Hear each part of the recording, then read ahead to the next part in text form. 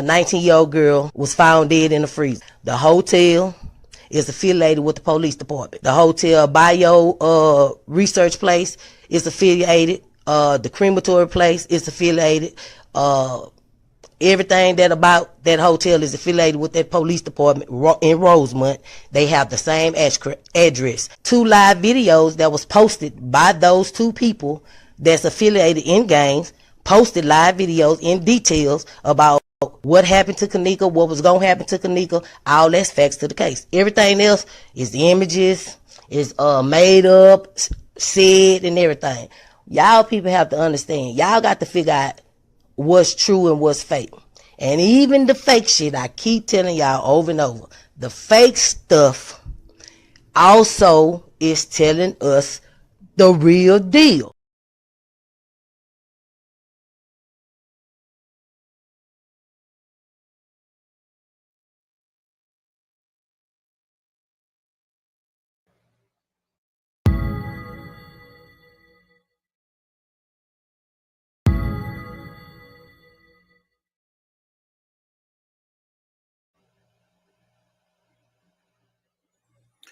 Hello, ladies and gentlemen. This is Edward Joseph, and let's talk live. Kenneka Jenkins, it's time for them to tell the truth. All right, let's talk. Well, today, peoples, has been such an interesting day. I'm here, I am live, and I am going to talk about some things, peoples.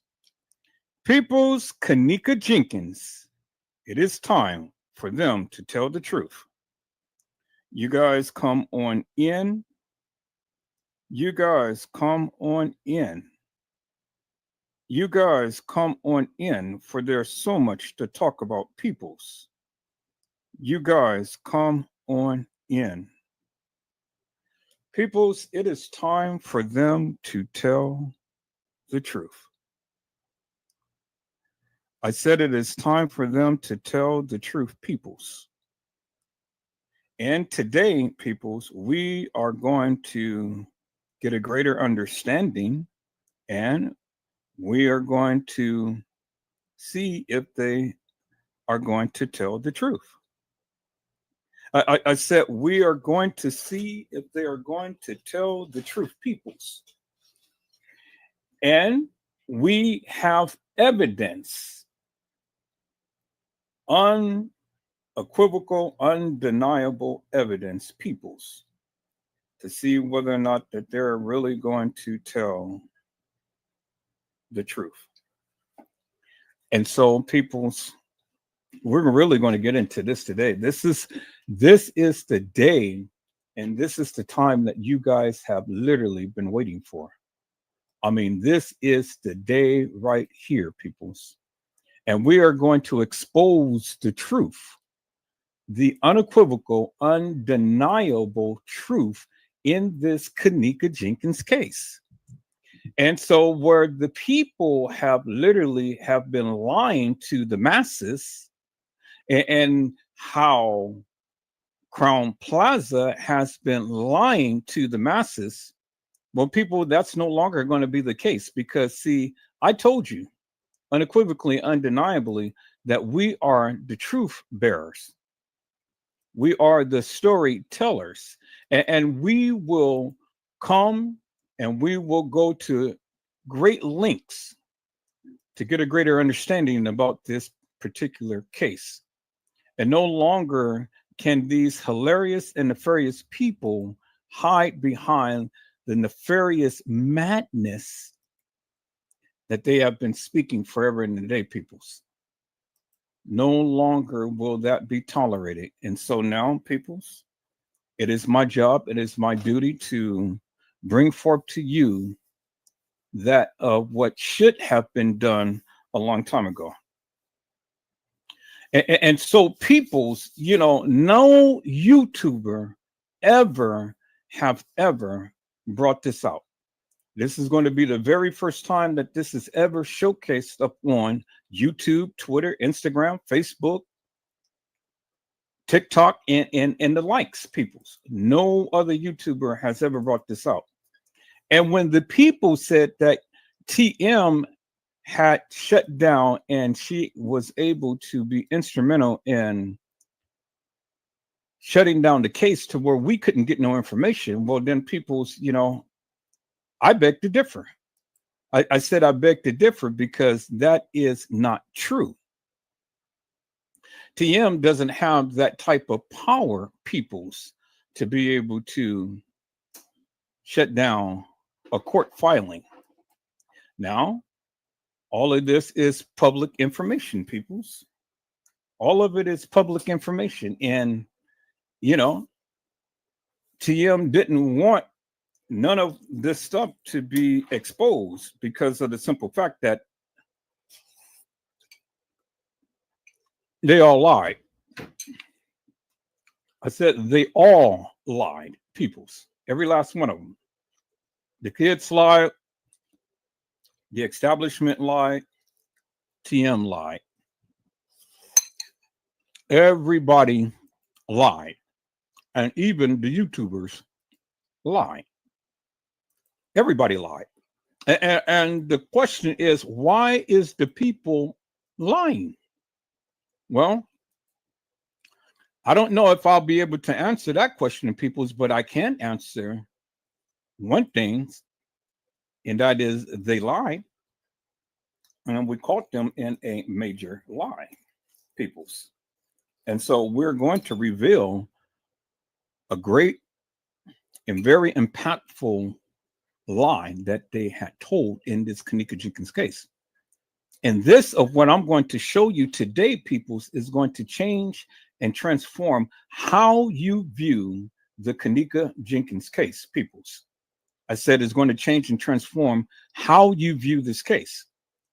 No matter how long you've been talking about the case, no matter how long or whatever you have shown throughout the years, this one important factor that I am going to show today is going to change everything in how you view this case, because it is unequivocal and undeniable proof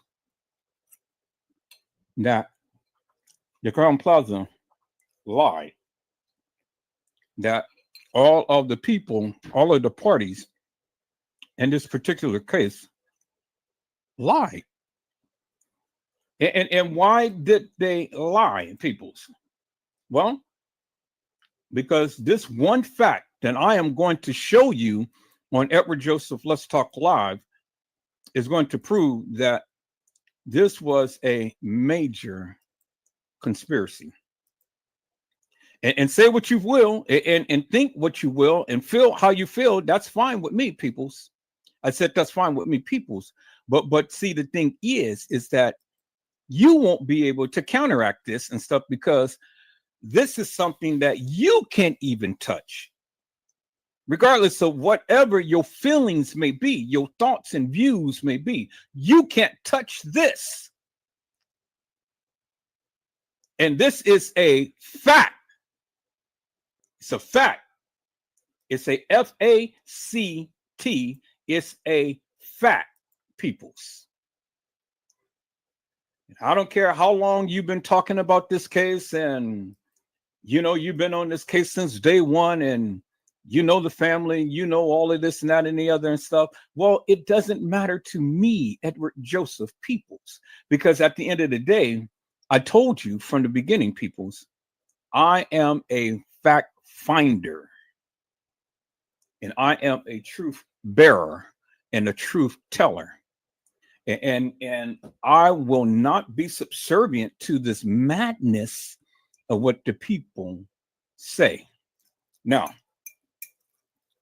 peoples, I hope that you had went and got you some Ethiopian coffee. I hope you are very well hydrated and relaxed, because this is my Memorial Day special. Is that all right, peoples? We're going to get into this today.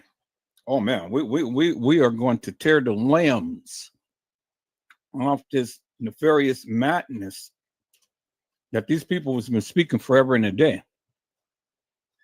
And for all of the YouTubers like Trey Gang,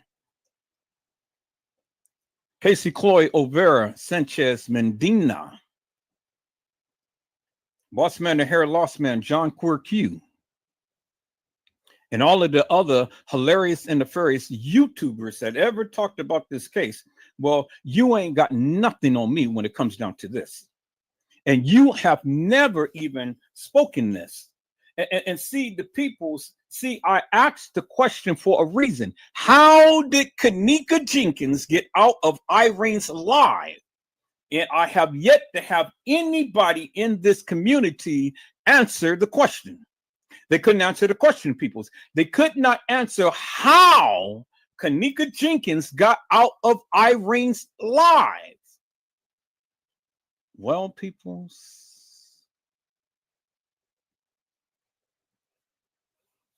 maybe we can answer that question. Or maybe we can't. But even if we can, or even if we can't, I tell you one thing. I'll tell you one important thing, peoples. We will catch them, and we have caught them in a major lie. Do you understand what I'm saying, peoples? I said we will catch them, and we caught them in a major lie. So, peoples, are you ready? We're going to get into this today. So, peoples, let me go ahead and give a shout out to my peoples that came into the house. Hello, Jenna, to you, B. How are you, ma'am? It is a blessing to see you on today. Jenna, to you, B, had says, greetings, Edward, and everyone. Peoples, you guys come on in. You guys hit that like button, whatever channel that you may be on. You guys come on in. You guys hit that like button. I'm telling you, peoples, this is going to be a live that you're going to remember. This is going to be absolutely, positively, and unequivocally fantastic, peoples. I said, did you hear what I said, peoples? Now, I said this live on today is going to be absolutely wonderful. And we're going to get some clarity out of confusion. Now, I'm inviting every YouTuber and Facebooker that wants to come on in into this live and join in. Now, what I say, people, is simply this. Be careful. Be careful, because I have a zero tolerance for nonsense. Now, if you're going to come in and talk, come on in and talk and stuff. But if not, then don't come in. But don't come in being hilarious nor nefarious, peoples. I said don't come in being hilarious nor nefarious. Now I have my moderators standing by, and you better hope that they get to you before I do, because if you come in with all of this nonsense and madness and things, well, then I will immediately eject you from this live for all eternity, meaning you will never be able to come back to Edward Joseph Let's Talk Live again under that name that you came in from. Now, I welcome all commentary. I do. I welcome all commentary. I welcome it. But be nice, be kind, be cordial. Because some things, it may go against that of what you may believe. And that's all right, peoples. It's all right. We all entitled to our opinions. And basically, this is my opinion. But see, my opinion is backed up with my facts, peoples. And I know for a fact that none of you would be able to go ahead and debunk the various things that I am saying, peoples. And so, peoples, without further ado, we are going to get into this today, peoples. I'm trying to find this video, so if you guys will oblige me for one moment, I'm going to play this video, peoples, for your enjoyment and stuff, and we're going to see if we can be able to get some clarity out of confusion. Is that all right, peoples? I said, is that all right, peoples? This is our day, peoples. This is our time. This is our time to go ahead and showcase the various things that they had said. And so for the book and for the record, peoples, this is what they said. This is not what Edward Joseph said. I said, this is what they said. And so let me go ahead and share my screen, peoples.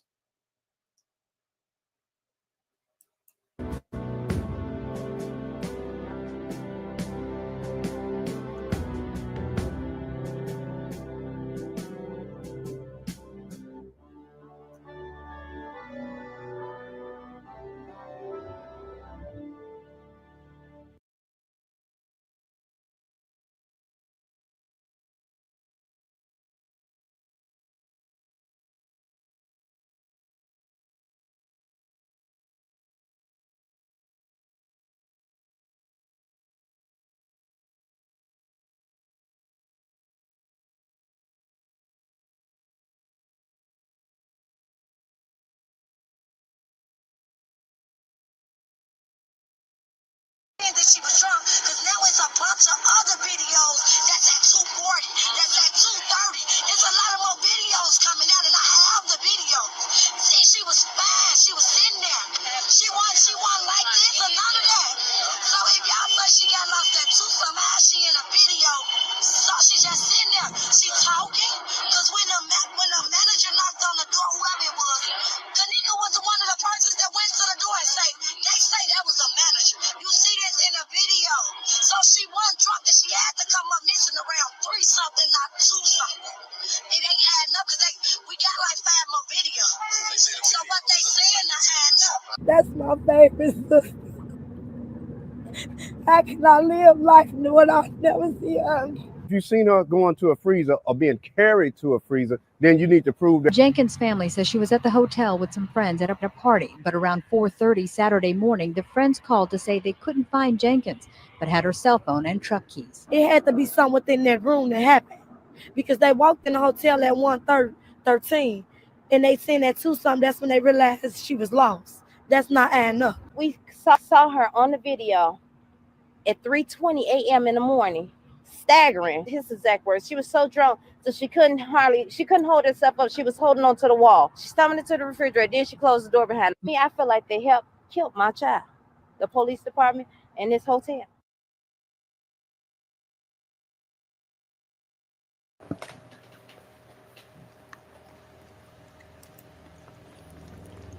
Hello, Honesty. How are you, ma'am? It is a blessing to see you on today. And so, peoples, as you can see, they have the videos. They have the videos. And as you heard what Lenora said that they came in at around, or she came up missing at around 2 something. And then from 2 something, she said that she came up missing about 3 something. So which is it, peoples? Did Kenneka come up missing at around 2 something? Or did Kenneka come up missing around 3 something? I mean, you decide, peoples. I said you decide what time Kenneka came up missing, peoples. You decide, peoples. I'm only here just to show you what they said. I'm only here to show you what they said, peoples. And so you have to decide whether or not Kenneka Jenkins came up missing at around 2 something, or if Kenneka Jenkins came up missing around 3 something. You decide, peoples. You decide. You decide what you feel had happened to Kenneka Jenkins. Is that all right, peoples? I'm gonna play that one more time, peoples, just for the people that had came on in who didn't have a chance to see what I have done thus far. because, I want to bring clarity out of confusion, people. So listen in attentively, because we're going to go on there from there. Let's go.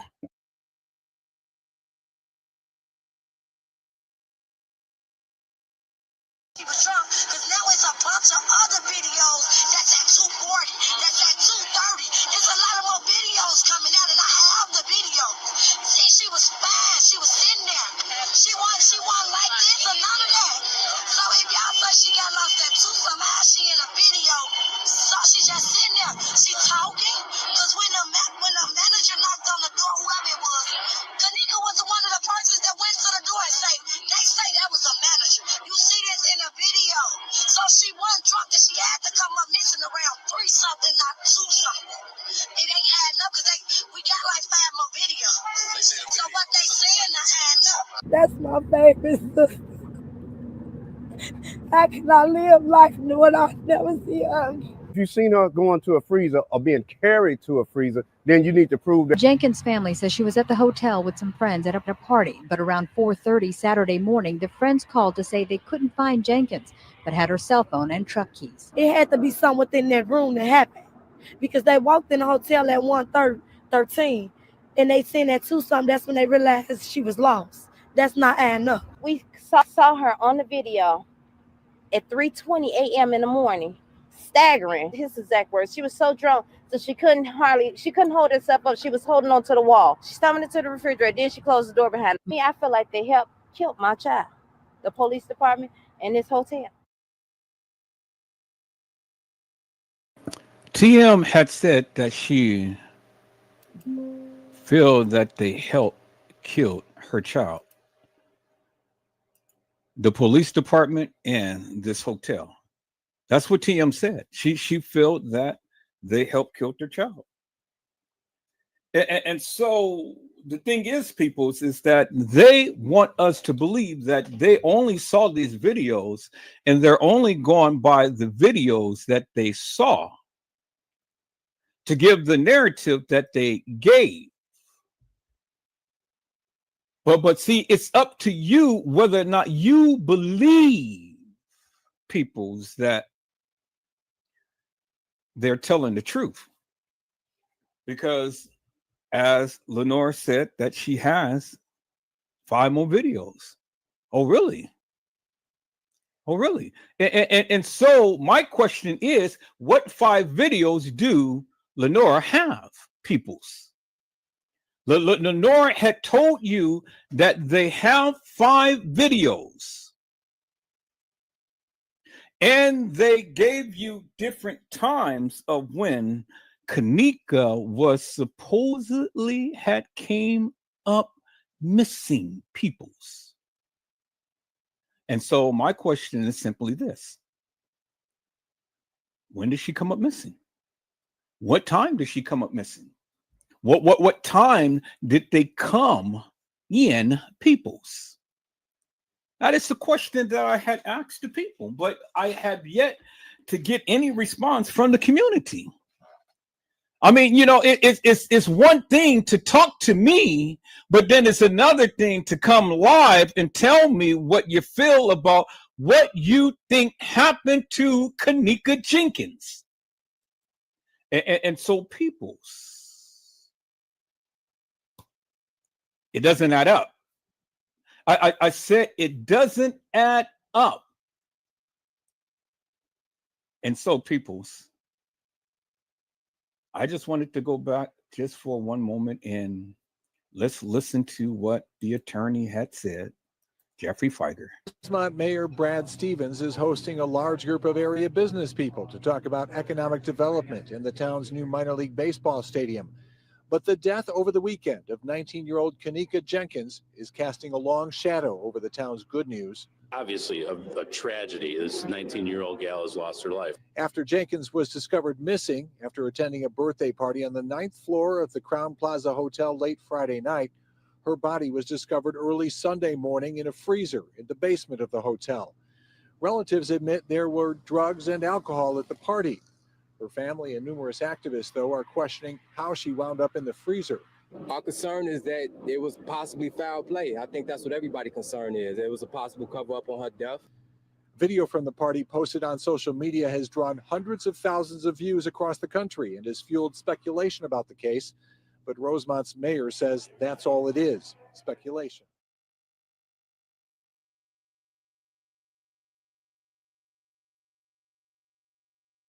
And that's all it is speculation. Really? I mean, that's the best that they can come up with? Is all speculation? That nothing happened to this child? You know, everybody is up in a tizzy, but nobody can explain or express what happened to Kenneka Jenkins, peoples. All of these conspiracy theories that the people continue to keep speaking. Well, peoples, will we ever find out the real Kenneka Jenkins or the fake Kenneka Jenkins, peoples? Let's take a look. Bingo. There is Kenneka. And then look, Monifa had on the same outfit. As you can see, there's the red band, there's the red band, there's the black pants, there's the black pants. And then there's Monifa with the little ponytail. There's Monifa with the little ponytail. So you can't tell me that these two girls look alike, because that girl is the real Kenneka. This girl is the fake Kenneka. Bingo to the bingo, people. And there'd be no reason why Kenneka would not be wearing that black band on her. For I am a child of God. Bingo. I'm no longer a slave. That girl is that girl. Look at the lips. For I am a child of God. And so, peoples, that shows you the cover up. It shows you the real Kenneka Jenkins and the fake Kenneka Jenkins, peoples, where they have been trying to mesmerize you forever and a day with this girl who played Kenneka. And so, peoples, I've surmised to you that Kenneka Jenkins, Monifa, and Shemaya was in the bathroom at the Crown Plaza, peoples. Kenneka, Monifa, and Shemaya was at the Crown Plaza, peoples.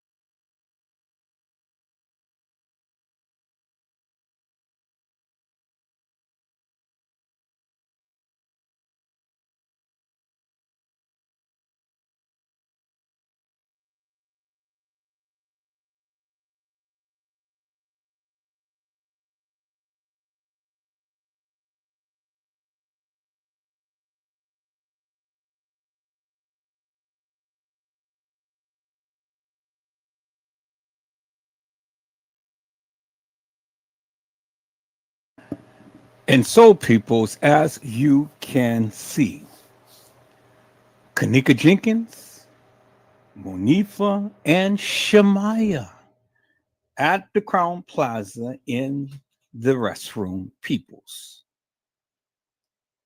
Not the Marriott, not the Doubletree, but at the Crown Plaza.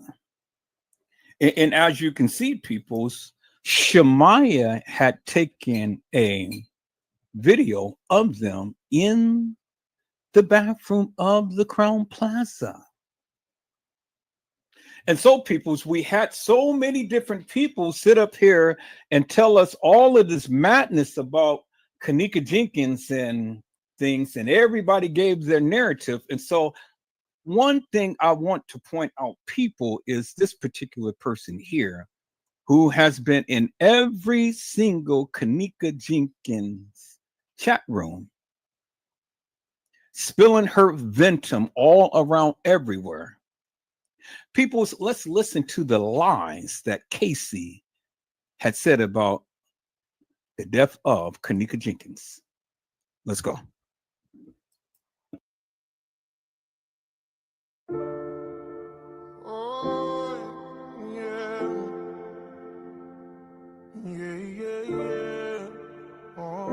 She said she grew up 3 minutes from Rosemont. God damn, they got me fucked up. She told me how she died, or that she doesn't know the who or the why, but the hotel fucked up. Everybody kept saying, "Oh, the hotel moved her," and I kept saying, "Why? Why would they do that? That would be fucking up so big time."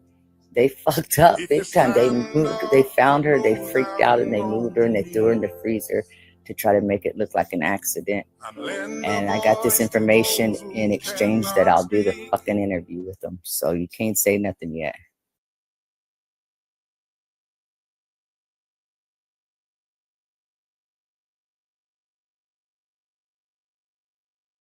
And as you can see, peoples, she said that the hotel effed her up. And that they had told her how Kenneka had died. But she was going to do her interview. But yet she didn't do the interview because 54 Keys has done the interview. And not only did 54 Keys do the interview, but Bree has done the interview as well, peoples. And so what is it that you believe, peoples? What is it that you believe? Because again, peoples, everybody's got their mouth open up on this particular case, and everybody's got something to say, but yet and still, it's not up for me to tell you what you should believe, but it's up to you to believe what you feel that you should believe.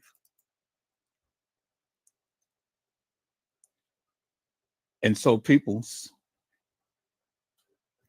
so much stuff is being said in this particular Kenneka Jenkins case. And all I want to do is just get to the bottom of this, peoples.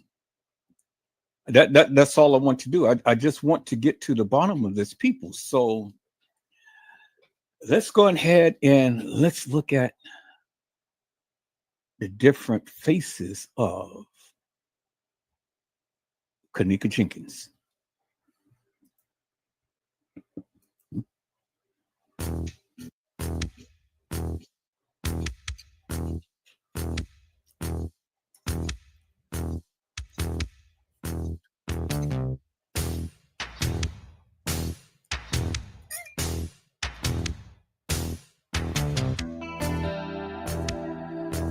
Now help me to make that make sense, peoples.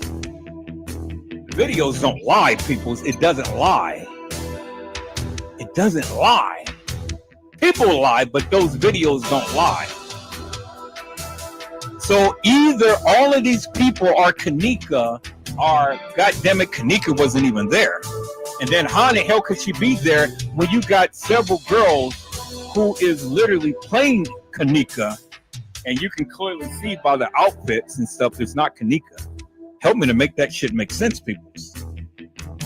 I mean, really, help me to make it make sense. This is the girl who played Kenneka in the bathroom. This is the girl right here. The same girl. There she is, people. Right there. Right here. Right there, people. That's who that is. That is not Kenneka Jenkins, people. the girl who played Kenneka. There she is. There she is, peoples. Clear as daylight. Help me to make it make sense.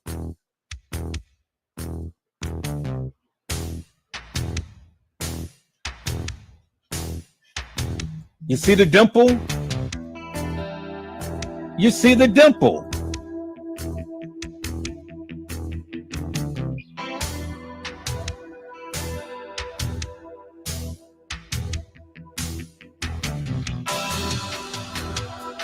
How many Kennekas is there, peoples?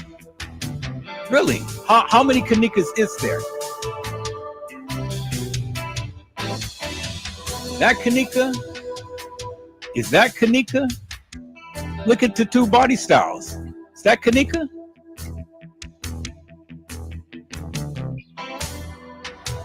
I mean, is that Kenneka?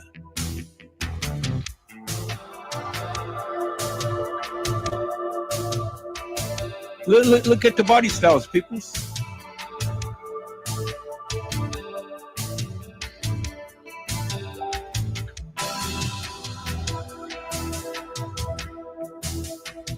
Look at the body styles, peoples. Is that Kenneka? Look at the hair. The hair goes all the way down past the shoulders into the butt and tapers down to the butt. This doesn't go all the way down past the butt. See that? Look at that. Goes all the way down to her crack. This doesn't go down to her crack. Look at the head. The head is wider. Look at the head. It's tighter. Look at the head.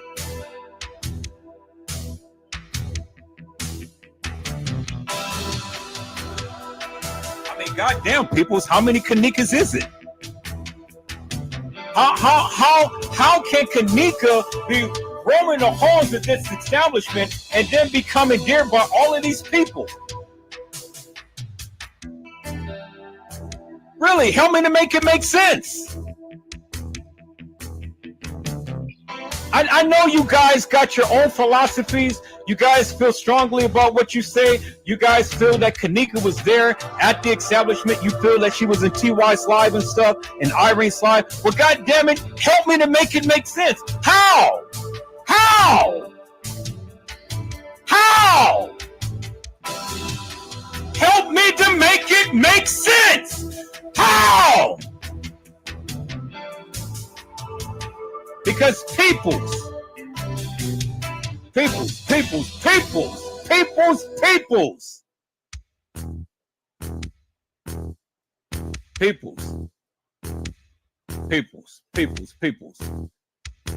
your only excuse is that the goddamn video footage is edited. That's your only excuse. Video footage is edited. Okay, and what does that mean?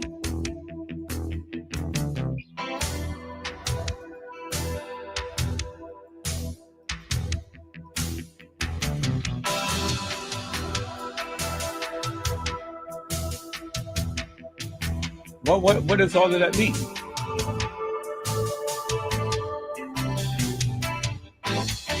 We know the video footage is edited, but see, the thing is, none of these girls comes close to looking like this girl right there. That girl right there, Kenneka Jenkins. Puckered up her lips and stuff. That's what she does. How can you get beyond this? And this was not edited, people. It wasn't edited. You can see her head, you can see the back of her head, and then you can see partially of her face right there because Shemaya is taking a picture inside. By the mirror. There's another mirror. That's why you get the double reflection. You can see the mirror reflecting right here. There's that, there's that, there's that. And they're looking at a mirror. This is on the outside. They're looking at the mirror on the inside. clear as daylight, people. Kenneka Jenkins right there in your face.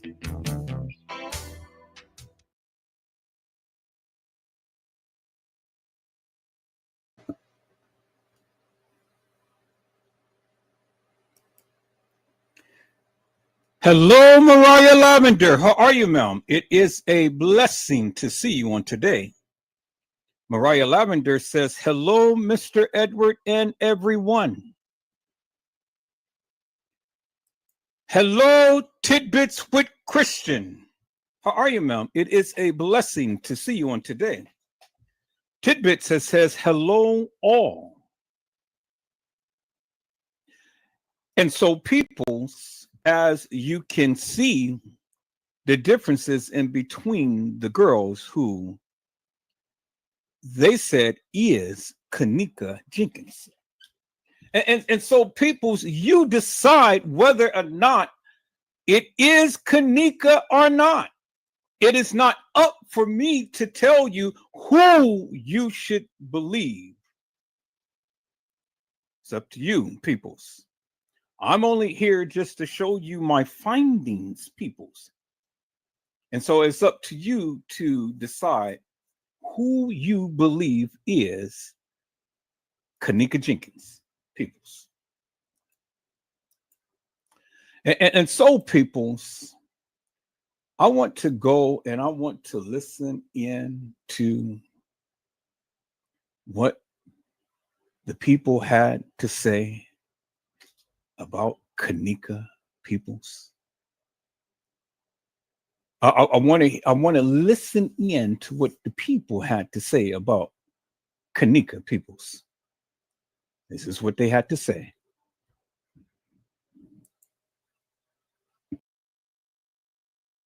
About a nigga like me. A nigga like me, I just pick everything you just said apart. And that's why you gotta go find the paperwork and all that shit to read exactly what it say, because you don't know what it say. Shamaya mother called the police at 4:15 in the morning, on the morning of the night, 4:15 a.m.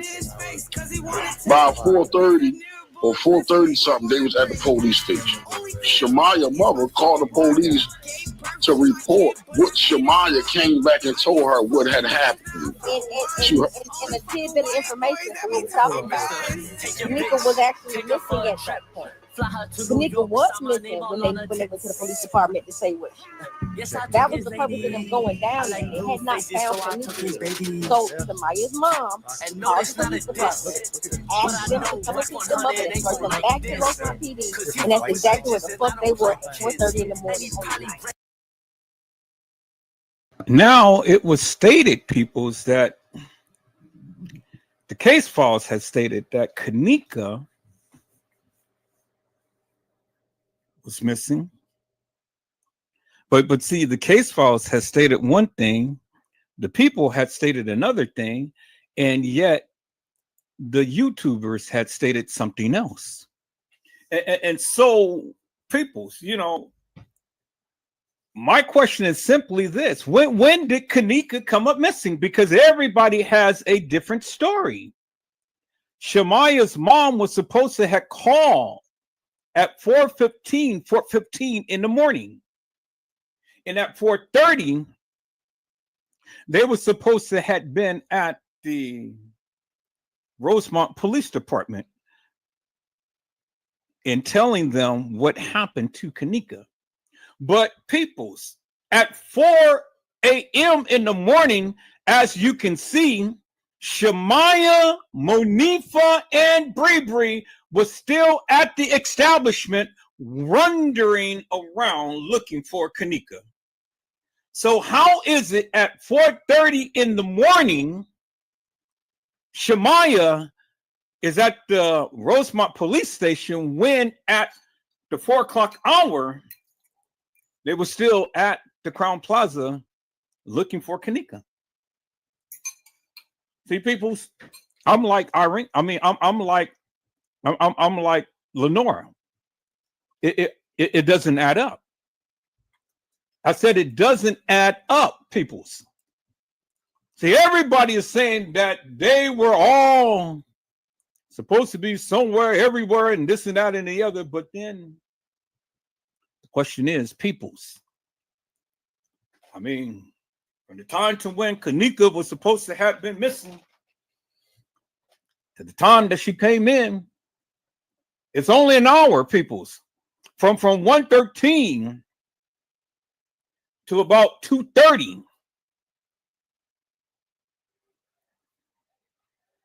What happened within that golden hour, peoples, of Kenneka Jenkins, peoples? Because see, the thing is, within that golden hour, peoples, TY's live was supposed to have happened. Irene's live was supposed to have happened. And then Kenneka was supposed to have came up missing, peoples. Supposed to have came up missing, peoples. And so, peoples, let's take a look at this. Because see, this clearly doesn't make no sense. Doesn't make no sense, peoples. Let's go. Were captured on CCTV as they entered from a side door at the Crown Plaza Hotel. And so what time was it, peoples? What time did they come in to the Crown Plaza? Because they came in on the side door. So obviously they didn't come in the front. They came in the back, peoples. And so is it normal for the people to come in from the back? I mean, did we ever see Irene and her sister and everybody come into the establishment? No, the only time that we've seen Irene and sister and them is when they were already in the room. We never seen Irene and sister and them come in. But we did see these guys come in, peoples. But we never seen Irene and sister and them come in. And so, you know, with that lack of evidence, peoples, how is it that we can narrow down the time for when Irene was supposed to have came in, peoples? Do you understand what I'm saying? See, everybody can give a narrative as to, yeah, they came in at this time and that time and so on and so forth. But see, the thing is, peoples. The thing is, peoples, you can never really get a good, wholesome understanding as to the time because we never seen it. I said we never seen it, peoples. We never seen it. And so because we never seen it, then they can tell us anything as to when they came. They can tell us anything as to when they left because a lot of videos we have not seen, peoples. And so, peoples, you decide as to what you want to believe, peoples. But right here, peoples, I want to hear what Monifa had to say about all of this. None of y'all is like, I don't do all that. Because at the end of the day, only thing that was my fault is I want looking out for her for real. Because we was all drunk in that bitch. I ain't finna sit here and do all that. Like, I supposed to be no piece of truth.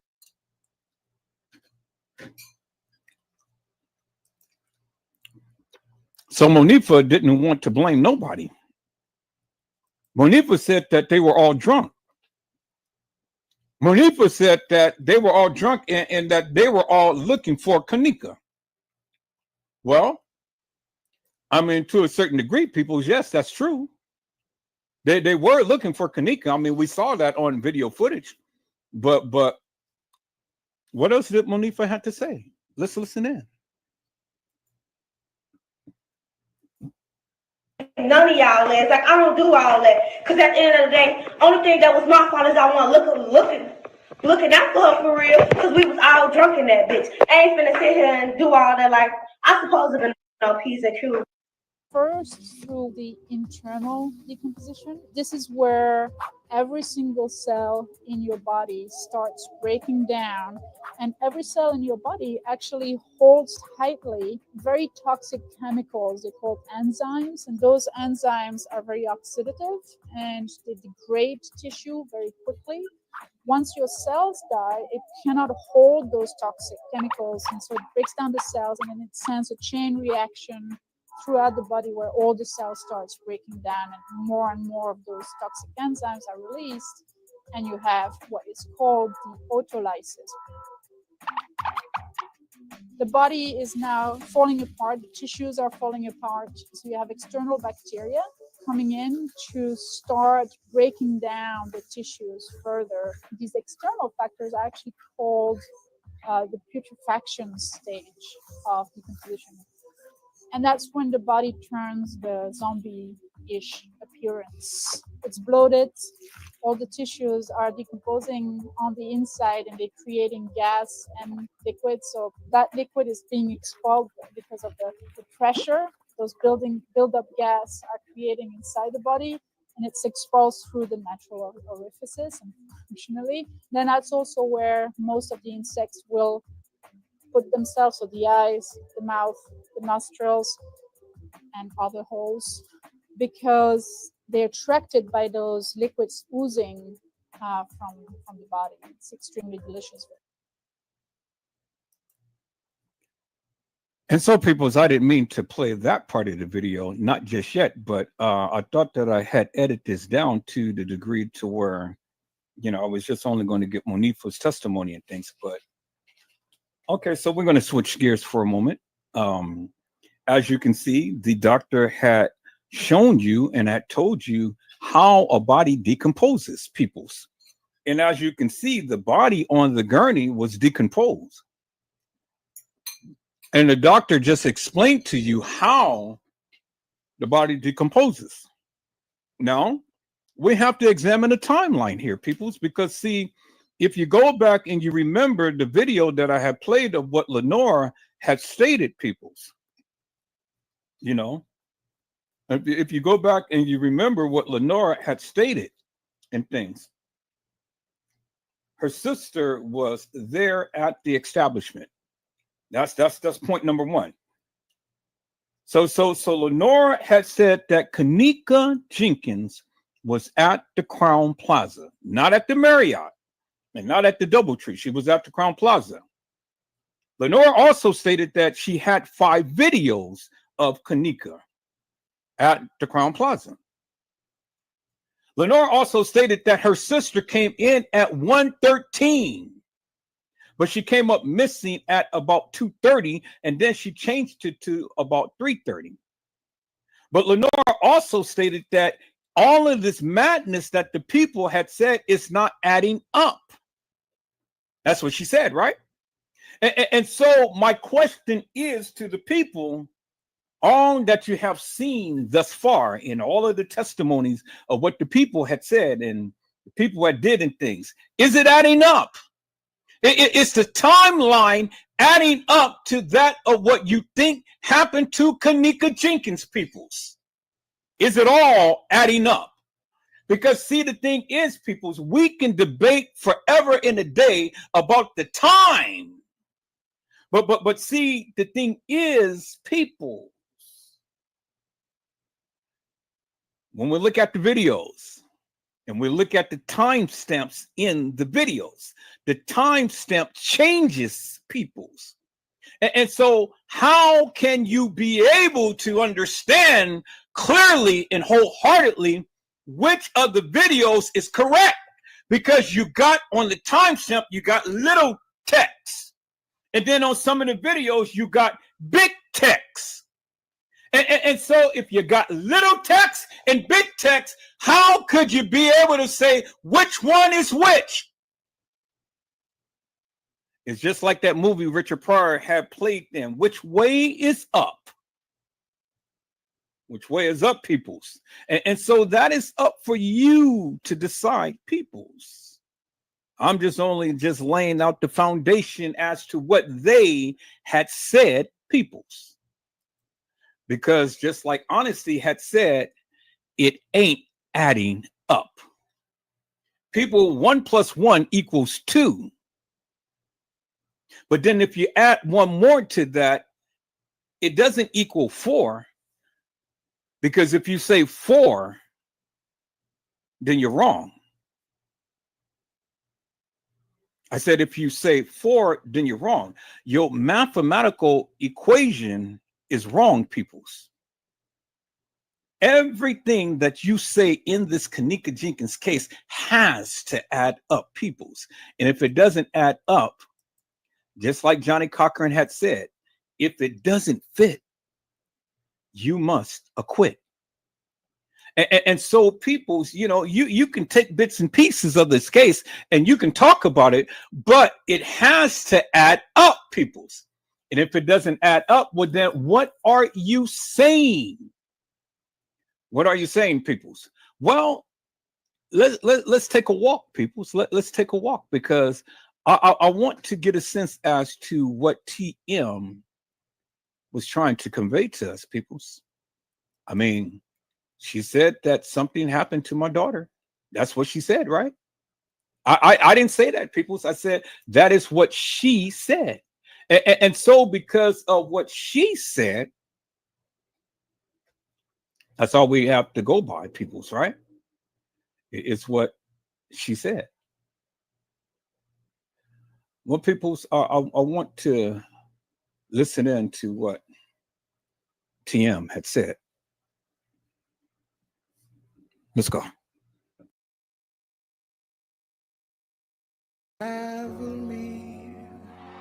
911, where's the address of your emergency? Yes, I'm at the Crown Plaza at O'Hare Airport, and I was calling because my daughter came to a party here last night, a gathering with her friends, and now her friends, they said that they left on the front of the hotel and she's not able to be found now. Yes, and they said that when her friends was asking earlier today, like about 4 o'clock in the morning, because they run the video cameras, they said that they didn't have no camera.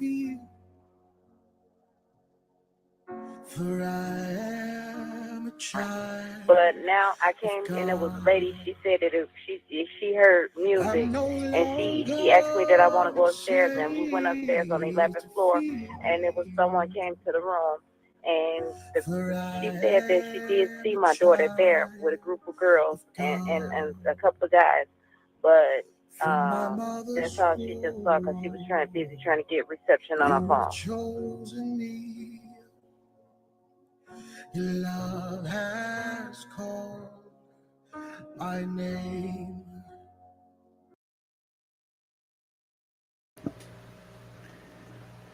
Peoples, it doesn't make no sense. So we had Custom Design say that at 4:15 the girls called, and at 4:30 Shemaya and her mother is at the Crown Plaza Police Department making a report. But TM said that at 4 something in the morning, they called. But she didn't never say that they had left at 4 something in the morning. Now, in the case files, it said that at 4 a.m. in the morning, they brought the car back to them.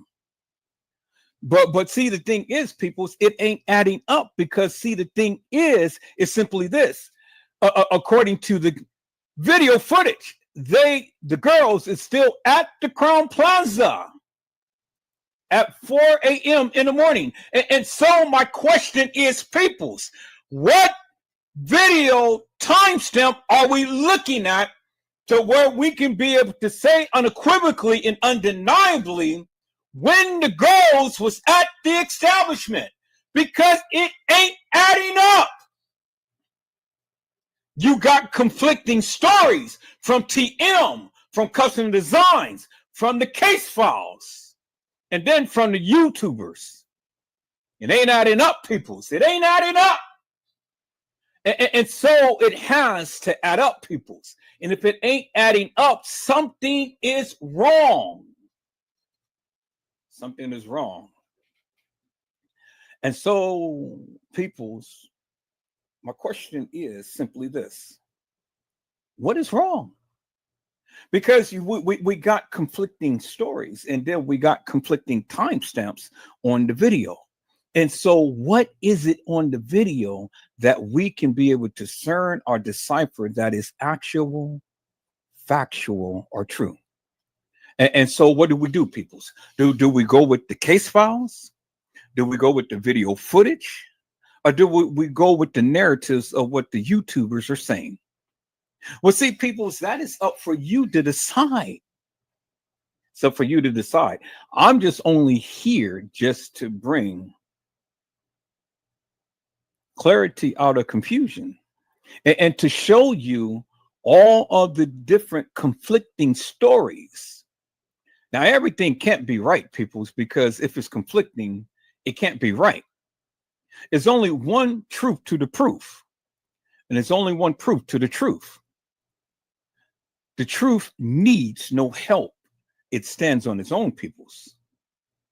I said the truth stands on its own, peoples. And so this is why I said, oh my God, Kenneka Jenkins, it is time for them to tell the truth.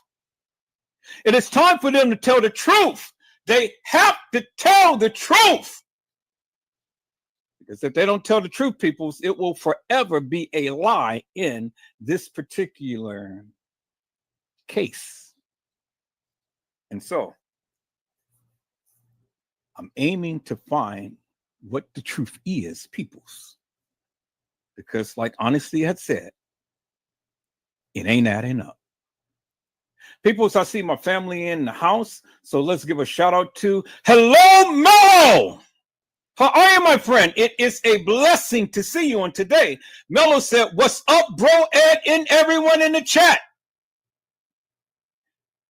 And so, peoples, we are here, we are alive, and we are still trying to figure out what happened to Kenneka. Because everybody has a story, but everybody has a conflicting story, peoples. And so it is my endeavor, peoples, to try to figure out and find out what the truth is, peoples. It is my endeavor to try to figure out and find out what the truth is, peoples. And so, peoples, let's take a look at this here. Let's take a look and see what they had to say, peoples. Missing. Let's go. And guess what? Through it all, he tried to take my life. He tried to take everything. Then he went just down beside me and tried to touch my soul. But through it all, he still ain't wrong. Something within that room that happened.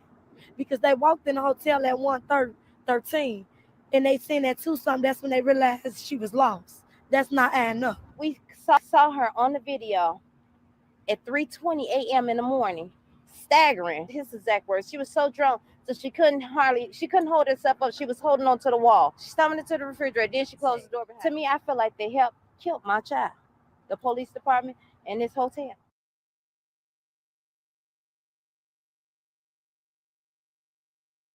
And so, peoples, what is it?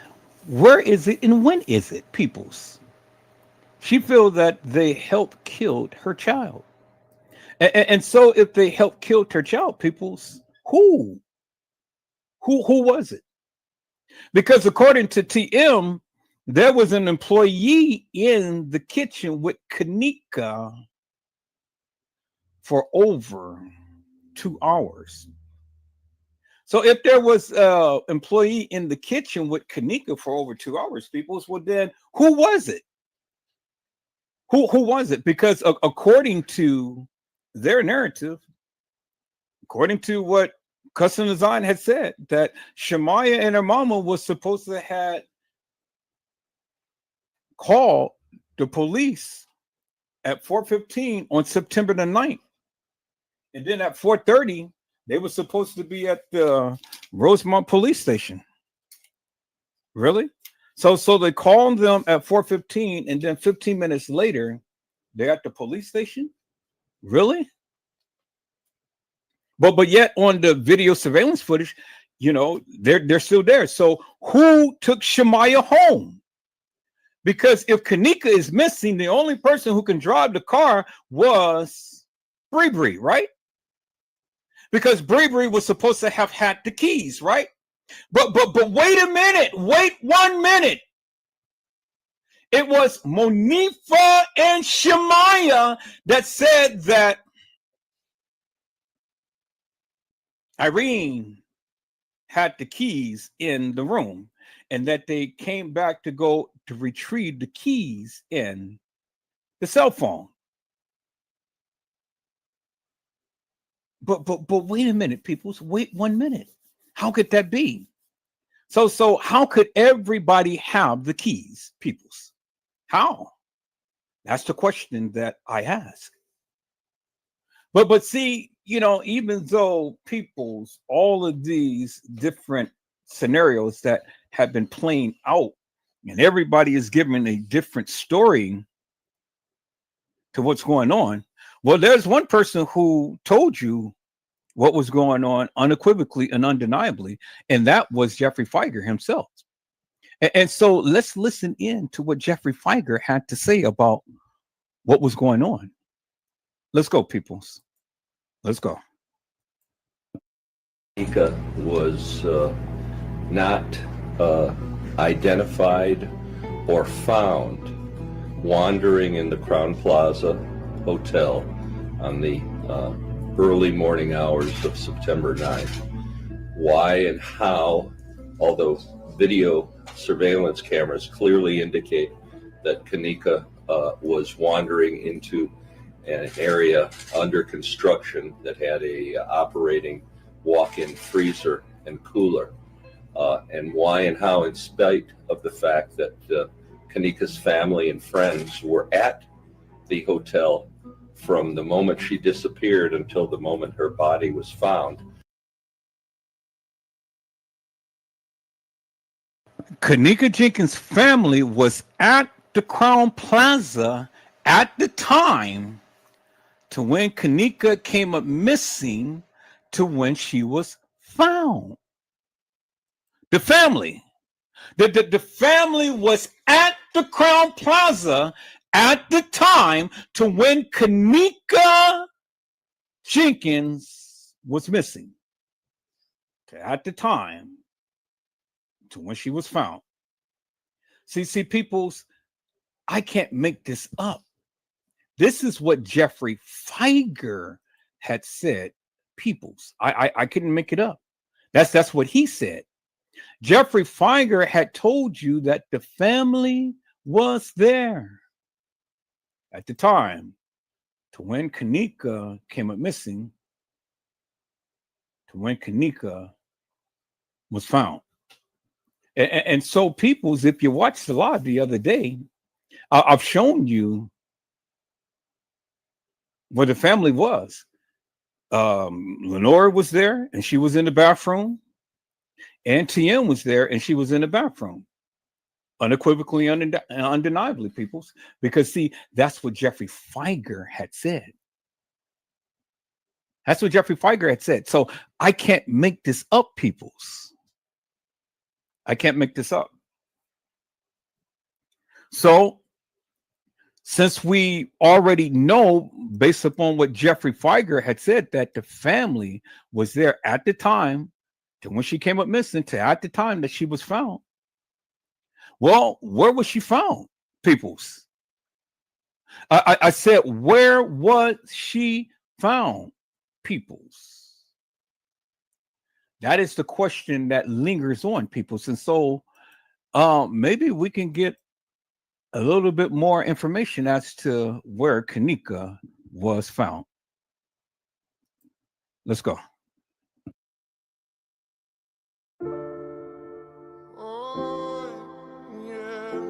Was Kenneka Jenkins found in the rear dock area, or was she found in the freezer? Because I heard that she wasn't found in the freezer, but she was found somewhere else.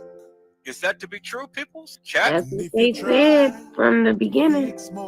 The front of it. Come on, Tiff. What did they say? She was found in the rear dock, at the rear dock. Into what? That's what they said. I said that's what they said from the beginning. In the beginning. In the beginning, people. From the beginning. This is what they said in the beginning. And then they changed it to the freezer.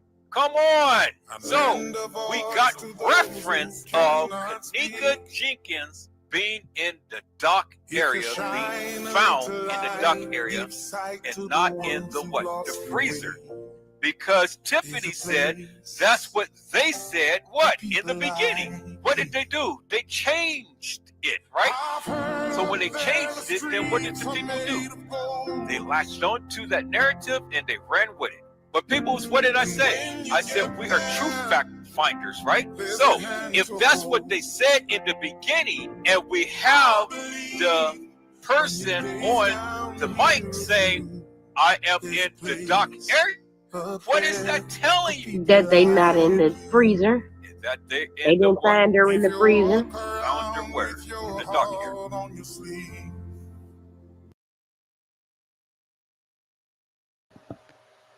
They didn't find her in the freezer, but they found her in the rear in the dock area. And so people's, see, this is what they said. It ain't what Edward Joseph said. It is what they said, peoples. It's what they said. And so when you want to try to get down on Edward Joseph, well, you can't get down upon me, peoples, because I'm not saying it. This is what they said. So I'm only just showing you what they said, peoples. And so let's take a look and see what else that they said, peoples, because see, they had said that Kenneka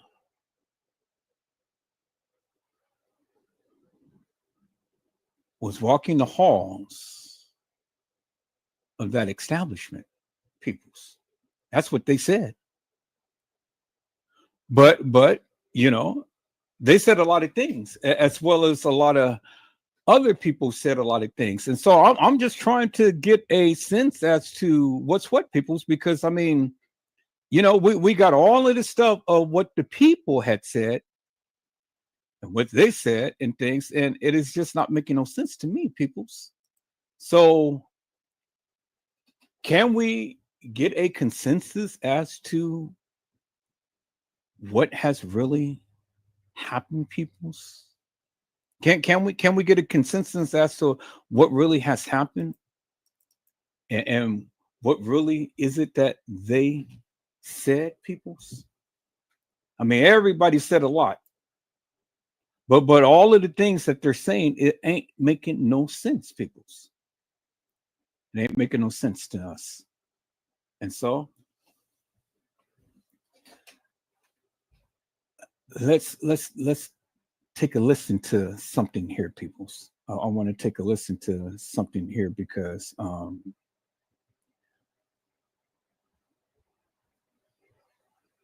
this is what a person had stated about Kenneka, Monifa, Shemai, and friends at the Crown Plaza, and this is what they were doing at a particular time, people. And so let's get her perspective upon the time frame and what was happening at the time to when they're supposed to have been looking for Kenneka Jenkins, peoples.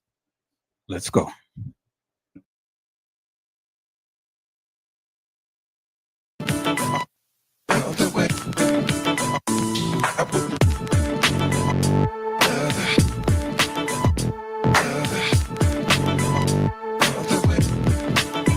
Now notice, peoples, it is at 3:53, almost the 4 o'clock hour.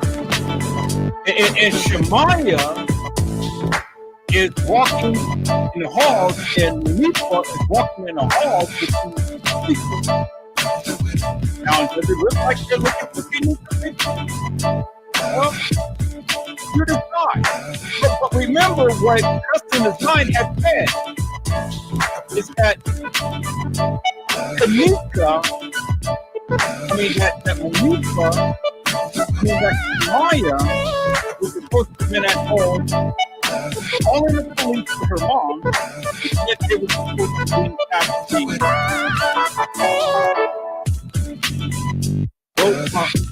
police department at 4:30. What's almost 4 o'clock according to the timestamp people? So help me to make that make sense. Let's go.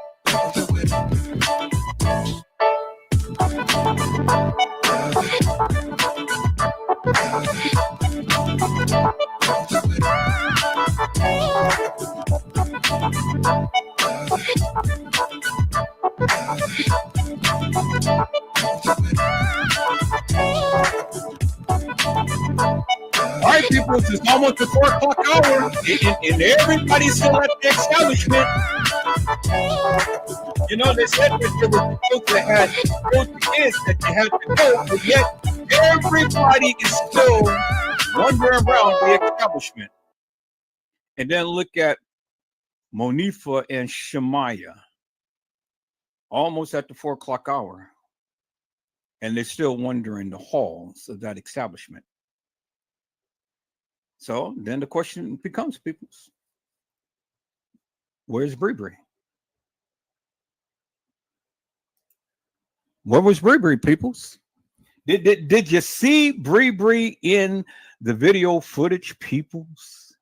Did you see Bree running around the establishment looking for Kenneka, peoples? Did you, peoples? Nah, you didn't see Bree. But you still seen the people at the establishment, peoples, right? All right, so peoples, let's transition on here. Let's take a look and let's see the final moments of where the supposed Kenneka had walked, because this is going to lead us into that of what I needed to show you on today, peoples. So let's take a look at the final supposed trajectory of where Kenneka was supposed to have walked. Let's go.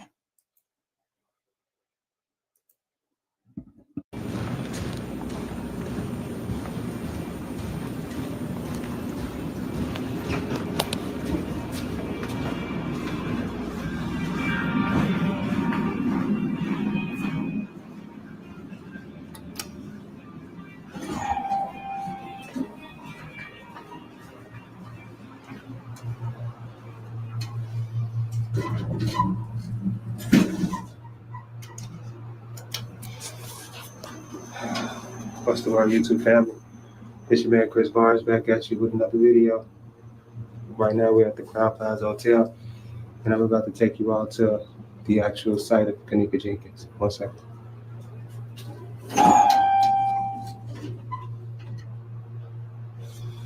So the room was 926. So we're about to walk on the floor that she was at the party in, and I'm gonna be quiet because I don't know what's going on.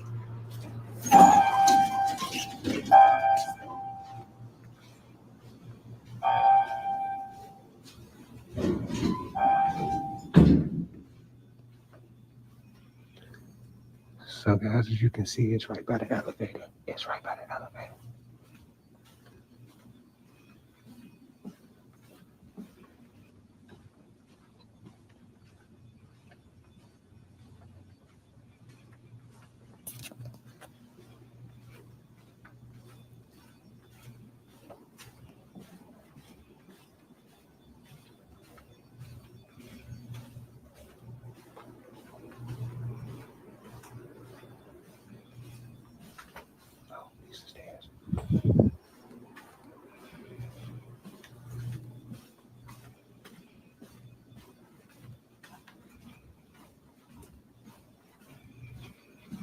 Rest in peace, Kenneka Jenkins.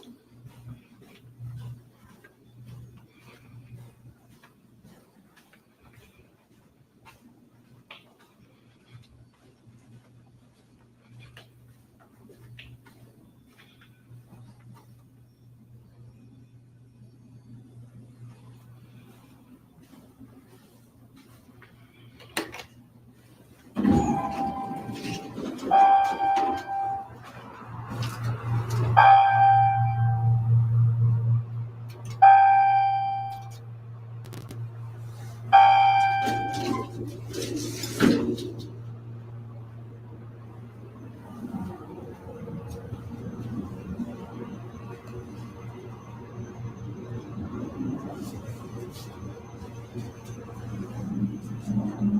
right, guys, we're gonna get out of here.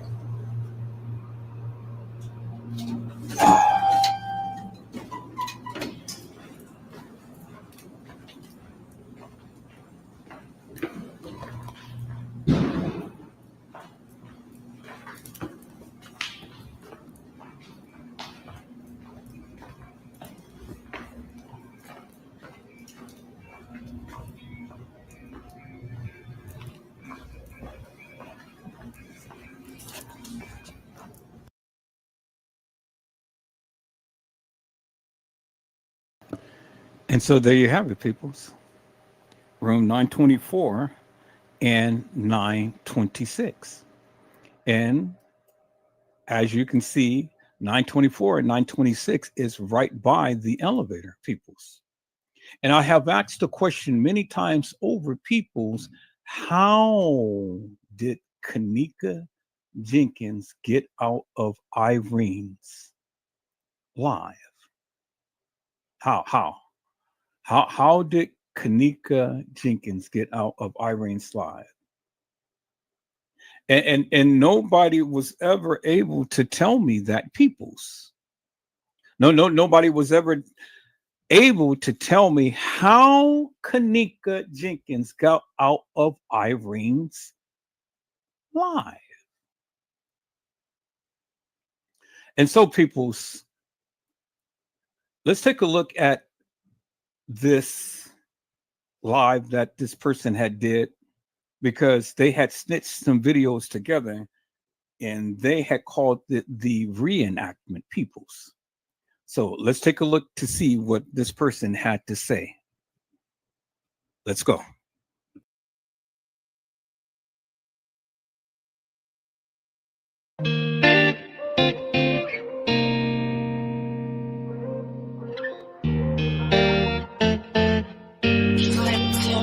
Baby, come give me something. Oh. Baby, come give me something. Oh.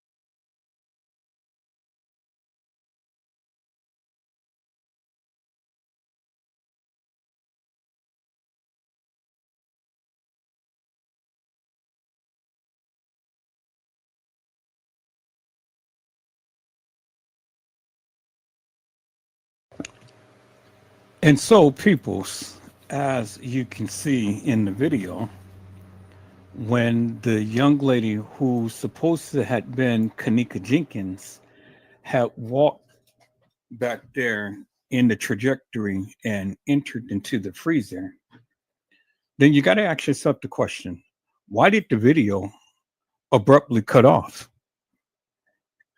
Why did the video abruptly cut off?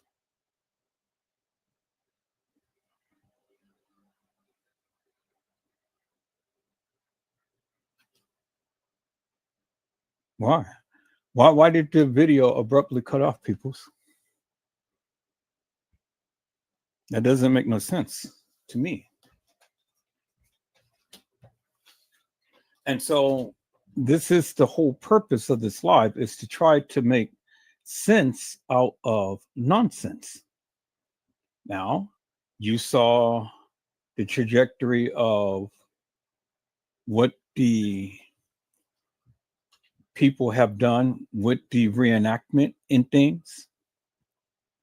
The trajectory of where this young lady is supposed to have walked. Now, picture yourself, peoples. Picture this for one moment. I need you to really understand this and get this. If this young lady was hooshed up on topiramate and alcohol like the people proclaim, and you saw the trajectory of where she was supposed to have been, then help me to make that make sense, peoples. How, based upon the trajectory of what they have shown, could this young lady have walked? How could she have walked the halls of that establishment, walked up a flight of stairs, and then enter into the kitchen in a manner in which they proclaimed she did? It doesn't make no sense, people. It doesn't make no sense. It doesn't make no sense how a person who was supposed to have literally been hooshed up on some topiramate and things and stuff, walk a certain trajectory. And within 7 minutes of being down there on the lower level, be on the upper level, because that's what the case file said. Case file says within 7 minutes of being on the lower level, she was up on the upper level. People, so do you think that it was going to take more than 7 minutes to walk up a flight of stairs in the condition that she was in? Because there was no way to get to the upper level from that area unless you are taking the freight elevator. And a freight elevator would have transported you up to the upper level within just a minute. But they said 7 minutes, and it would have took 7 minutes for her to walk down a whole long hallway to get up to the upper level, because in order to get up to the upper level, she would have had to go and she would have had to take the ramp up, walked all the way around through the main lobby in order to get to the upper level kitchen, because there was no other way other than taking the freight elevator, peoples, or taking the stairs. And we know darn good and well that Kenneka Jenkins, or whoever that was supposed to have been walking the halls of that establishment, did not take no stairs, peoples. Didn't take no stairs, peoples. That is fictitious, that is hilarious, and that is nefarious, peoples. No drunken girl would have ever been able to walk up no flight of stairs in the capacity to which she was in, peoples. And so, peoples, I wanted to show you one more thing here. I'm looking for the video and things. I'm looking for the video. So if you give me a moment, looking for the video. But while I'm looking for the video, let me go ahead and let me play this little short real quick here, peoples. Let's go.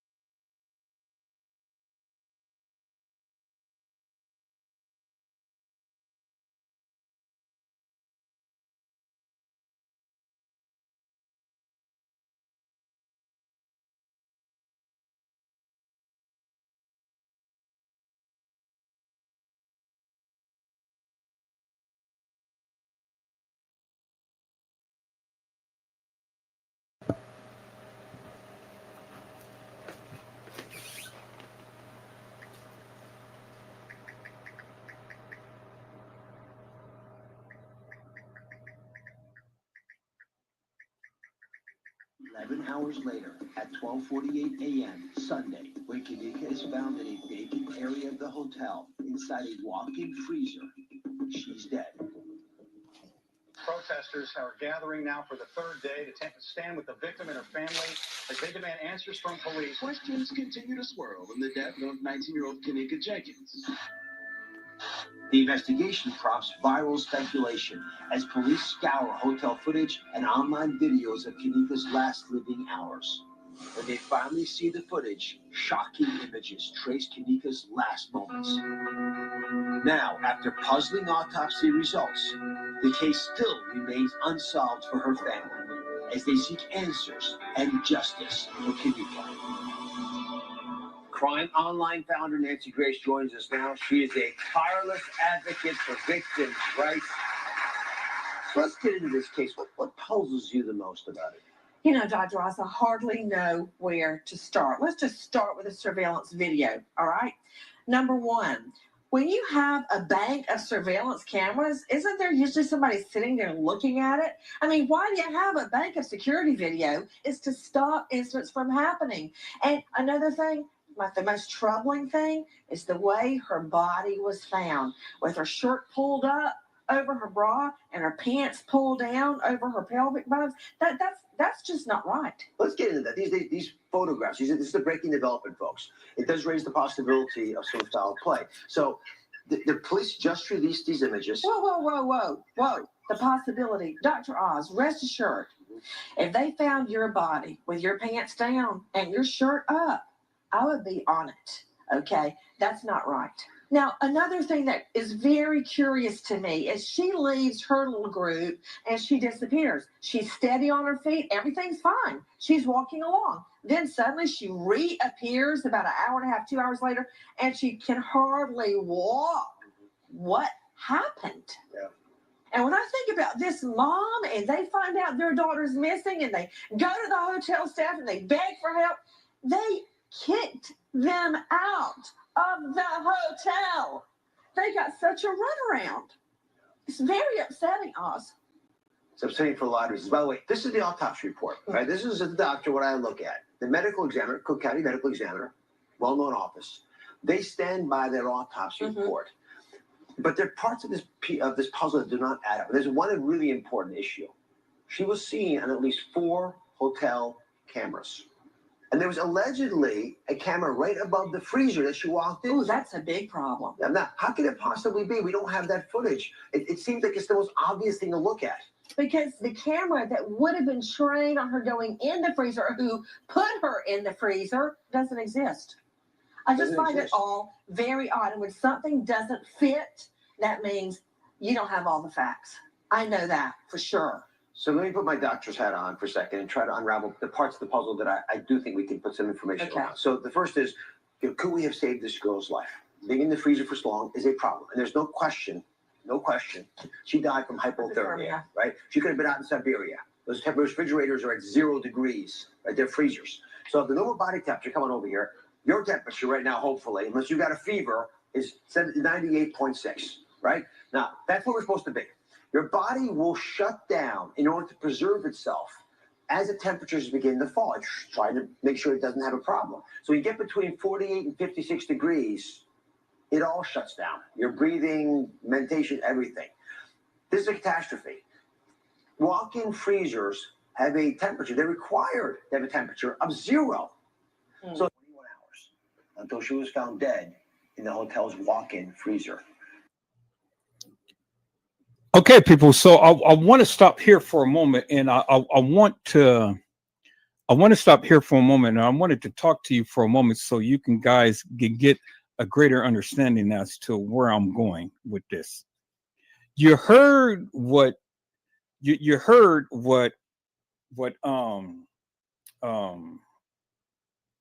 the young lady's name? What's the young lady's name? The one who's talking right now. You guys help me out. I can't think of her name right now. The young lady who was just talking right now. You guys help me out. What is her name?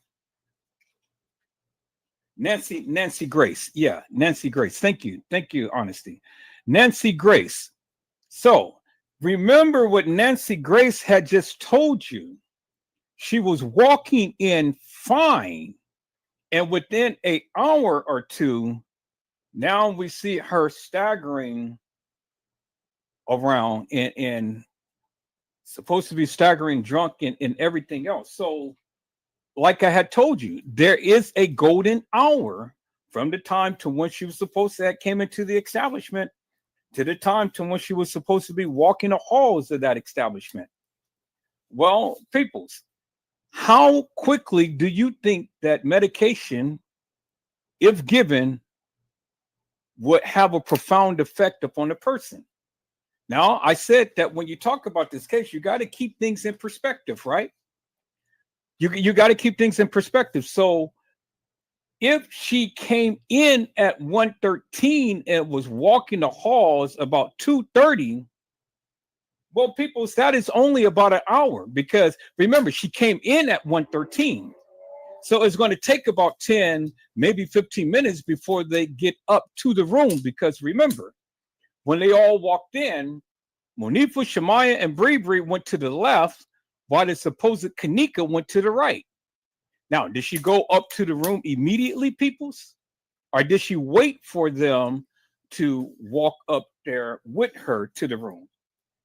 If that was Kenneka. So you would figure if they all went to the left and she went to the right, well, you would think that she would wait for them to go up to the room.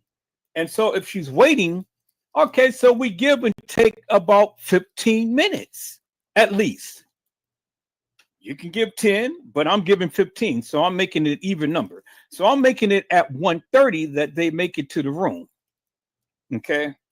So now if we go back to the case files, peoples, we go back to the case files. Let's go back to the case files for one moment. Let me go ahead and share my screen, peoples. And then we're going to get back into this video. But this is a good time to start homing in on what I am going to show you guys on today. So let me go ahead and let me call it the case files, peoples.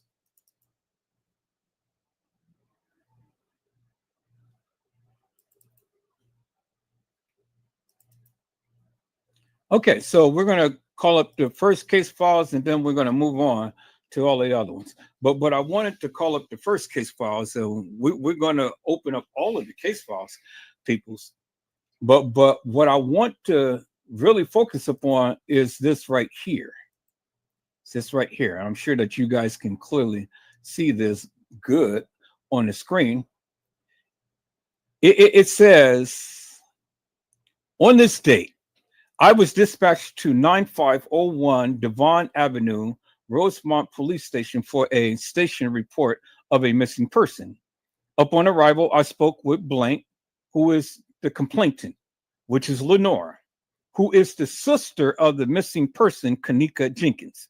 And notice how Kenneka Jenkins is spelled Kenneka Jenkins, Jenkins. According to the complainant, which is the victim, was last seen leaving her home. No, according to the complainant, the victim was last seen leaving her home with her mother's vehicle on September the 8th, 2017 at approximately 11:30 at night. Okay. So you guys remember, it's 11:30 at night on September the 8th. This is according to Lenora. All right, at 11:30 at night. The case file says the victim was heading to a party with a couple of friends at the Crown Plaza Hotel, 544 River Road, Rosemont, Illinois. The complainant states that the last time she had contact with the victim was via text message at approximately 01:30 hours, which was 1:30 in the morning on September the 9th. No contact has been made with the victim since then. So what the case files is basically saying is that at 1:30 in the morning on September the 9th, the morning of the 9th, Kenneka was supposed to have text Lenore. Now, what did the text say? What did the text say? Well, we're going to go and we're going to look for that, peoples, because we got at least 144 pages of case files that we got to look through. We got 144 pages of case files that we got to look through. But I think we can narrow it down a little bit, because I do remember seeing a live to where they have shown some text messages that was supposed to have been from Kenneka's phone. Okay. So far, what we have, peoples, is simply this. Lenora said that Kenneka had texted her at 1:30, and no contact has been made with her since then. But here we go. We jump from 1:30 to 4 a.m. in the morning. The complainant, which is Lenora, also states that the friends came back to Lenora's house at approximately 4 o'clock a.m. in the morning with TM's car. Those friends were not on the scene at the time of this report. Okay, so you do remember, peoples, when I have played the video, when Custom Design had said that at 4:15 in the morning, Shemaya was supposed to have came back home and spoke to her mother and told her mother something about what happened to Kenneka. And then 15 minutes later, they're supposed to have arrived at the Rosemont Police Department. But see, the thing is, Shemaya and her mama didn't drive, but the detectives drove in. And so the detectives had to drive from Rosemont to where Shemaya and her mom lived over there by Kenneka, and then come back to the Crown Plaza. So it couldn't have been no 4:30, peoples. And it couldn't have been no 4, because if we go by the video footage on the case files, well, as you can see in the video footage, they're still there at the 4 o'clock hour, and even at the 4:30 hour in the morning on September the 9th. So it is impossible for Shemaya to be at home calling the police department with her mama when the video footage says, hey, Shemaya, Monifa, and Bree is still at the Crown Plaza at the 4 o'clock hour. Between the 4 o'clock hour and the 4:30 hour. So either the video footage is lying, or either Custom Design and T. Slay is lying. Who's lying, peoples? Or either Lenora is lying, peoples. See, because you got conflicting stories, peoples. It ain't no way in God's creation could the kids be back at the house at the 4 o'clock hour. When we see on the video footage, they were still there even after the 4 o'clock hour. Did you see what I said? Or either the video footage is lying in that Lenora is telling the truth, and that all of this stuff could not have happened on the night. Do you understand what I'm saying, peoples? See, the thing is, peoples, if we're going to go by the video footage and we call the video footage law, well, then the statement that Lenora had made is false, fictitious, hilarious, and nefarious. Somebody is lying. Somebody's lying, peoples. Because you couldn't have all of this stuff happen within this time frame that supposedly happened on September the 9th. And this is the reason why I've shown you all of these videos, peoples, because if you ever paid attention, there is no way that all of this stuff, TY's live, Irene's live, this girl walking the halls of the establishment and missing for 2 hours, could have been missing for 2 hours, could have walked the halls of that establishment, could have been in the kitchen with some employees for 2 hours, based upon what TM had said, based upon what the YouTubers had said, based upon what the case files had said, all of this stuff could not have happened on September the 9th, which leads me to believe, peoples, that it happened earlier. Because just like I showed you of what the doctor said of how a body decomposes peoples. If a body is decomposing peoples, well, then the body would take time to decompose. And there's no way that a decomposed body can decompose that bad, that rapidly within a few hours of time. Because they said, according to the case files, peoples, that Kenneka was found on September the 10th at 12:25 a.m. in the morning. But how could that be, peoples? How could that be when the metadata on the pictures that was taken of Kenneka in the freezer stated that it was taken on September the 7th, 2017, peoples? How could that be? And the metadata doesn't lie, peoples. The metadata doesn't lie. And see, I have shown you a video because I did a video and talked about it. And then I've shown you a video that another content creator have shown you and talked about it. That the pictures of Kenneka Jenkins that was found in a freezer, from what they say. But the thing is, peoples, she wasn't found in the freezer. She was found in the rear, in a dock area. And so it really doesn't matter to me what the YouTubers say, because the metadata on the pictures doesn't lie. And the metadata said that those pictures of Kenneka Jenkins in the freezer was taken on September the 7th. So you can't explain this. You can't explain the time that is on the video. You can't explain that all of this stuff was supposed to have happened within a 1 hour time. You can't explain Shamaya and her mama is supposed to be at the house and then at the police station at 4:30, according to Custom Design and T. Slay.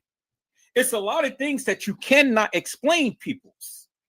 And then you heard what Nancy Grace had said. She said that how could all of this happen, Dr. Oz, within a couple of hours of time? You can't explain it, peoples. And the reason why you can't explain it is because it ain't no explanation for it, peoples. You can explain it, but I can. And I did. And I've shown you how all of this stuff could not happen on September the 9th. Because if it all did, peoples, well then, hey, I got the link in the chat. Come to my live and talk to Edward Joseph. I said, come talk to me. Come talk to me. And then explain in great detail how a girl who was supposed to have been inebriated and drunk walked the halls of that establishment and did so within an hour time. When the various things that TM had said, the various things that you all had said, and the various things that Nancy Grace is pointing out, it all doesn't add up. Doesn't add up, peoples. I said it doesn't add up, peoples. And it doesn't take a rocket scientist to figure out none of this stuff add up. Honestly, I told you, it ain't adding up. Because if it did, well, then you can be able to give clarity out of confusion, and you can't. You absolutely can't. So now, peoples, let's sit back, relax, and let's listen in to what Nancy Grace had to say, peoples. Let's listen in to what Nancy Grace had to say. Because, see, the thing is, Nancy Grace is making you think about some things, peoples. And see, Dr. Oz wanted to push this narrative, but Nancy Grace said, ho, ho, ho, ho, ho. No, no, no, no, no. And Dr. Oz, it doesn't add up. You can sit here and you can try to bullshit me, but it ain't adding up. So now, Let me go back and let me repeat that, people, so you can hear what Nancy Grace had to say, peoples. Now let's go. Kenneka's mother, Teresa.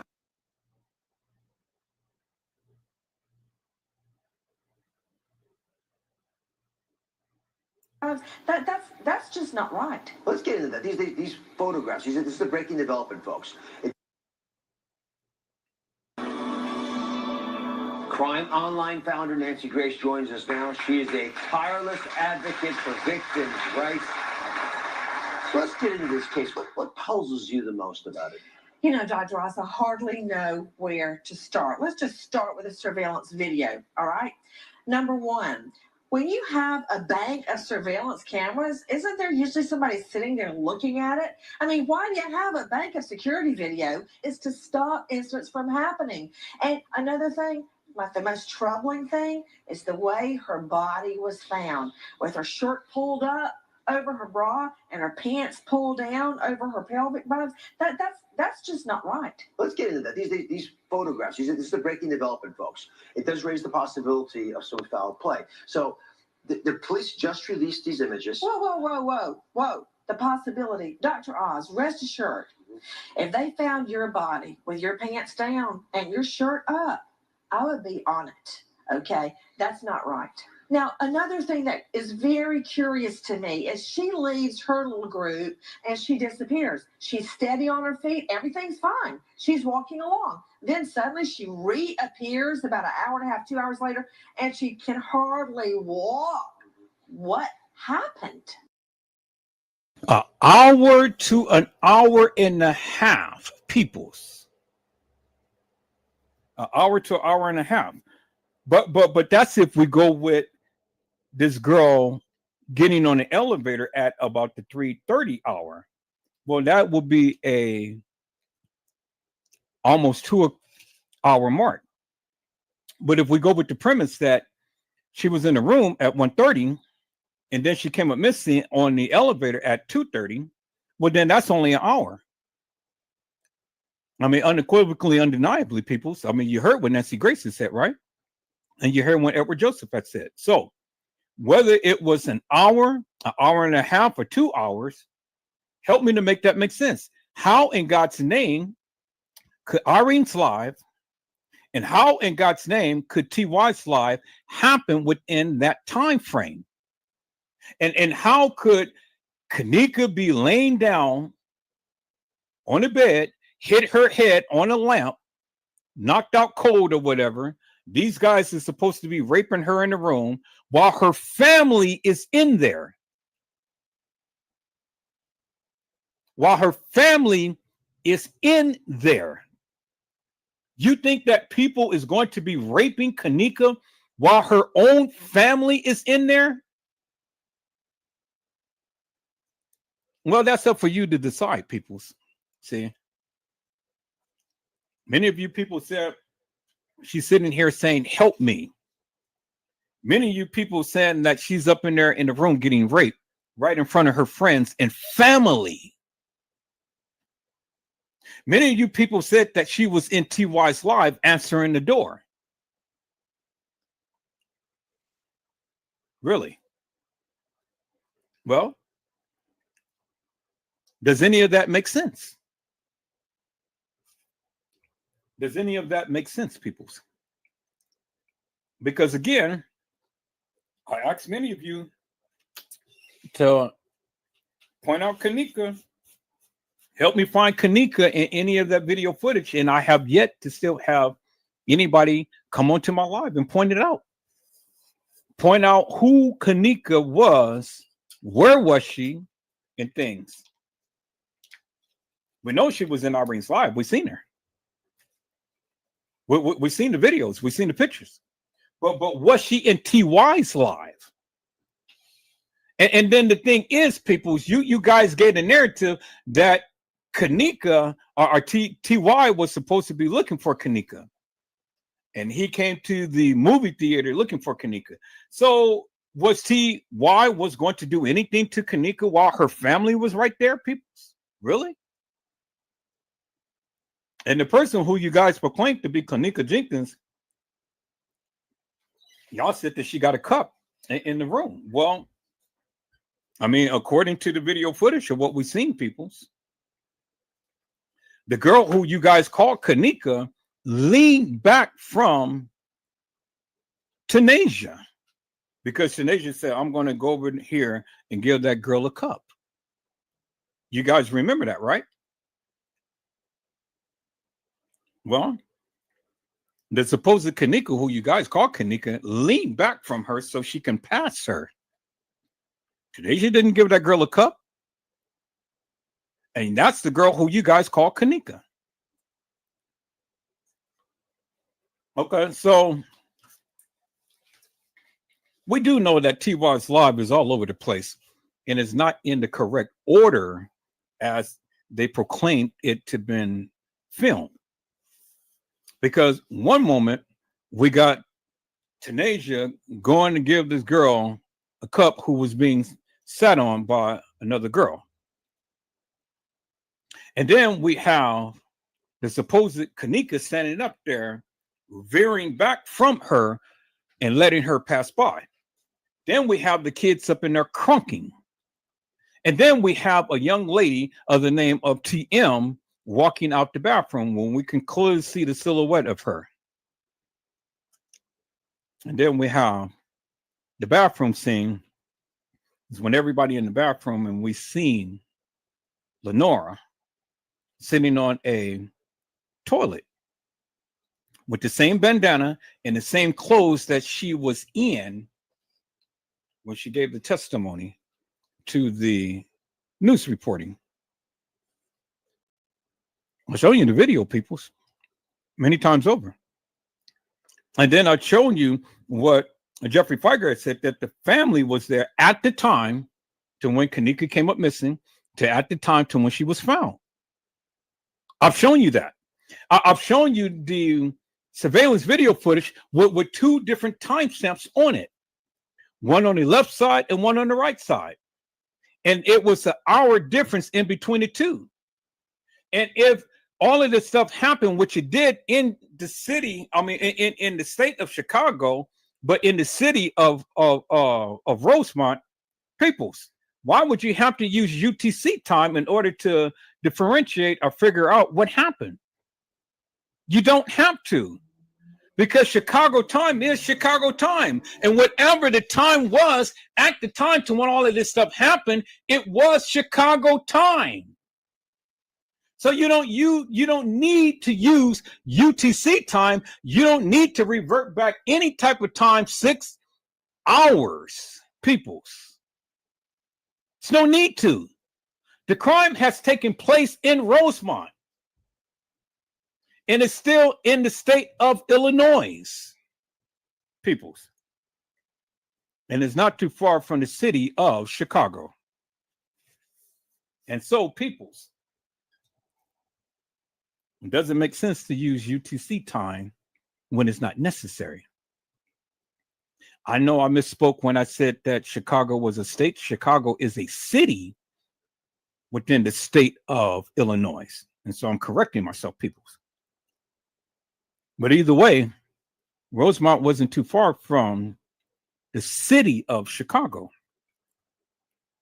And there's no need to use UTC time because they all run up on the same time frame, peoples.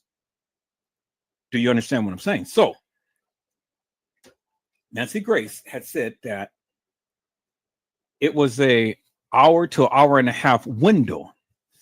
So for all of you who think that all of this stuff happened on September the 9th, would then help me to make it make sense.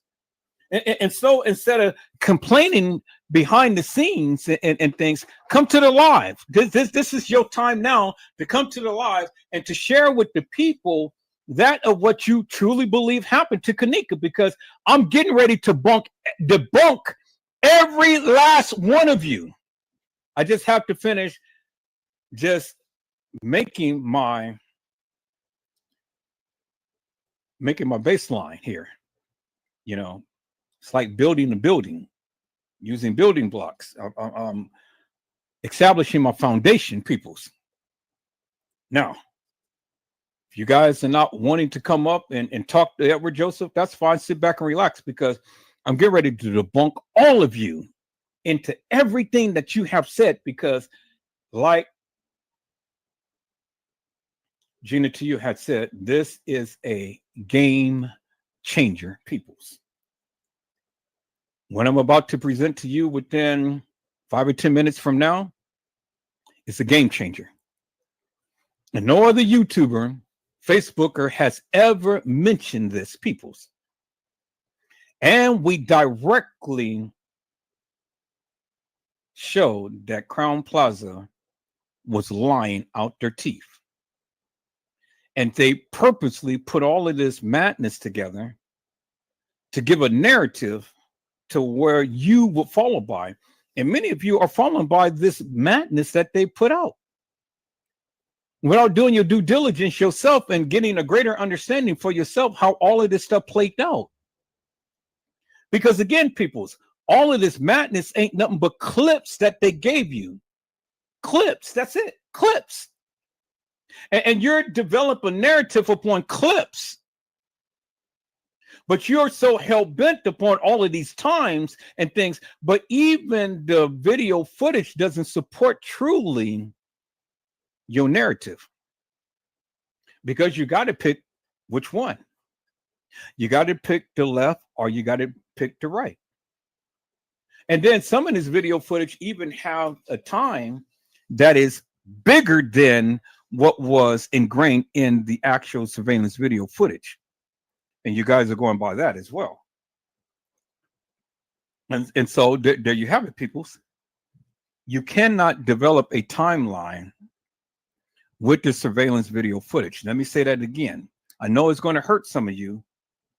You cannot develop a timeline with the surveillance video footage, because if they edited the surveillance video footage, which they did, it's no possible way that you can differentiate whether this happened on the 8th, the 7th, the 6th, or the 9th, or less alone the 10th. You can't differentiate it, peoples, because the timeline on the surveillance video footage is not reliable. So now you ask the question, Edward Joseph, how do we get a timeline? Well, I'm glad that you asked. Because see, peoples, and let me share my screen. And I'm gonna get back to this video, but let me share my screen, peoples. And let me share this right here, peoples. I'm going to share this with you. I know I'm jumping around a little bit and stuff, and I kind of got out kilter a little bit, but that's okay, because everything I'm showing is building up and leading up to what I'm going to show you, peoples. And so I wanted to show you this because I have to show you this, because this is all encompassed in that of what I am trying to convey to each and every one of you. And so when you try to tell me that you can differentiate the surveillance video footage and you can stand by what the surveillance video footage says, I say bullshit and nonsense. You're only fooling yourself. You ain't fooling me. You only fooling yourself, because it is no possible way, peoples, with all of this stuff given, that you can be able to pinpoint with accuracy that of what was stated. You can't. So now, let me share my screen, peoples. Let me share my screen. And let me share this with you, peoples, and let you hear this, peoples. Because see, this is what all police departments use, peoples. All police departments use. And it is embedded in a system that everybody uses, and it has a time stamp on it. And all you have to do is just go back and refer to the timestamp that all of these things had happened. What are you talking about, Edward? Well, the dispatch conversations that TM and the dispatch had said, the 911 call, you know, the calls that was on that the police had did at the establishment and things. Anytime that you have the government official, which is the Rosemont Public Safety Department itself, anytime that they spoken in whatnot peoples, all of that is imported in a system called CAD. And that is actual, factual, and true transmission that cannot be changed, peoples. It cannot be changed. Videos can be changed and stuff, but that cannot be changed. So whatever it has been transmitted and stated, that's law. And they can't change that. No matter how hard they try, they can't change it, peoples. So that's why a lot of the times the police officers, you know, they try to go to a different channel, but every channel has a timestamp on it. And every conversation is recorded, peoples. And this is why they have the body-worn cameras now, because they don't want their transmission to be recorded and to be used in a court of law. Do you understand what I'm saying, peoples? And that is how you can be able to get a timeline as to when and what has happened based upon the recordings of what the people had. Do you understand what I'm saying, peoples? Okay, so it's a couple of videos that I want to show you, people. So sit back and relax, because I know I'm all over the place, but that's okay, because everything that I'm showing you, peoples, it has a significance in that of what I'm trying to convey to you. Do you understand what I'm saying? So let's sit back, let's relax, let's look at a few things here, peoples. Let's look at a few things here, peoples. Is that all right, peoples? All right. So first of all, I want you guys to listen to this particular part right here of the girl who played Kenneka Jenkins.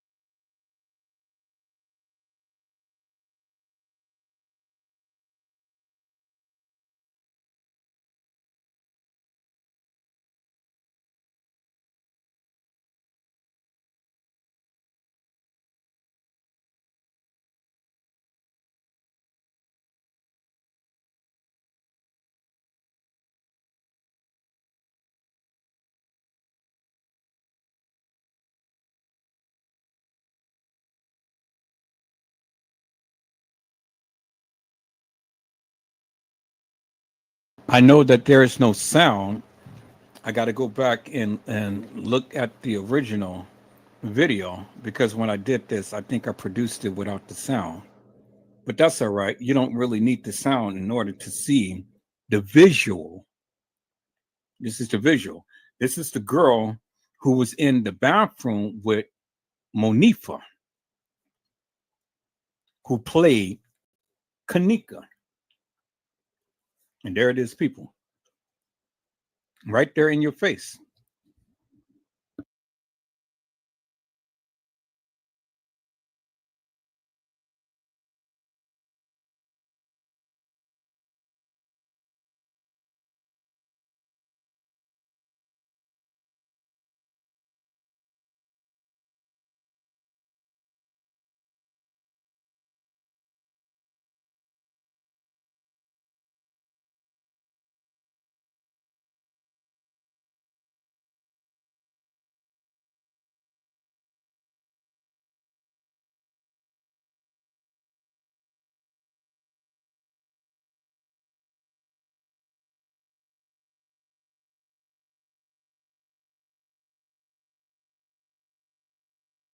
And look how she's doing, people. It's because she's trying to dance like Kenneka.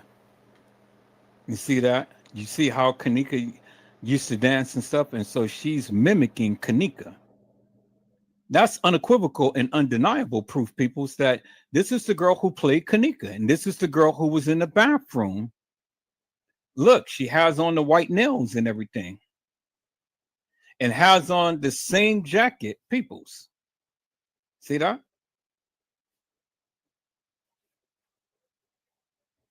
And the face compared to the girl that was in the bathroom is undeniable, peoples.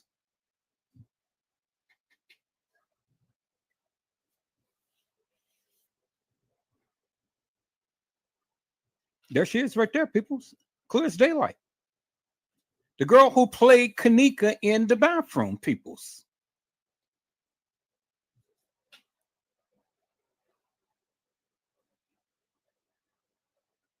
And see, Monifa knew the play. Monifa knew the play, peoples. And there she is right there. Clear as daylight. So when Monifa wanted to sit up here and try to play games and stuff, she knew the play. She knew the play. So see, this is the thing, people. See, many YouTubers sit around here and many YouTubers talk so much madness and stuff, but yet they can't prove their stance. I'm always going to come on here and I'm always going to prove to you my stance. I'm always going to prove to you what I say and what I show people's. Clear as daylight. You know, see, you got so many YouTubers who sit back here and talk so much madness and stuff, but I'm going to show you the proof to the truth. I said, I'm going to show you the proof to the truth. And as you can see, peoples, everybody's got their little plastic water bottles and they're driving and they're drinking and they're vibing. And see, they tried to make it seem like you wouldn't even know. They thought that nobody was going to find this. But look at them, peoples. Look at them. See, look right here. Let me stop this video right here. What does it say? Everyone want to be Kenneka. Everyone want to be Kenneka. You see that right there on the screen, right? There it is. Somebody chimed out and says, everyone wants to be Kenneka. And then Indy Nicole has said, just get off live, G. See, they're not liking what they're doing. See, even the people who went live is telling them, and they're telling them because they understand, they see the play. You see what the person has said, and see, people's, when you go live, this is what you see on the live. So you know that Irene and TY did not go live, because if they did go live, they would have this on the screen, peoples. You would have seen this on the screen. They only videotaped themselves, peoples. See, it's a big difference. See, I'm going to show you the real, peoples, and I'm going to tell you the real. I'm going to tell you the real. But it's up to you to figure it out whether or not you want to believe it or not. And whether you believe it or not, it really doesn't matter to me, peoples, because the thing is, you see the proof to the truth. She said, everyone wants to be Kenneka. And then the girl, Indy Nicole, had said, just get off live, G. There you see them. You see them right there, peoples. All right, let's look in, peoples. Let's go.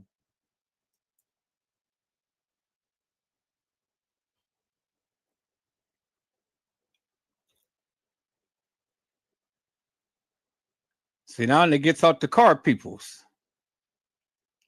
And she's over there twerking and things. And see, if see, they're saying put Nifa back.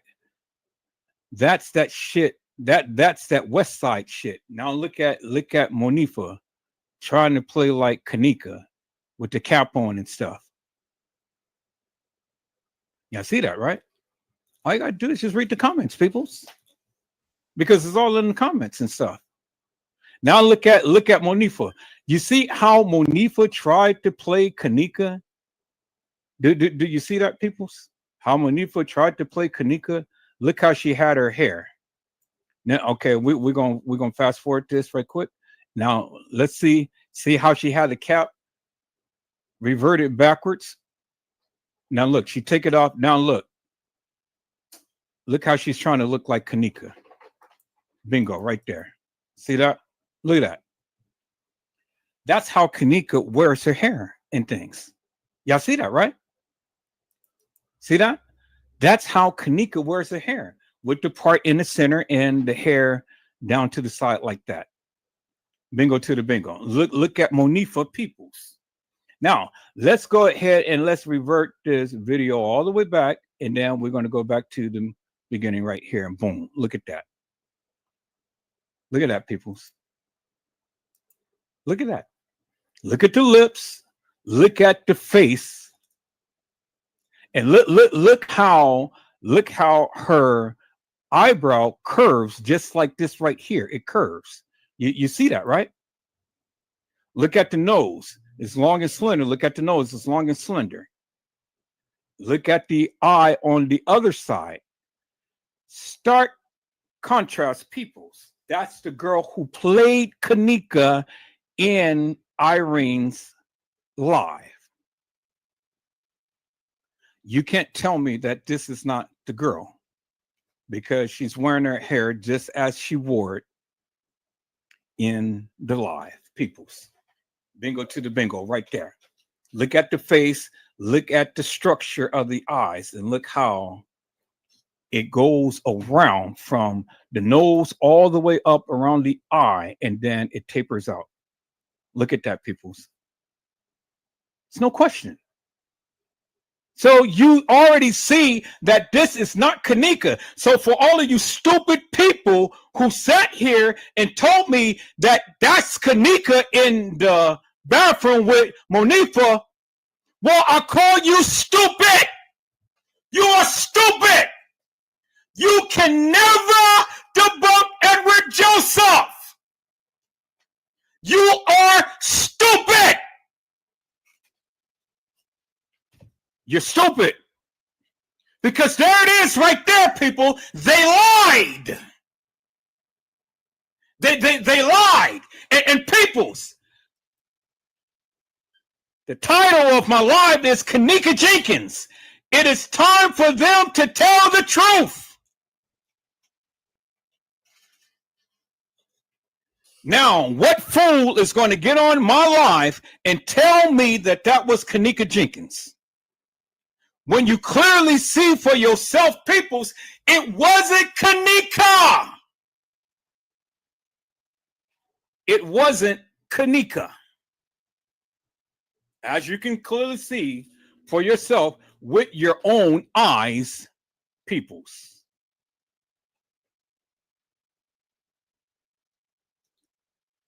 Now I see my peoples that came in, so we're going to give a shout out. Hello, Randall Robinson. How are you, my friend? It is a blessing to see you. And today, Randall Robinson has said she looks like she played in a show called Real Housewives of the Projects. Well, she played Kenneka Jenkins. She played Kenneka Jenkins, peoples. As you can see, and all of this couldn't happen on the night, peoples. It couldn't. She couldn't be there at the establishment playing Kenneka on the same night as the supposed Kenneka being at the establishment. It never happened, people. All of this stuff again could not happen on a night. Couldn't have happened on the night. Because remember what Nancy Grace has said, you only got an hour to an hour and a half. You only got an hour to an hour and a half before all of this stuff was supposed to be played out. So how are you going to fit all of this stuff within an hour to an hour and a half? Peoples, you can't. You absolutely can't. And that's the bingo to the bingo, peoples. The girl who played Kenneka. There she is right there, peoples. I said, there she is right there. Now, Tidbit said, can you tell who's else in the vehicle? Well, you can tell who's in the vehicle, but I don't know the names of the people. I've heard the people talk about them on another live, so I have to find that live so you can get the actual names to these people, because I haven't tracked that down. But it was only Monifa, this girl, and the guy that was in the car. That was it. It's just only 3 people. So we already know the name of one, and that's Monifa. But the other 2, I don't know this girl's name. But I got the post of her thing, so that wouldn't be too hard to find out. And then the guy, I don't know, but that wouldn't be too hard to find out as well. And so now, peoples, it is leading us to that of what I wanted to show you. But I wanted to show you a few things real quick, people, so you can guys get a sense as to where I'm going with this. I'm only filling in my foundation, peoples. That's it. I'm only showing you what they said. That's it. And so you make the decision as to what you believe. But as when it comes down to this, if you believe anything other than this is the girl who played Kenneka, you stupid. If you really think that this was Kenneka Jenkins inside the bathroom with Monifa, well then you're stupid. You are literally stupid. And I'm just going to say that. And that goes to every YouTuber and Facebooker that talked about this Kenneka Jenkins case. If you think that this is Kenneka Jenkins, peoples, you are stupid. You are hilarious and nefarious. And I see my peoples that came in. Hello, Miss Walithia Durham. How are you, ma'am? It is a blessing to see you on today. Ms. Durham has said, hey, Ed and chat, happy Memorial's holiday. And so I am here, I am live, and I am only showing you and building my foundation, peoples. And happy Memorial's Day to you, Ms. Durham, and to all of you peoples on today. I'm telling you, peoples, we're about to get into what I need to show you, because this is going to change everything that you ever thought and heard of in this Kenneka Jenkins case that no other YouTuber and Facebooker has ever shown. But I just needed to show you my foundation, people. I had to show you what they said, because it ain't what Edward Joseph said. It is what they said. And if you can't understand what they said, well, then I don't know what to tell you, peoples. But see, thus far, you can't debunk me, because it ain't what I said, it's what they said. Do you understand what I'm saying? See, it's a difference between me giving my narrative and me showing you what they said. And that's what they said. I have yet, peoples, have yet to really break this thing down wholesomely to the degree that I am going to show you. Because what I'm going to show you is going to bust your bubble in a major, major way. And I'm only showing you what they said. All right, so people, so I got a couple more videos that I'm going to show, and then we're going to get into this, peoples. But we have to finish listening to what Nancy Grace had to say, peoples. I said, we have to finish what Nancy Grace had to say, peoples.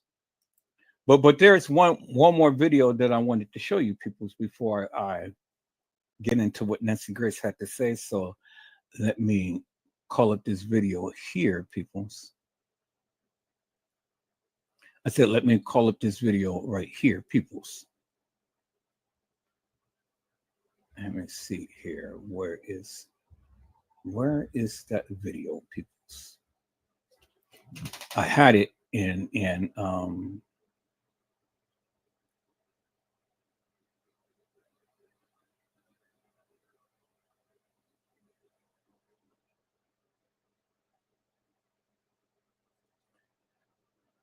okay. Let's take a look at this, peoples, right here. Let's go.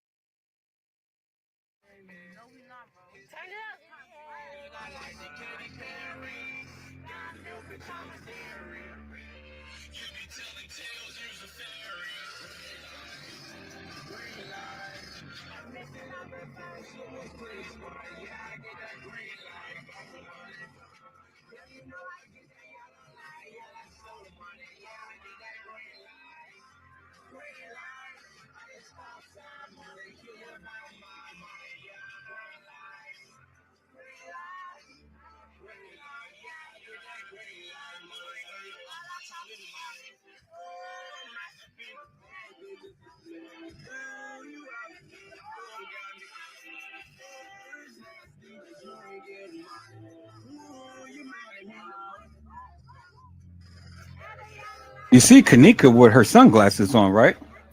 Remember the girl who played Kenneka with the sunglasses on, right? So they wanted to sit here and play games and try to mimic Kenneka. Y'all see that, right? And you see how everybody is dancing the way that Kenneka danced. Kenneka doesn't dance like the average person. All she does is just rock and just do her arms and stuff. You see that, right? You see that, right?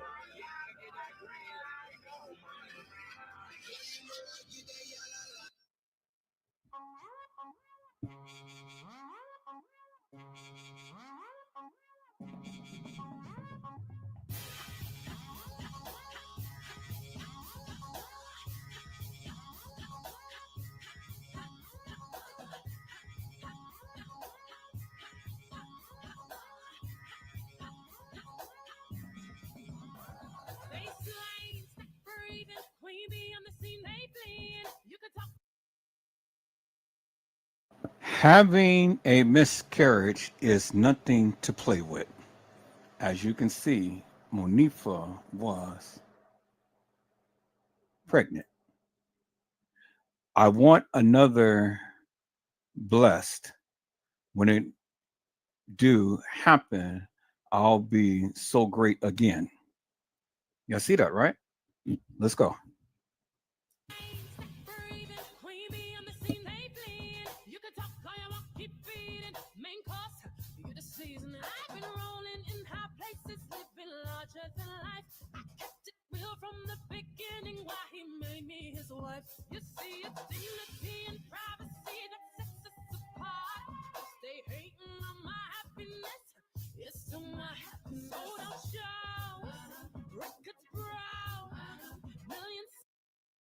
Now, one thing I want you guys to notice is how Monifa is looking just like Kenneka. She's fashioning herself just like Kenneka. You guys see that, right? Let me show you. See, look. You see how Kenneka holds her hair and stuff? She's taking her pictures and how she did her stance and things, peoples. Okay, so you see Kenneka, right?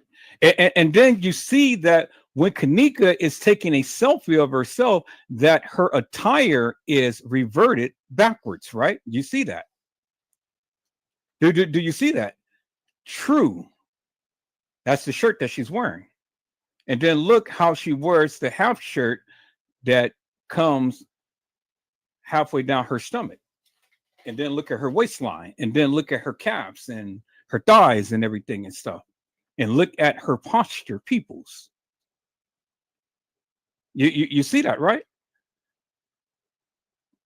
So I want you guys to take a look at Kenneka Jenkins and the things that she wore and how she stood and stuff. And she was always fly. She was always fitted. She was always dressed to the T, nothing out of place. And then look, she didn't have the white nails on, as you can see, peoples. You see that, right?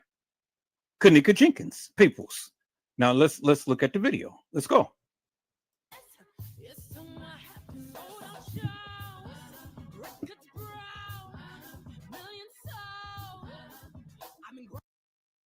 Now you see Monifa with the half shirt as well that kind of shows her stomach and things, as you can see. You see that, right? Let's go. And then there's the picture that I've used for my avatar. This is the picture right here, as you can see, peoples. Let me show you the picture, peoples. That's the picture that I've used for my avatar. That's Kenneka Jenkins in a cartoon look, as you can see. You see that, right, peoples? So that's the avatar that I've used. It's the picture that I've used for my avatar. And I've been using this avatar for quite some time, for years, peoples, since I've been talking about this Kenneka Jenkins case, peoples. And there it is.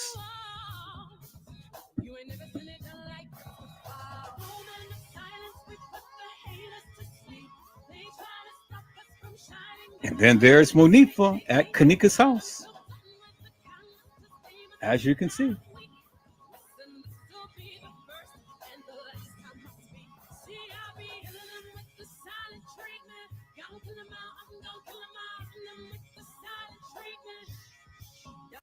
It says, this guy is seen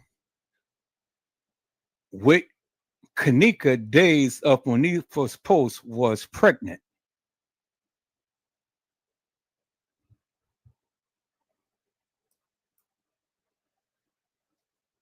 And then it says, if I could bring you along my journey, only then would you understand.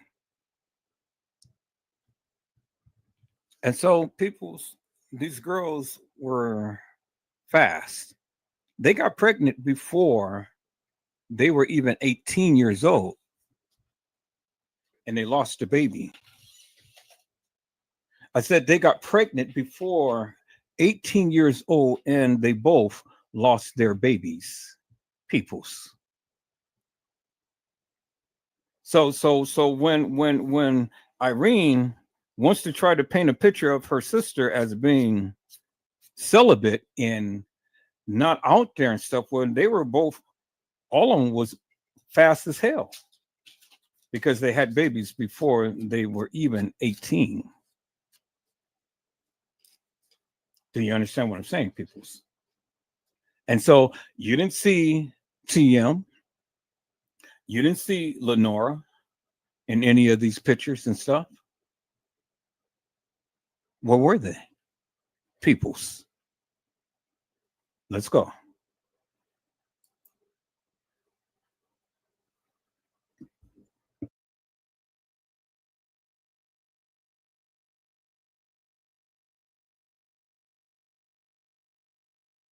Okay, so that was the end of the video, but bingo to the bingo peoples.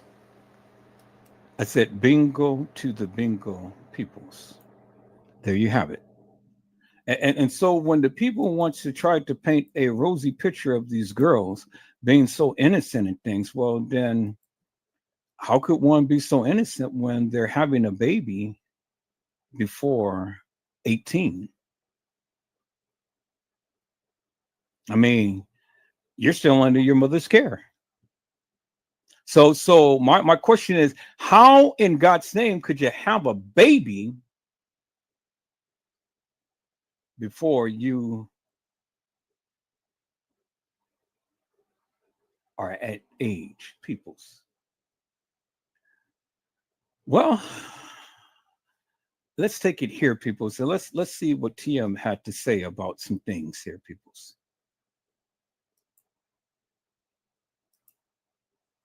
I ain't one to gossip, but I will bring you the tea. Welcome to Chronicle Speak. Hey, hey, live. How y'all doing? Happy New Year's, y'all. I just got a message for y'all. Live life. Don't let life live you. You can't change what happened yesterday, but you can most definitely change what's going to happen today. Life is too short for you all to sit around and worry about if, should've, would've, could've, and all that. It might not be going right for you today, but it's going to be going perfectly fine. Trust and believe. God don't make mistakes. Y'all hear me? God don't make mistakes. My children was my strength. And the devil, I spoke a little bit too loud, and the devil heard me. And he knew what he was doing. But guess what? Through it all, God will not forsake us, nor will he leave us. And peoples, you remember this saying, right? You remember the saying, right? You remember this because she had spoken the same words with her and her sister on the porch. You remember that, right? Live life and don't let life live you. Well, she's living life, peoples. She's living life. She said, live life and don't let life live you. Well, I'm here to tell you, people, she's living life. And the thing is, peoples, by her living life, well, then all I want to do, TM, is just get some answers to some questions that I had. And it's time now for you and them to tell the truth. I get it, TM. I get it. Live life and don't let life live you. Well, I'm living my life. And the thing is, TM, is simply this. All I want to do is just expose you hilarious and nefarious people for the madness that you've been speaking. Because you've been lying way too long. That's why I made this live, TM. I said, Kenneka Jenkins, it is time for them to tell the truth. So, TM, are you going to sit here? Are you going to tell us the truth? Or are you going to sit here and lie to us? What are you going to do? What is it that you have to say, TM? What is it that you have to say? He is not a mock God. He would not tell us that he's going to be there and won't. You might not have a job right now. You might not have your significant other or the person that you thought that was there going to be there forever. But guess what? God, you do have. You do have. And I want y'all to go on this new year. Please do this for me, for the ones that love me. If you don't love me, I still love you. It's irrelevant. If you ain't noticed now, you can't break me, nor could you make me. God, but God. Know y'all, when y'all low and weary within y'all scream, know that God got y'all. Do not give up. Don't give up. My baby gone. That was my baby girl. And they had the tendency to say, Lord, forgive them, for they know not what they say, nor not what they do. I forgive y'all. And guess what? I still love y'all through the shadows of a doubt. Because guess what? Man will forsake you, but God will never. For those of you who don't know God, you better learn him. They say, how you so strong? How you so strong? I don't know. But one thing I do know, when they told me my baby was dead, I dropped to my knees. And I told my God, our God, this right here is too heavy for me to carry. God, I need you. I need you. And when I got back up, it was so amazing. It was so amazing. Because I didn't know what I was doing myself. Any real parent know. Now, y'all don't know, because if y'all ain't lost a child, pray to God that y'all don't never have to experience what I experienced. But when you face with them, man and God, when I prayed to God, and God, I told God that this was too much for me to carry. And my God, when I got back up off my knees, I was what we need. Do not give up. Do not take the loser way out. Do not try to do it to yourself, figuring that you're gonna, because they tell me God will forgive y'all for everything except if y'all kill yourself. He'll forgive y'all for everything except if y'all kill yourself. Now, do not only do it for the night, but joy come in the morning. Joy come in the morning. And for those of you don't believe, I ain't trying to make you believe, but know this. If humans can make themselves, why they ain't saying so many lies? I love y'all so, so much. And I promise that the God will no cross. I thank y'all. I thank y'all for y'all love and y'all support. I even thank the ones that have their own say so. Father, forgive them, for they know not what they say, know not what they do. I just want to tell y'all, going to New Year's, forget all what you don't have. Forget all this. Forget all this and thank God for what you got. Life is too short. Your wildest days is your most deadliest days. So praise God each and every day. And know that God got you without a...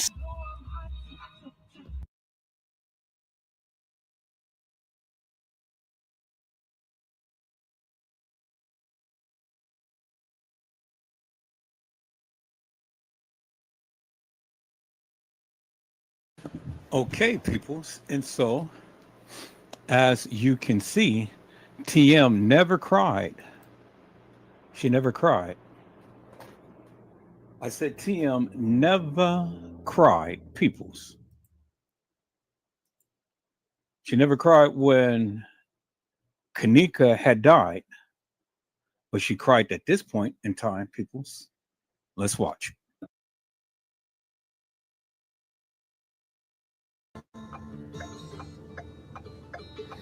Hey, live. I don't own the rights to this music.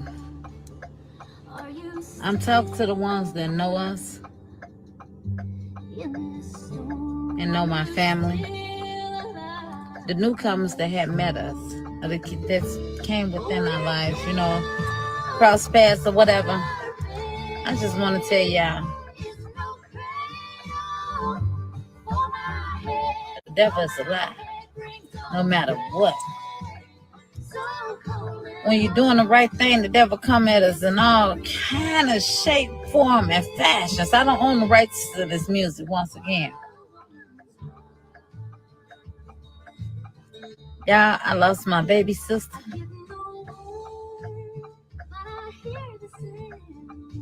Tonight. I lost my baby sister. And I'm just speaking to the people that's going through or not even knowing when somebody go through When the Bible says slow to anger, I'm thinking I agitated her because she was like, her defense was up. And I'm looking like, what I do? And you did nothing. But I'm saying, I'm using my story. It ain't about me. It ain't about me. But I'm telling somebody that can change the situation that they going through. If somebody that you know that's been going through something and they just all of a sudden just change and be mean or angry towards you, or maybe silence or distance themselves from y'all, I'm asking y'all to have mercy. Have mercy up on them.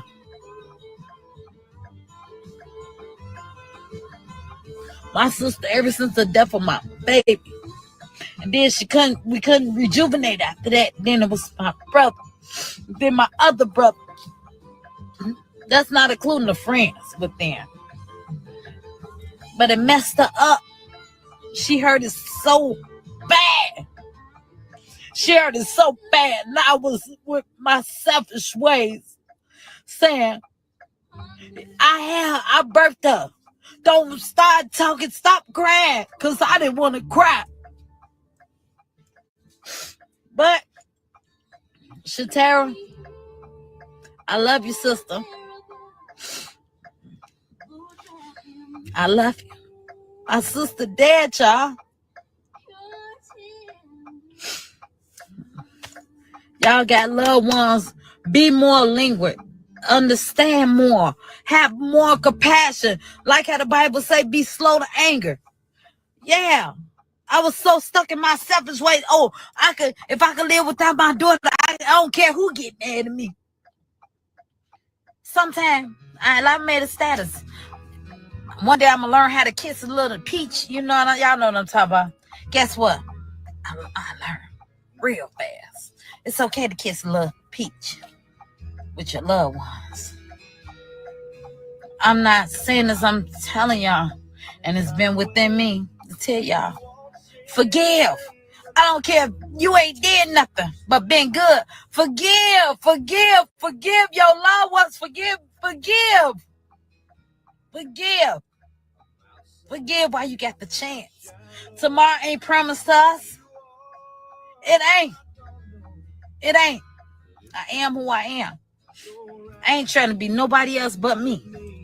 And I'm trying to help somebody along my way. Because before I entered into this situation, I didn't know what to do and how to do it and how to rotate it. But when I learn, I get up on here, not for no shape or fashion. If y'all ain't noticed that, I don't give about that. I just want to help somebody if I can. I love y'all. Send a prayer out for me. As y'all pray for me, I'm going to pray for y'all.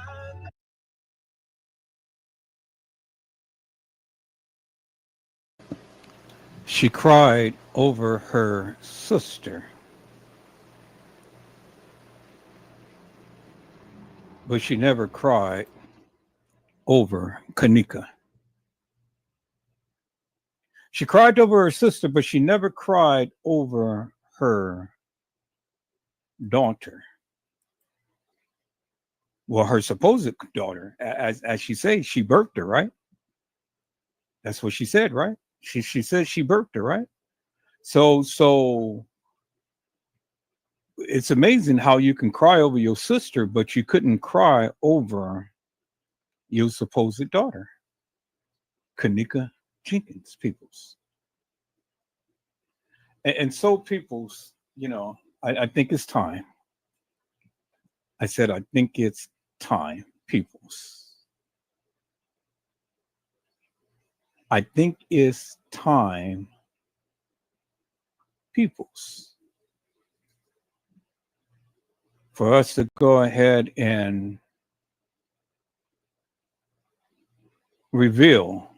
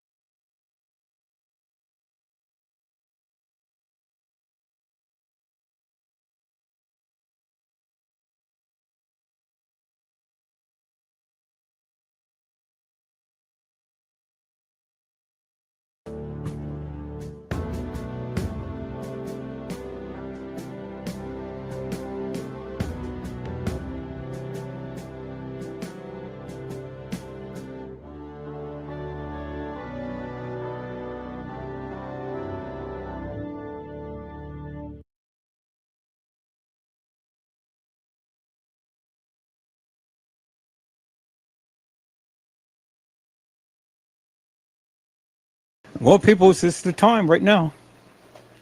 This is the time right now for me to go ahead and share my screen. And it's time to go ahead and share this with the people so we can get a greater understanding as to all of this and the lies that these people have told. I said it is time now, peoples, for us to go ahead and reveal that of what I needed to reveal to the people. It is time now, peoples. It is time now to call out these hilarious and nefarious people for the madness that they've been speaking. And so, peoples, to date, I have yet to see anybody share this particular information that I'm about to share, peoples. And you only have heard it here from Edward Joseph. Let's talk live. And so, peoples, let me share my screen.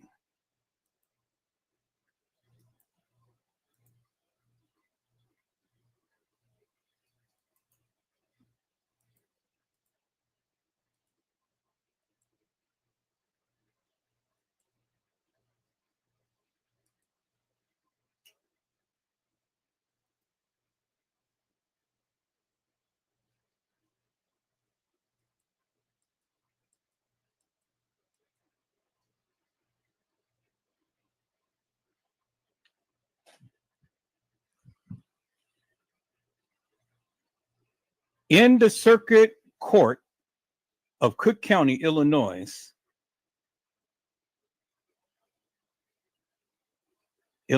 County Department Law Division, case number 2018L013273. This is what was filed, peoples. 12/11/2018 at 3:33 p.m. Dorothy Brown Circuit Court, Cook County, Illinois. Case number 2018L013273. The firm number is 62177. Teresa Martin as Special Administrator of the estate of Kenneka, Kenneka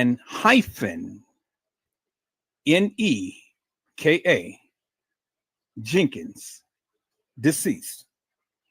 Now, people take special notice as to how her name is spelled, Kenneka, not the Kenneka without the hyphen in it, peoples. Do you understand what I'm saying, peoples? Do you see what I'm saying? So in court documents, they give you the real name spelling of the person, of the deceased. Now, it says plaintiff versus CPO Hospitality LLC, comma D/B-A, Crown Plaza Chicago O'Hare Hotel, registered agent David M. Friedman, 5005 W, I don't know how to pronounce that, TOUHY, number 200, Skokie, Illinois, 60077. F&F Realty Ltd, registered agent David Friedman, 500 WTOUHY, number 200, Skokie, Illinois, 60077. Capital Security and Investigations, register owner Lester N. Arnold, 115 West Lake Drive, number what? 200. Interesting how everything is what? 200. Do you guys see the play, right? I said, do you guys see the play? Everything is 200. But there are in different parts of Illinois, but everything is 200 peoples. I want you guys to understand that. It's a reason behind that. All right, let's go on, peoples. Glendale Heights, Illinois, 60139. And then it says, and MBC Rosemont, LLC, D/B-A, Murray Brothers Caddyshack. Registered agent, CT Corporation Systems, 208 SO LaSalle Street, Suite 814, Chicago, Illinois, 60604. Oh, it's interesting, peoples, how the Murray Brothers Caddyshack has a office in Chicago, Illinois. Peoples. Bill Murray and Brothers and Sons, the Caddyshack. It says complaint and demand for trial by jury. Now we're going to get into this, peoples. Oh, peoples, we are going to get into this right here. But before we do, peoples, let me go ahead, and I see my peoples came into the house. So let me go ahead and give a shout out to my peoples. Hello, it's Jay. How are you, ma'am? It is a blessing to see you on today. It's Jay said, good evening. Hello, Mr. Edward Joseph and chat. All right, peoples, we are here. We are here. And I'm going to have to check on this chicken for a moment. So you guys, I'm going to have to share another video with you real quick. So what I'm going to do is I'm going to go ahead and finish up with that of what Nancy Grace has said. I'll be back to finish with the live that we are about to get into.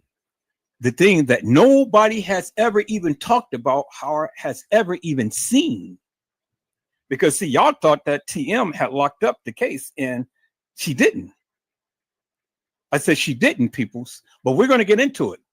And we're going to expose the lies that the people have been saying, peoples. Is that all right, peoples? All right, so you guys, let's get into this real quick. Let's go ahead and let's play Nancy Grace real quick, finish that up and stuff, and I'll be back because I'm cooking my chicken right now. Got to have some food for my son when he wakes up. See, that's what a father does, provides for this child. All right, people, let's get into this. Let's go. And when I think about this mom and they find out their daughter's missing and they go to the hotel staff and they beg for help, they kicked them out of the hotel. They got such a runaround. It's very upsetting, Oz.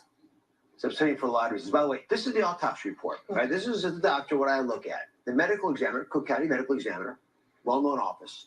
They stand by their autopsy report. But there are parts of this puzzle that do not add up. And there's one really important issue. She was seen on at least 4 hotel cameras. She was seen at least 4 hotel cameras. And as you guys can see, people, it was only 4 hotel cameras. But see, I surmise to you, people, there was more than just 4 hotel cameras.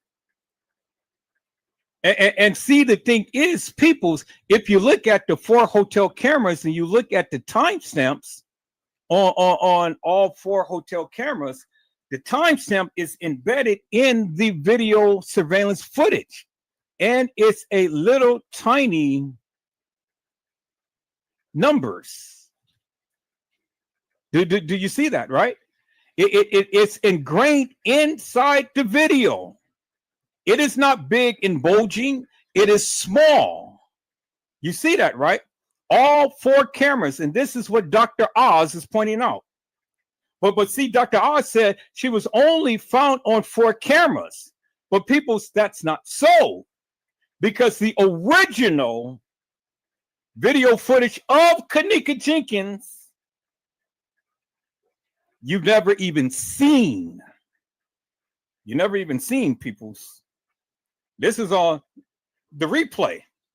But you never seen the original video footage of Kenneka Jenkins. And I'm going to show you, and I'm going to tell you why, peoples.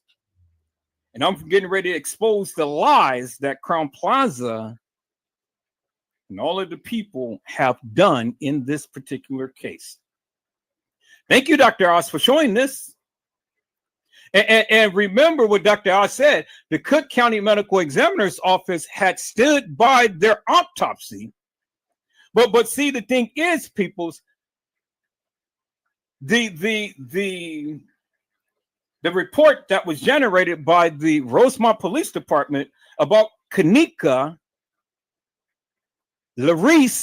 Jenkins was that she stood at 5'7", 135 pounds. But the Cook County Medical Examiner's Office said that she was 5'6" and 156 pounds. But also surmise to you people is that Kenneka Jenkins never made it to the Cook County Medical Examiner's Office. She never did. She was taken to the Resurrection Hospital in Rosemont, but never made it to the Cook County Medical Examiner's Office in Chicago. Peoples. Kenneka Jenkins never made it. So whoever the girl was that was 5'6" and 156 pounds, it certainly wasn't Kenneka Jenkins, peoples. I said it certainly wasn't Kenneka Jenkins, peoples. So the one thing that I want you guys to notice in the surveillance video footage, peoples, the timestamp. The timestamp on the top 2 is the same, but the timestamp on the bottom 2 is different from the top 2. Oh my God, peoples. Do you see it? I said, do you see it, peoples? Do you see it, peoples? You can clearly look at it and see how fuzzy the timestamp is on the bottom left and then on the bottom right compared to the top left and the top right. Bingo to the bingo peoples. See, nobody wants to listen to Edward Joseph. Everybody thinks that they know what they effing talking about. But peoples, this is my line of expertise. I've been doing this for over 20 years. I've been filming funeral service for over 20 years. You can't tell me what I don't know. I'm trying to educate your peoples. But if you ever close your mouth and open up your ears and open up your eyes and look and listen and learn something, peoples, I said the time stamps are different. And you heard what Dr. Oz said. She was only found on 4 surveillance video footage. But they were clips. They were clips.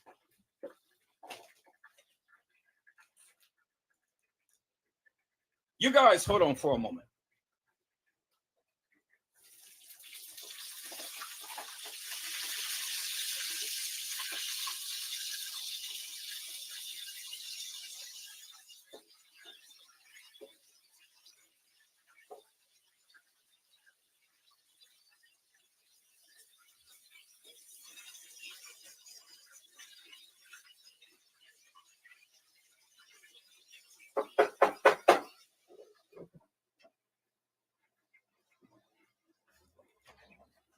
All right, people, as I told you, I have my chicken fry, and I ain't lying.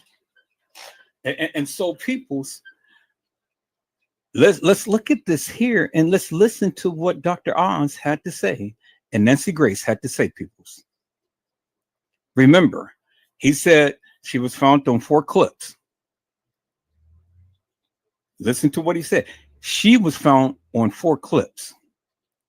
So if she was only found on 4 clips, what about the other several clips that she was supposed to have been found on?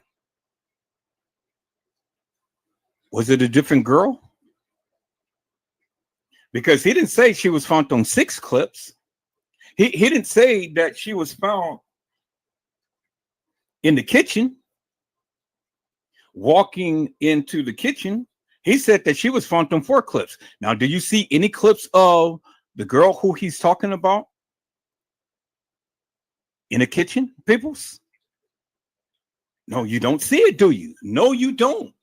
So if she was found on 4 clips, well, then who was that was walking in the kitchen? Who? Because it certainly wasn't Kenneka. Bingo to the bingo peoples. I said bingo to the bingo peoples. Let's go. And there was allegedly a camera right above the freezer that she walked into. Ooh, that's a big problem. Yeah, now, how could it possibly be? We don't have that footage. It seems like it's the most obvious thing to look at. Allegedly, there was a camera over the freezer, but we don't have that video footage. And that's the obvious thing to look at. That's what he said, right? That's what he said. But if it's the obvious thing to look at and we don't have that video footage, why isn't it that we don't have all of the video footage, peoples? Because I surmise to you, peoples, that where they said that it wasn't no cameras, the court said that there was cameras. The court said that there was cameras. Well, they said it wasn't cameras. The court told them that there was cameras. And I'm going to prove that to you, peoples. For the first time in the Kenneka Jenkins case, there was cameras. Let's listen in, peoples. Let's go. It's the camera that would have been trained on her going in the freezer, who put her in the freezer, doesn't exist. I just find it all very odd. And when something doesn't fit, that means you don't have all the facts. I know that for sure. So let me put my doctor's hat on for a second and try to unravel the parts of the puzzle that I do think we can put some information around. So the first is, could we have saved this girl's life? Being in the freezer for so long is a problem. And there's no question, she died from hypothermia, right? She could have been out in Siberia. Those refrigerators are at 0 degrees, right? They're freezers. So if the normal body temperature coming over here, your temperature right now, hopefully, unless you got a fever, is 98.6, right? Now, that's what we're supposed to be. Your body will shut down in order to preserve itself as the temperatures begin to fall. It's trying to make sure it doesn't have a problem. So you get between 48 and 56 degrees, it all shuts down. Your breathing, mentation, everything. This is a catastrophe. Walk-in freezers have a temperature. They're required to have a temperature of 0. So 21 hours until she was found dead in the hotel's walk-in freezer. Kenneka's mother, Teresa, and her sister, Lenore, are here. They're opening up exclusively about the day that changed their lives forever. I can only imagine how difficult this is for you. I'm going to show you and everybody an image of your daughter. It's the last image we had from before she went to that hotel that evening. Beautiful young woman. Very difficult to imagine how you would even cope with this tragedy. Now, peoples, did you hear what Nancy Grace had said? She said that there is something wrong because these video footage, it doesn't exist. You heard what she said, right? And you heard what Dr. Oz tried to do. He tried to change the subject. He tried to change the subject and try to talk about, oh, well, yeah, this is, let me put on my doctor's hat, and this is what I think happened because we know that she died from hypothermia. Well, that's not what TM had said. TM never said that she died from hypothermia.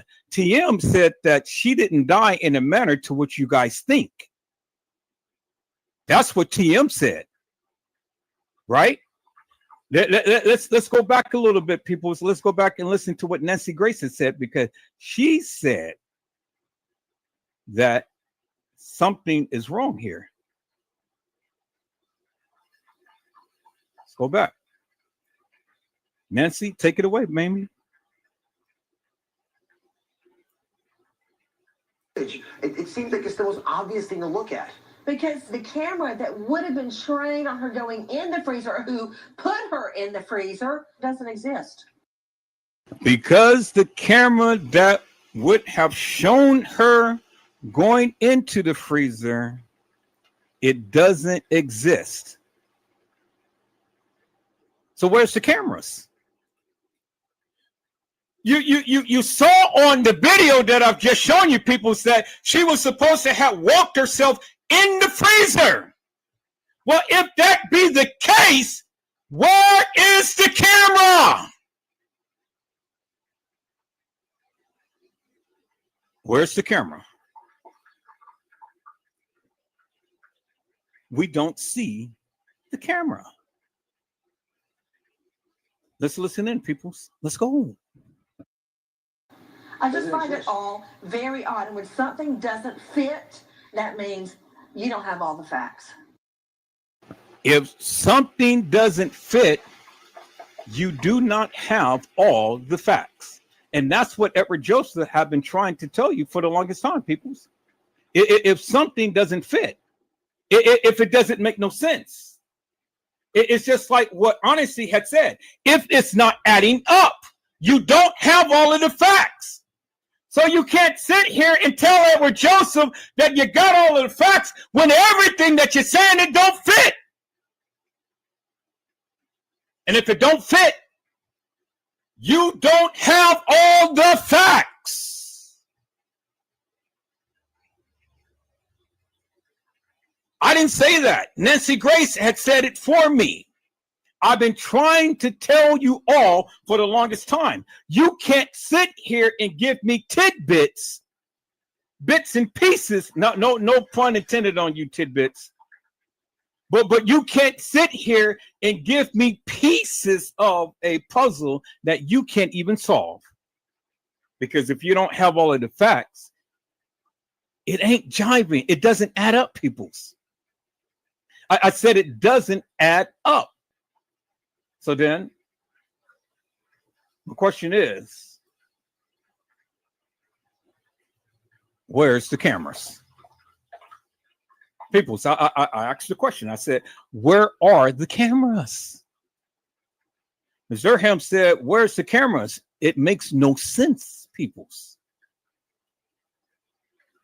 So I surmise to you, peoples, that they lied, because I'm going to show you what the court said, because the court says that there were cameras, but they told you it wasn't cameras.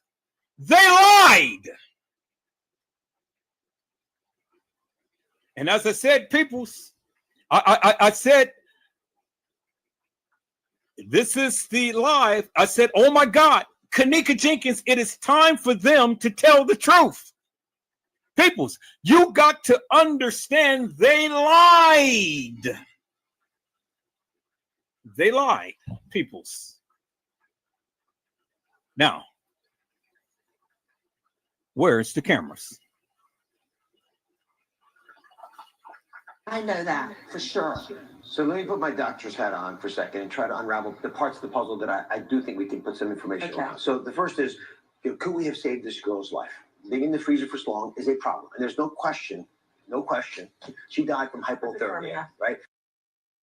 No, that's what you say, Dr. Oz, but that's not what they say.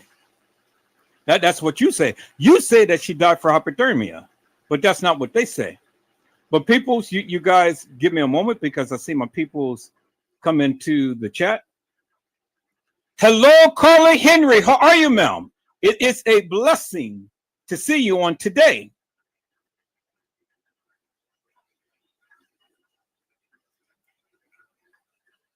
And so, peoples, you can't tell me what you don't know. And I am about to show. You can't tell me, peoples, Because like Nancy Grace has said, they ain't showing you everything. I said they're not showing you everything, peoples. And so you got to wonder, where's the cameras at? Where's all of these cameras that they supposedly had peoples? Because the courts is going to tell you that they had cameras. Oh, yes, they did. Oh, yes, they did. They had cameras, peoples. But let's listen into what they had to say. Let's go. But out in Siberia, those refrigerators are at 0 degrees, right? They're freezers. So if the normal body temperature coming over here, your temperature right now, hopefully, unless you got a fever, is 98.6, right? Now, that's what we're supposed to be. Your body will shut down in order to preserve itself as the temperatures begin to fall. It's trying to make sure it doesn't have a problem. So you get between 48 and 56 degrees, it all shuts down. Your breathing, meditation, everything. This is a catastrophe. Walk-in freezers have a temperature. They're required to have a temperature of 0. So 21 hours until she was found dead in the hotel's walk-in freezer. Kenneka's mother, Teresa, and her sister, Lenore, are here. They're opening up exclusively about the day that changed their lives forever. I can only imagine how difficult this is for you. I'm going to show you and everybody an image of your daughter. Okay. It's the last image we had from before she went to that hotel that evening. Beautiful young woman. Very difficult to imagine how you would even cope with this tragedy. How have you been holding it together? Well, I haven't. You haven't? I haven't. Lenore, you're the big sister. Yes. There's all this gossip out there. Whenever there's a public event, that's what happens. Mm-hmm. What do you want people to know about who your sister really was? She was a great person. She was my backbone.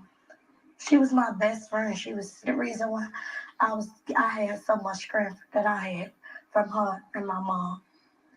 So can I ask you about that day? Yes.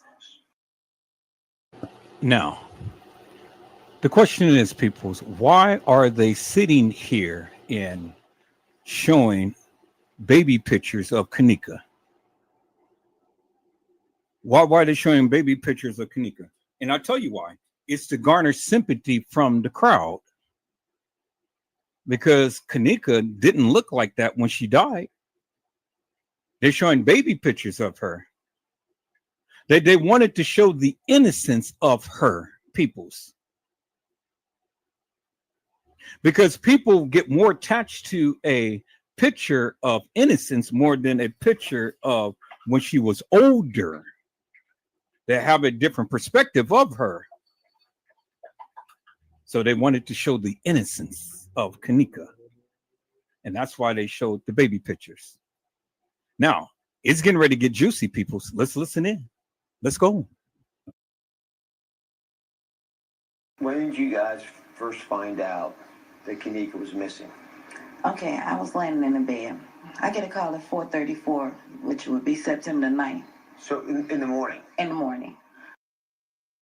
She get a call at 4:34 in the morning on September the 9th. But according to Custom Design, Shemaya was supposed to be at home with her mom. At 4:15, she calls the Rosemont Police Department.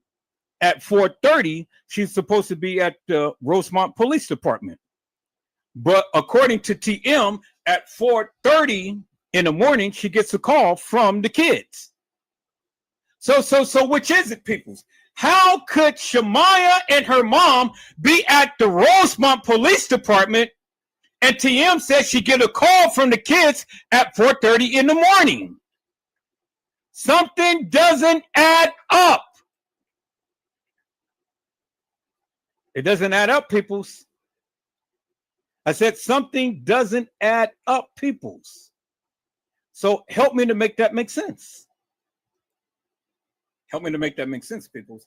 How did she get a phone call at 4:30 in the morning and Shemaya was supposed to be at the police department at 4:30 in the morning. Doesn't add up. So you're automatically a little concerned because you're getting called at 4 in the morning. Most parents are. So, Dad, I don't like getting calls at 4 in the morning. Yes. And what did you hear when you opened the phone? And it was from my daughter's friend. Now notice how Dr. Oz tried to change it from 4:30 to 4 o'clock in the morning. But whether it was 4:30 or 4 o'clock in the morning, it ain't adding up. Dr. Oz, repeat what she had said. Y'all hold on for a moment.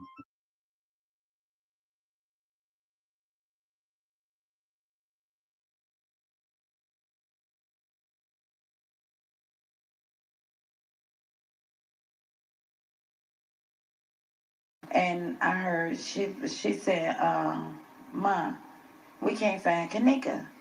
I said, you can't find Kenneka? I say, wait, please don't leave my baby. So say one more time. I'm going to be clear on this. That's right. So you get called at 4 in the morning. What's going on at the hotel? These girls are looking for their friend, right? Yeah. And they said the hotel wouldn't give them no help. And as they walked around looking for my sister, they said the hotel told them if they don't leave, they would call the police on them. They're trying to find a missing person. And she did not get a call at 4 in the morning, people. That's what Dr. Oz said. Dr. Oz is trying to change what she said. She said she got a call at 4:30 in the morning. But Dr. Oz is trying to change it to 4 o'clock in the morning, peoples. So it ain't adding up. You see how Dr. Oz is trying to change the narrative.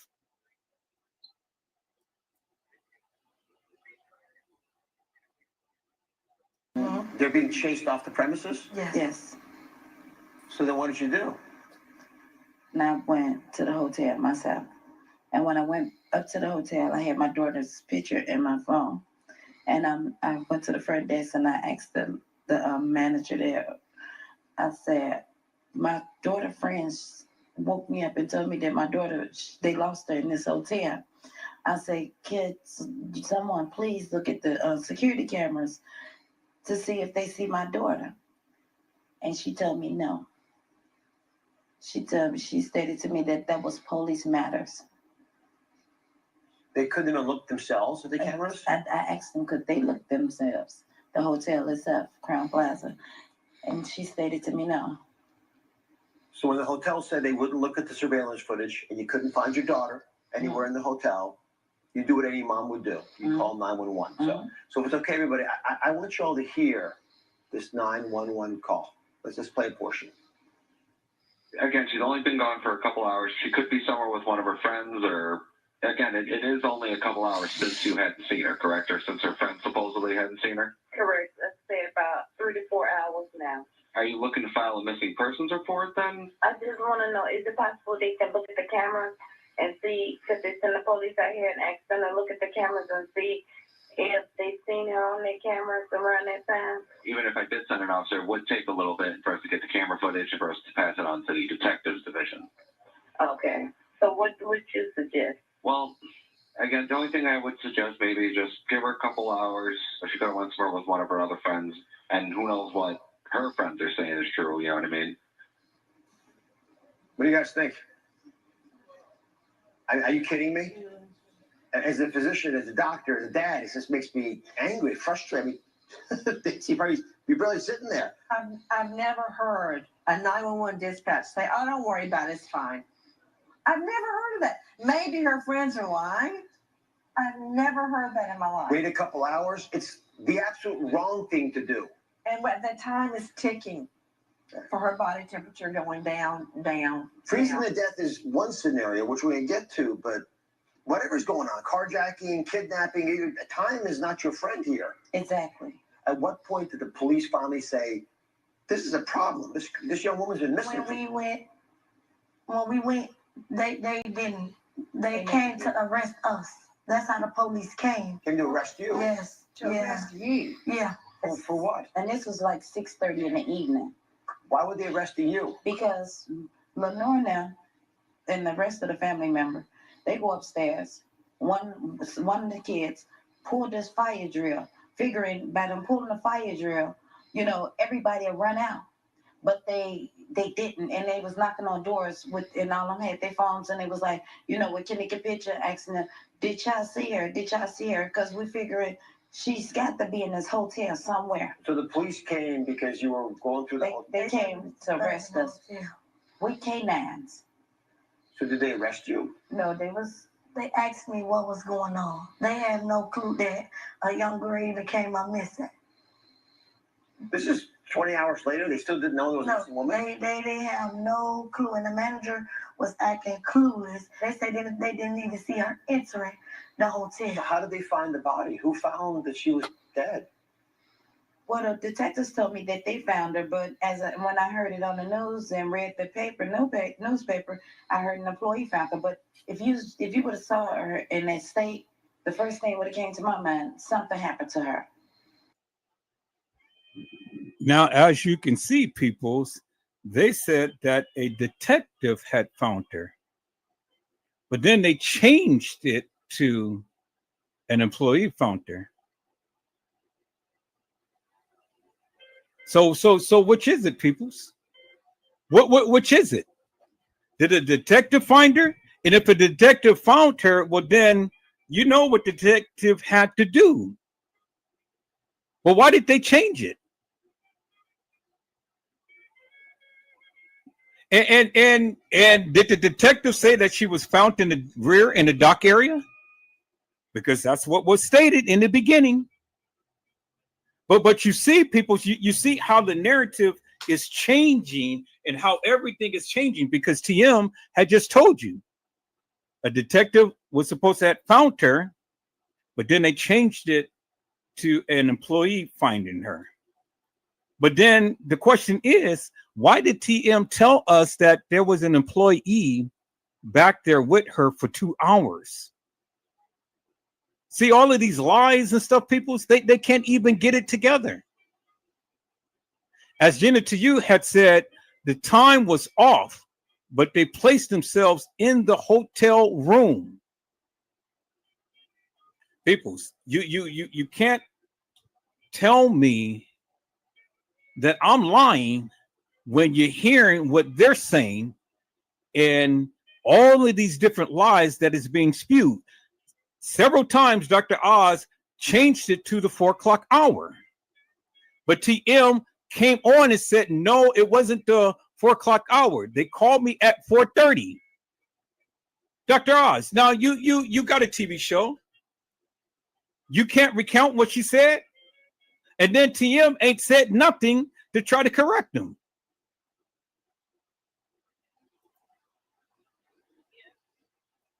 Like someone did something to her? Yes, like someone did something to her.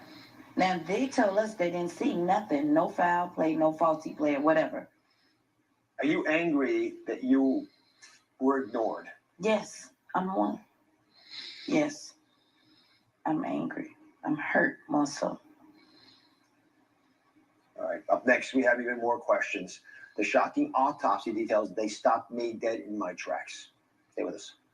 You asked about the alleged surveillance camera. You mentioned there was one above the freezer. Yes. That theoretically would have seen her walking in or someone dragging her in. Yes. Right, whatever needed, because that's the big question. How do you get a big, heavy door open? Yes. Right? And here's what they state. I wasn't there, but they were. And they say there is one motion-censored still camera inside the kitchen that points in the area of the freezer, but does not show the door of the freezer. So they couldn't actually see the door itself. We followed up with the Crown Plaza Hotel itself, where Kenneka's body was found, and their spokesman stated that no video shows her entering the freezer because we never had a camera there. So Larry, how do you respond to that? I went to the Crown Plaza and I did a walkthrough of the area. They had some 46 or so cameras there. And there were cameras that should have captured her progressing, apparently, according to them, toward this kitchen that did not capture her. And they claimed they weren't working. Nancy, what happened here? This is You know, bizarre. Dr. Oz, when I think about them trying to go door to door, showing the picture, then running to the next door and showing the picture, as the minutes passed and her body temperature went down, down, down, down, down. Why was she told no? Why don't I see things in the autopsy like fingernail scrapings? Was there DNA under her fingernails? We'll never know. We'll never know now. Why were there's one thing after the next that went wrong? Okay, peoples, I am back. I'm going to allow this live to play, but I had to come on tonight because I had to speak to some things real quick here, peoples. So, and then I'm gonna go ahead and I'm gonna let the live play. Just got back from taking my carpoolers to the San Francisco airport.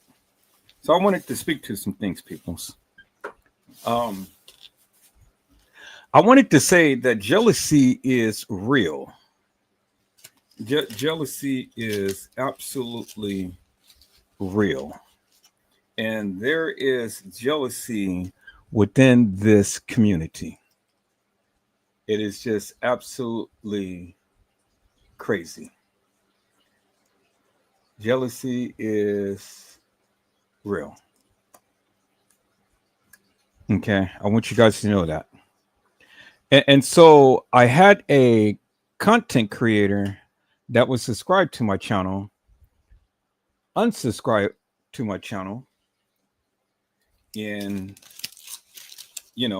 all because of the simple fact that I had to call them out to the carpet for the nefarious bullshit and madness that they've been doing. And they think that I didn't see the things going on, but I saw it. I saw it. Well, I called them out to the carpet for the nefarious bullshit and madness that they were doing. Well, they didn't like that. They didn't like it at all for me to call them to the carpet.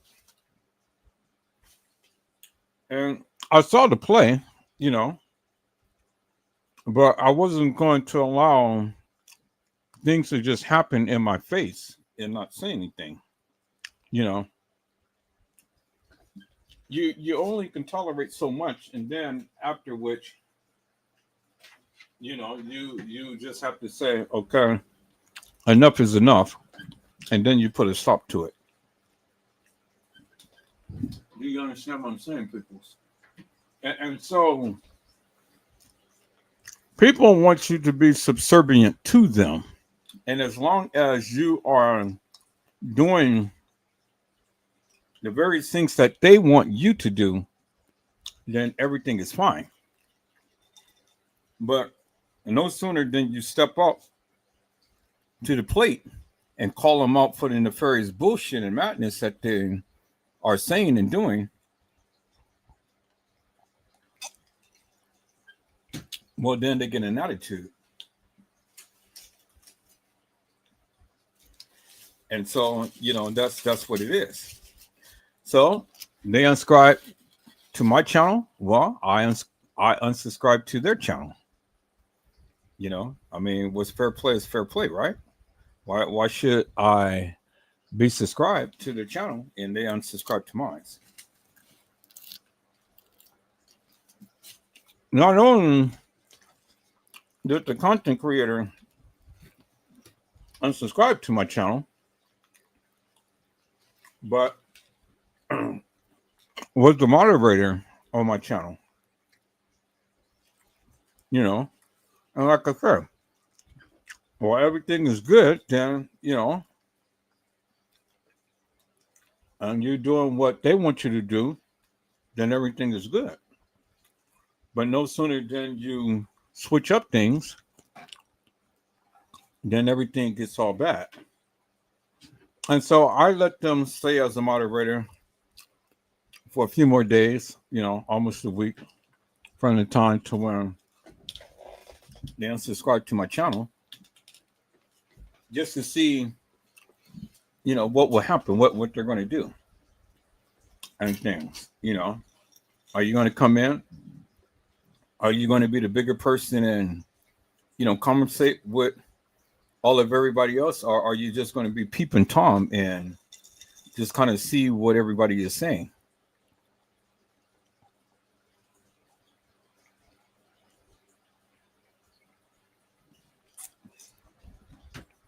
Well, it was just as I expected. Sitting around and being peeping Tom. And then get mad because I'm here, I'm talking about the Kenneka Jenkins case, and my channel was growing. You know,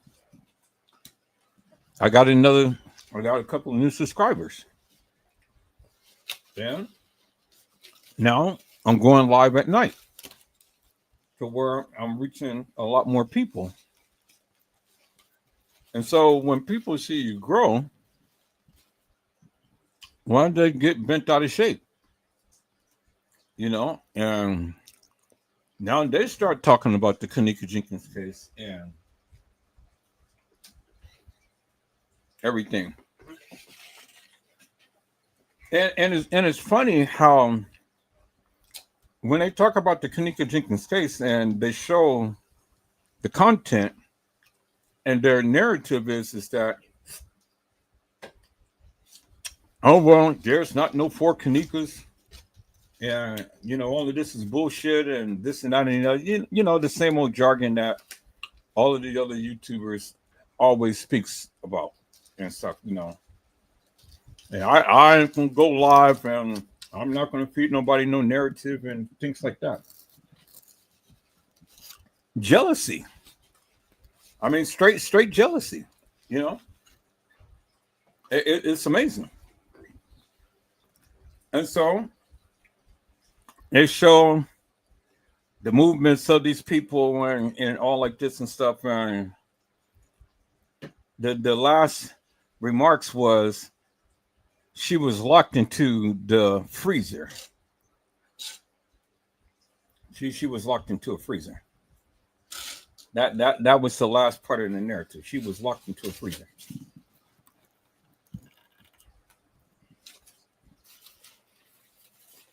And so, no explanation. You know, it's just that Franz Cave and all of these people have followed her all through the establishment. And then they locked her into the freezer. Beverage manager came, you know, locked the doors and stuff and went on about his merry way. Okay. And then no explanation no explanation at all for nothing else. No, how did she get into the position that she was in when we see her in the freezer? No explanation as to why the hair is all over her head. No explanation as to why her legs is all in the position that it was in. No explanation as to why she's got the scuff marks on her shin of her foot.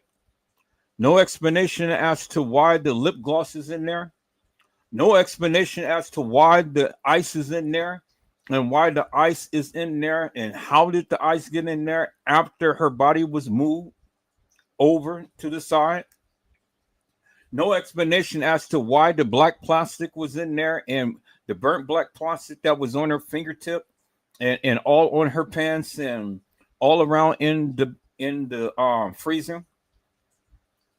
No explanation as to why the cardboard was flipped over, because if you saw my live the other day, you saw that I have already shown you that the cardboard was upright, and then later on it was flipped over.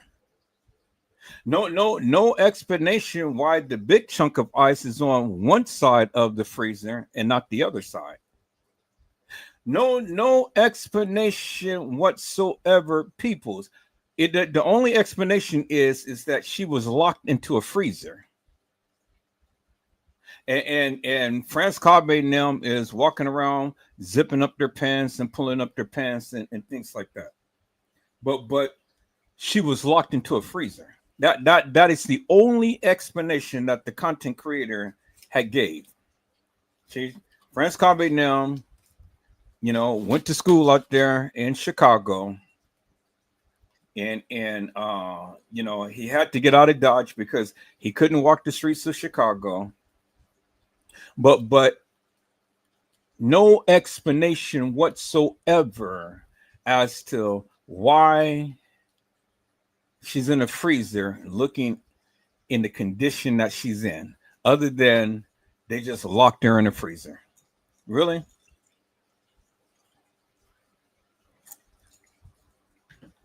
And then what really kills me is that the clout status of being from Chicago. Now, I'm glad that I'm not from Chicago, because weird and crazy people are from Chicago. See, I'm not ghetto fabulous, peoples. I don't speak ghetto fabulous. I don't speak niggerish. I don't speak gangster style. I'm not hardcore. You know, I'm just a young man who's a minister that lives in California that talks about the Kenneka Jenkins case. So it ain't no hard bone in my body. It ain't no gangster style in my body. It ain't no bang bang shoot 'em up man in my body.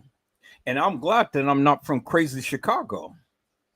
Because see, what content creators all the time do is try to gain notoriety from being on a certain side of Chicago. Well, you know what I say? Who gives a fuck about Chicago? And who gives a fuck about what they do in Chicago? Chicago people are crazy. And in certain areas in Chicago, the people are crazy. And I thank God that I wasn't raised in Chicago. I thank God that I'm not ghetto fabulous. I thank God that I ain't never been in no gang. And I thank God that I don't have a dialect of a gangster. And I ain't got to use Chicago as a stepping stool. And I don't have to use Chicago as a means of clout status, because Chicago don't mean shit to me. Do you understand what I'm saying? And so I don't give two rats asses how they talk in Chicago, how they look in Chicago, how they politic in Chicago. You know, I'm not from Chicago. I'm from California. And I talk the way that I do. And so you being from Chicago don't mean shit to me. And you being from Chicago don't mean shit to this case. Do you understand what I'm saying? See, if you want clout status about Chicago, well, let's get up on Chicago. Let's talk about the deviant, devilish, and demonic people in Chicago. The suckers in Chicago. The gangsters that all the time killing themselves in Chicago. That's what I think about Chicago. When you want to talk about gangster life, you know, you got stupid people running around killing each other, running around throwing up gang signs, running around on a block, selling icicles, popsicles, and lollipops. You know, that's what I think of Chicago. The gangster style Chicago, people who all the time with bandanas and talking the little lingo with your pants hanging down past your ass. That's what I think of Chicago. So you want to clout status about Chicago? Well, goddamn it, that's what I think about Chicago. But Chicago and being from Chicago don't give you clout status as it comes to the Kenneka Jenkins case. Because you don't know shit. Do you understand what I'm saying, people? See, the content creator got jealous and got mad because I am excelling and I'm not doing what they want me to do. So they unsubscribe. And then they go make a live about the Kenneka Jenkins case. And then they want to go and use Chicago as clout status. Well, the suckers in Chicago, all of you Chicagoans that's out there selling drugs on the street, doing this gangster style stuff, you stupid. Because your life is going to end, and then you're going to go to hell because all of the bullshit and madness that the Lord had told you not to do. So you stupid gangsters who all the time wants to talk this Lily Lango madness and wants to use Chicago as a clout status. Well, damn it, you need to go and get educated. You need to go get you a job, a real job, a 9-to-5 job. Get out the street and stop banging each other. Get out the street and stop selling all of this madness to someone else's child. And then pull up your goddamn pants. Get your hair and comb your hair, get your hair cut, brush your teeth, and put some deodorant under your arms because you stink. That's what I think of Chicago. When people want to give clout status to Chicago, you know, because I'm not from Chicago, peoples. I'm from California. And I don't need to be from Chicago to talk about the Kenneka Jenkins case. Do you understand what do you understand what I'm saying? See, I'm a highly educated young man, and I don't need to talk about the stupid madness in Chicago to understand Chicago. In my view of Chicago, you got dense, stupid people that's out there on the corner talking this Lily Lango stuff. That's why Chicago is in the madness that it's in the predicament that it's in right now.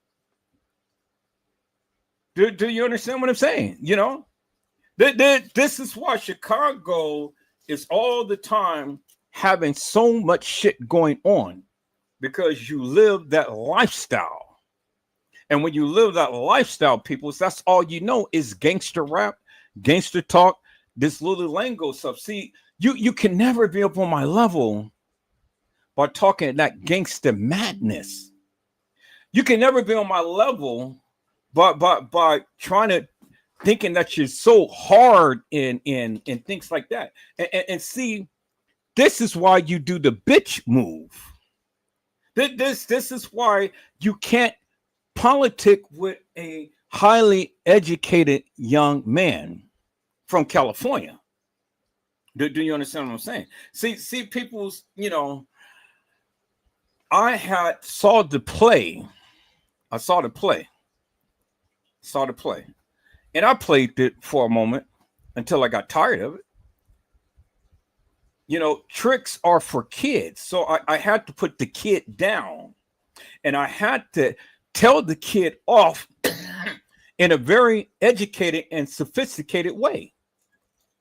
And so the kid got mad. The kid got mad, and then the kid unsubscribed. That was the first thing. And then the kid got mad because my channel was doing good, and I'm still talking about the Kenneka Jenkins case, and they still think that France Cabe did all of this stuff to Kenneka and all like this and stuff. Okay, so, you know, it's funny because I debunked them many times over. So instead of clout status about Chicago, explain about how or what happened while she was in the freezer. Explain in great detail everything that I have shared on my live the other day when I talked about when she was in the freezer and the conditions of the freezer and how it was while she was in there. Don't just leave it at that and then talk to your niggerish people who talks all of this jibber jabber and stuff. See, you can't break it down like I do. Do you understand what I'm saying? See, you go with this fictitious, hilarious, and nefarious timeline. And the timeline is all crazy because, see, the thing is, people, when you think that you got it all figured out and stuff, but then what? You solved the case. You want a biscotti. You know, France Cabe did this, France Cabe did that. France Cabe didn't do shit. France Cabe didn't do shit. But you got people who's on France Cabe talking about France Cabe forever and a day. I think so infatuated with France Cabe. I've never seen someone who's so infatuated about France Cabe. Now, if we really was to go ahead and take this case and break it down, really break it down, well, let me educate you peoples. You know, TM said that she was supposed to have had breast cancer surgery. Remember that, right? And Kenneka was supposed to have been taking care of her and things. And so she was just supposed to have a procedure done. How are you going to have a procedure done and you're running out in the dead mid of night and stuff in the cold, being tugged by somebody talking about a daughter that you never had, because you don't ever see no baby pictures, no nursing pictures of her. You don't see no nursing pictures of Kenneka, Lenore, or Ken Jr. But yet you want to scream out that I had them out my pee. Well, anybody can say that you had them out their pee, but you know, where's the proof? I can show you all the pictures of my babies, you know, while they was young, growing up, me feeding them and stuff, and doing all of these things. But you don't see one picture of TM with any of these kids. You know? But yeah, you got the Chicagoans sitting up here wants to defend this woman. You know? Wants to defend her. And so, well, don't talk about TM. And so, well, I'm talking about TM. I'll talk about TM and then I'll talk about you. You know? So, what have they done, peoples? What have they done? Because if you really compare their narrative to the case files, to the time, to the video, to the court filing that I had showed you, because I showed you the actual court filing and what the court said, and then, well, what is it that what is it left for them to say?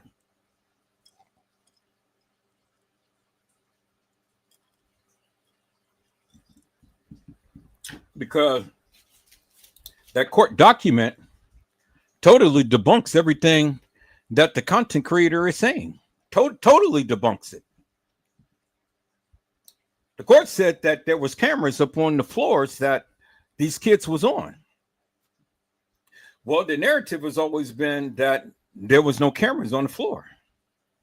Well, in the court document that was filed with the courts, it said that it was. Amongst other things and stuff. And I just slightly touched upon it in this live. But on another live, I'm going to break it out and I'm going to break it down to you. Do you understand what I'm saying? Well, people say that Kenneka, or this content creator said that Kenneka was locked into a freezer. Well, if Kenneka was locked into a freezer, what happened to her? I mean, did France Cave and them unlock the freezer door and go tiptoe up in there and do some things to her? Because see, after giving the narrative, then it went from, okay, well, she was locked into a freezer. No explanation as to how, you know, what was going on while she was locked into the freezer and stuff. To clout status, I'm from Chicago. People don't understand Chicago. People don't understand how we move out here. People don't understand the lingo and things like that. Well, I don't have to be from Chicago, peoples, to talk about the Kenneka Jenkins case.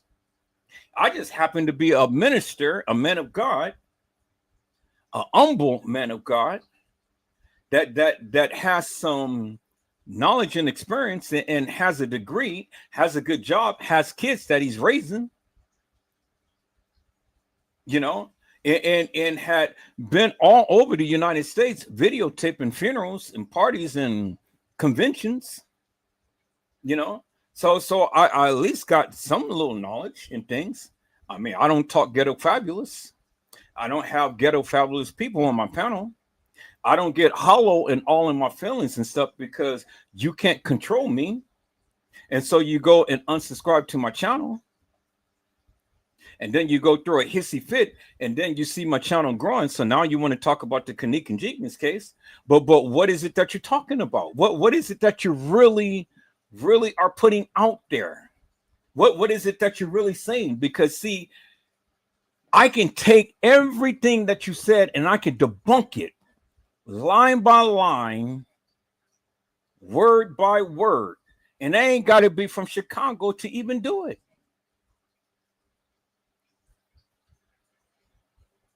You take hilarious and nefarious video footage thinking that, oh, well, you know, you're the only one out of all of the people who ever talked about the Kenneka Jenkins case. And now, God damn it, you solved the case. And you know, I ain't got to be here every night spilling a narrative to all of the goddamn people and things. You know? What are you mad about? What? Because I debunked your ass? What are you mad about? Because you can't control me? What are you mad about? Because I refuse to do what you wanted me to do? Really? Well, what are you mad about? Because I told you from Jump Street, I don't believe your narrative. Your narrative stinks. It's hilarious and nefarious to me. I don't see it that way. And if you go ahead and you put all of this content together and things like that, it ain't telling me nothing.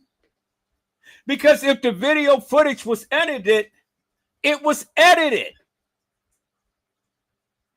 Everybody told you that the girl was there well before the night. But you, like T Slay, or T Slow, or T Slut, like Custom, the crazy design, like Casey Chloe O'Vera Sanchez Medina, like Bossman the Hair Lost Man, like John Queer Q.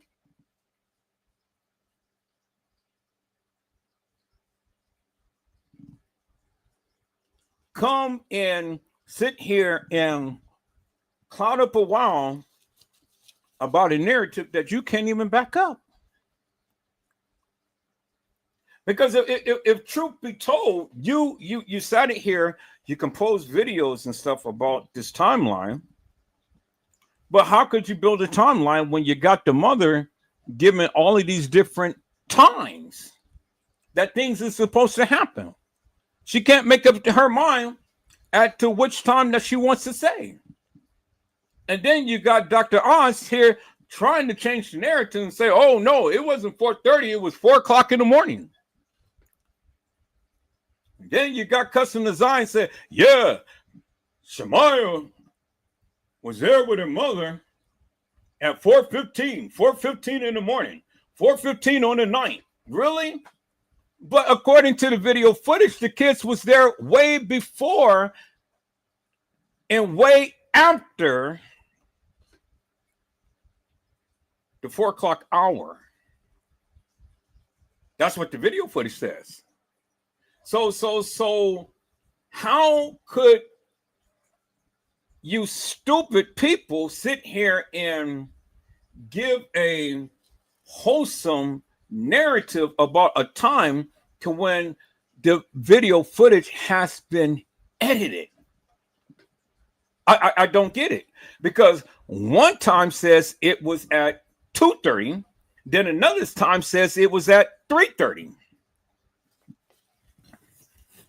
But I think your time is wrong.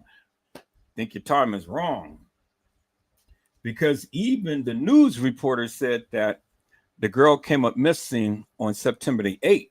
Well, that was well before September the 9th.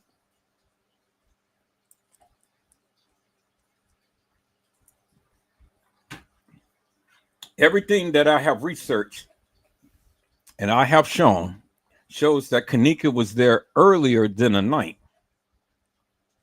I've shown you the body styles. I've shown you the body weights. I've shown you the different hairstyles. You haven't pointed that out. I did. You did not know that. So you're just like all of the other people, you know, the ones who have a greater following. You want to appease 54 Keys, but 54 Keys is hilarious and nefarious. I mean, you know, more power to 54. You know, I think that she has done great on her channel and things like that. But when it comes down to the Kenneka Jenkins case, I think she failed big time, miserably. And I think that the ground table had failed miserably. You know? See, the thing is, the thing is this. Suckers all the time sucks. Do you understand what I'm saying? Suckers suck. And that was just a pure D bitch move on your part.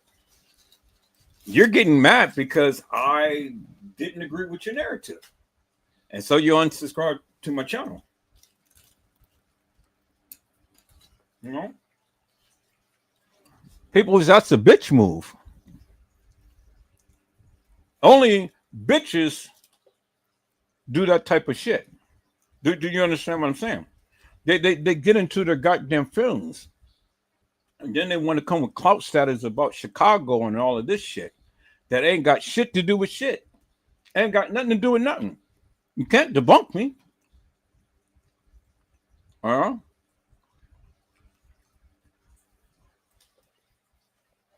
So I just had to come and I had to speak to that, peoples. You know, I had to speak to it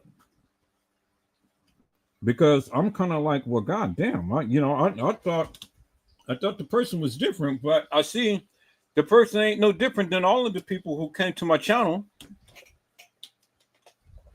All of these suckers and lollipops and snakes, backstabbers and people like that, smile on your face, and then they want to go and try to drive a dagger in your back. They talk about you and stuff, but then they want to come back and smile on your face and thinking that I don't know shit that you're doing behind the scenes and stuff. You know? You ain't no different. I saw the play.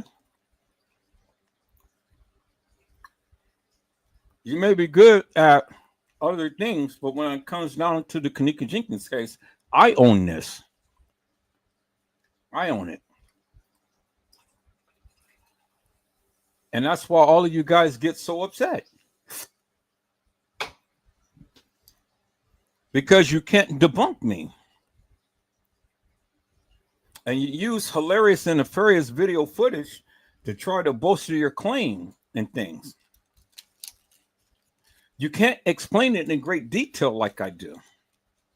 And that's why you got jealous, and that's why you got back on it. Got back on the case because Edward Joseph is shooting his shot.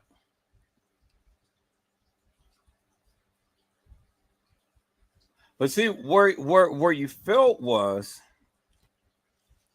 and where you felt miserably is when you tried to control me and you tried to tell me to do things that I told you I wasn't going to do. That's where I draw the line. Now, I tolerated it, and as long as everything was going your way, everything was all good and stuff. But see, you know, you can shuck and jive all of those suckers out there, but I'm not a sucker. I'm not a lollipop. I saw the play, and I had to correct you. I had to shut you down, and I had to shut you up once and for all because I told you. I said, you're no different than nobody else. I'm going to debunk you. I'm going to debunk your narrative.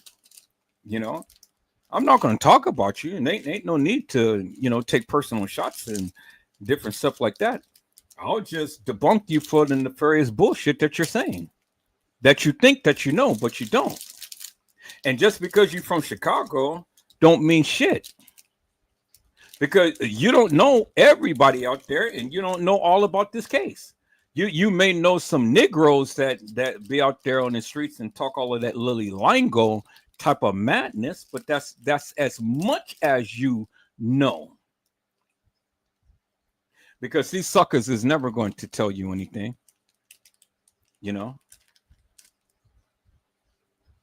they're not, because if they did, then you would have been done solved this case. It would have, you would have been, you didn't need nobody else. All you had to do is just come live and just, you know, lay it down on the line and stuff, and just shoot your shot like I do. You don't need nobody to prep you up. You don't need nobody to pat you on the back. You don't need no accolades or anything. All you need to do is just come shoot your shot. And if the people believed in anything that you said, well, then shit, you know, you'd be well on your way.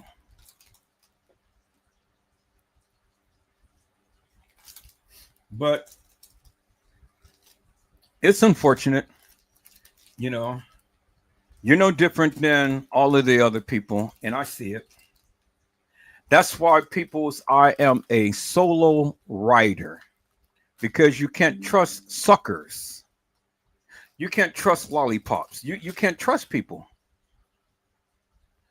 You know, you can't trust people. You got to treat all of these people with a 10-foot pole and keep them at bay. You know, you don't let people get close to you. See, I'm an older guy in people's, and I'm wise in my stature. And I deal with young bucks, you know, these little young buck, which I was dealing with, the one who unsubscribed to my channel. Young buck. Although he got a child and all like that and stuff, and you know, got a girlfriend and everything, but still a young buck. I mean, he's younger than me. You understand what I'm saying? So old enough to have a child, old enough to, you know, live life and take care of himself and his family and things, but young enough to be under me because I'm his senior. Do you understand what I'm saying? I'm his senior. I'm his elder. Come from two totally separate backgrounds and things and stuff. So, you know, I didn't come from the gangster life. I didn't come from that type of life and things and stuff. So I don't know nothing about that. I got friends that's all in and stuff. You know, I'm protected. But they respect me, but I'm not from the streets, so I don't speak street talk and stuff like that, and I don't need to use Chicago as a clouting mechanism, or the area from where I'm come from as a clouting mechanism to try to prove a point. I don't give a fuck what part of Chicago you're from. That don't mean shit to me. My thing is, express to all of us about this case and give us something that we can feast upon, and stop getting into your goddamn feelings and things. Do you understand what I'm saying? You know, and that's what people do. See, that's what people do. You know, when you go and you speak, peoples, I speak with authority. I speak with confidence. I have yet to have one YouTuber come to my live to debunk me, but you can go to your live and you can talk about me all day long and stuff, but you never come to my live and you never debunk me. You never come to my live and you never showcase your talent and really exegese it in a manner to which you can debunk me. You can't do it. See, people feel so comfortable when they're on their lives and they're talking all of that shit, you know, but they'll never come to my live, and they never will come and debunk me. They're not ready for that. Now, what I'm gonna do, people, is because I just have to really just hammer this down to my used to be protege. You know, because I don't look up to him, look up to me. Do you understand what I'm saying? You know, and I'm not going to take away from you know, we politicking and stuff. because we were a force to be reckoned with. But even still with that, it was just a bitch move for what he did, unsubscribing to my channel. Why you go unsubscribe to my channel? Why? Because you're so hollow? Because you're so all into your feelings? Because I'm talking about you? I told you, you're no different. I'm gonna talk about you just like I talk about everybody else. You talked about me, so I mean, you know what? And I still let you be a moderator. And I would still subscribe to your channel. But I gave a week, people, before I decided that I was going to unsubscribe now. Gave a week. Still been my moderator, and I gave a week. But I said, now, you know, it's time for me to move on. It's time for me to put all of this shit behind and let these suckers be. Let them have it. So the way that I treat all of these suckers is just to really just hammer this shit down with the Kenneka Jenkins case. Whether you guys believe it or not, you know, you watching or not, you believe it or not, don't really make no difference to me, because I know I'm a class in my own, and I do what I do, and it shows. And this is why the people get mad at me, because they can't do what I do. Do you understand what I'm saying? They can't break it down in the manner to which I do. Now, I got the court files that I'm going to break out, and we're going to take a look at that, and we're going to even further debunk the content creators' claims. You know? And so anybody who's in know who I'm talking about and what I'm talking about. Do you understand what I'm saying? See, I still got snakes in my house. Snakes. I still got snakes in my house. But I'm cleaning house. Don't think for one moment I don't know who you are. Don't think for one moment. God gave me eagle eyes. God gave me sixth sense. God gave me the spirit of discernment. You're just on borrowed time. I don't have to even call your name out, because the Lord is going to reveal you. Do you understand what I'm saying? Just like he reveals everybody else. He reveals them, and then he gets rid of them. You understand what I'm saying, people? I have politic with a lot of content creators, and a lot of them got mad and got jealous, and then they went on their merry way. They went on their merry way. They chose to. You know, some I had to block, but some I didn't, because they couldn't take the pressure. Which is good, because, see, you know, like I said, I'm protected. No weapon formed against me will ever prosper. So when you try to put your mind, your mouth, your manners upon me, it will never work. I don't care how you think of me, what you say about me. You know, you did that to yourself. You set your own self up for failure when you thought that you were going to use and abuse me, but you couldn't. See, I'm smart, and I use your own tactic up against you. And then you exited yourself, not me, because you're jealous. That jealousy, boy, that jealousy will kill every time. So, you know, you bring damnation to yourself. You ain't doing nothing to me. Unsubscribing to my channel and not wanting to politic with us and stuff, that just shows your level of competence. That just shows your level of arrogance. And that just shows how hollow you are. You're a baby in diapers. You know?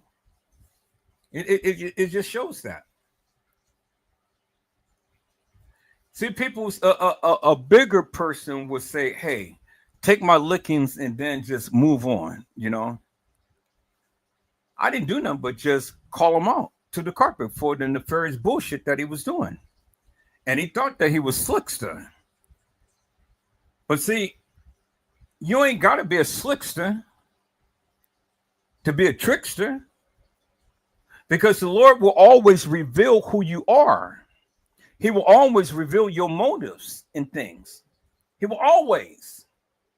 It ain't not one time that I ever ran this live that I never found out the true heart and nature and mind of the people. Because if you're in it and you're real, well, then your motives will be, your actions will be. But if you're not, and you revert to that gangster life, that gangster mentality, that ghetto life and stuff, well, then, you know, your actions will always present that. Your dialect will always present that.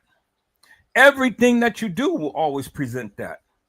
And then all of the people who you politic will always present that. I don't have ghetto fabulous friends, peoples. You know, I don't. I don't have ghetto fabulous friends who all the time trying to think that they're better than anybody else and try to talk hardcore, talk that Lily Lango nonsense. I'm not from the streets. I don't proclaim to be from the streets. I don't know street shit. That's why I don't cover it. Do you understand what I'm saying? That's why I don't cover the FBG duck and all of that stuff and things and stuff, because that's their madness. Now these people is going to go up for life for the murders that they committed. You know, they're going to hang their asses. They're going to be in for life, and it's good for them because they did the crime. You got to do the time. You know, I don't cover all of that madness because that's all it is madness. It's degradation. It's people who think that they're going to get away with shit, and they're not.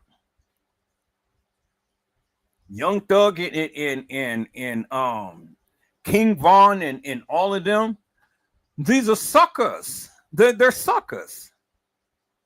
And it's just a matter of time before his ass is going to be back in jail. Von, he got his ass killed because he thought that he was, you know, all of that in a cup of tea. Then you got this little other young buck that tried to get retaliation for his cousin or whoever and things. Now his ass is in there. And then all of these other people is snitching because they don't want to spend their lives all into that madness. But that's the lifestyle that they chose. Now you get a person like me that talks about that case and stuff. Shit, I'm just going to keep it for real. And I'm just going to tell you, they all stupid. And they're not going to get away with the various things that they done because the Bible is up against them upon that. The Bible says, you be not deceived, for God is not mocked. Whatso a man soweth, there shall he also reap. And so they're just reaping the very things that they sown. You go out there and kill somebody, your ass got to go to prison for life. Period. End of story. So why would I spend my time talking Ebonics, thinking Ebonics, and talking about these gangster Negroes that think that they're badass? Well, you badass until you get caught, and then you go sing like a bird.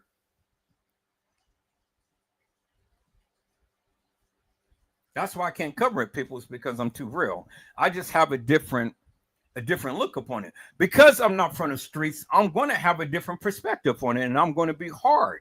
I'm going to be very hardcore with it. I can't mix with people like that. You know what I'm saying? Once a gangster, always a gangster. You guys all the time trying to be cunning, conniving, sneaky, snakish. But see, I'm an OG. I'm not an old gangster. I'm an old godly person that just knows when enough is enough and when to put my foot down and then when to just move on. You know, not every encounter is always going to be a good encounter. Not every person is always going to be beneficial to you and for you. You know, I get that. Not every relationship is going to be good for you. You can't politic with everybody, peoples. You got to learn to keep a distance.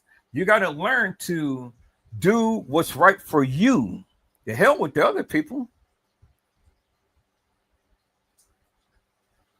If the people don't want to do right by you, well, then screw them. You know, send them on their way.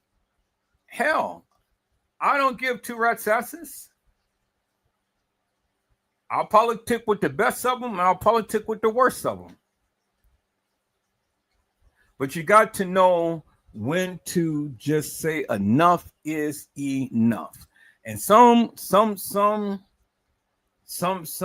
relationships, people, it ain't good for you. You just have to know when to sever it and be done with it, and let those people have it. But I want the people to all the time understand, I never sought none of you out. You came here. You came to my channel. You came to politic with me. Always remember that.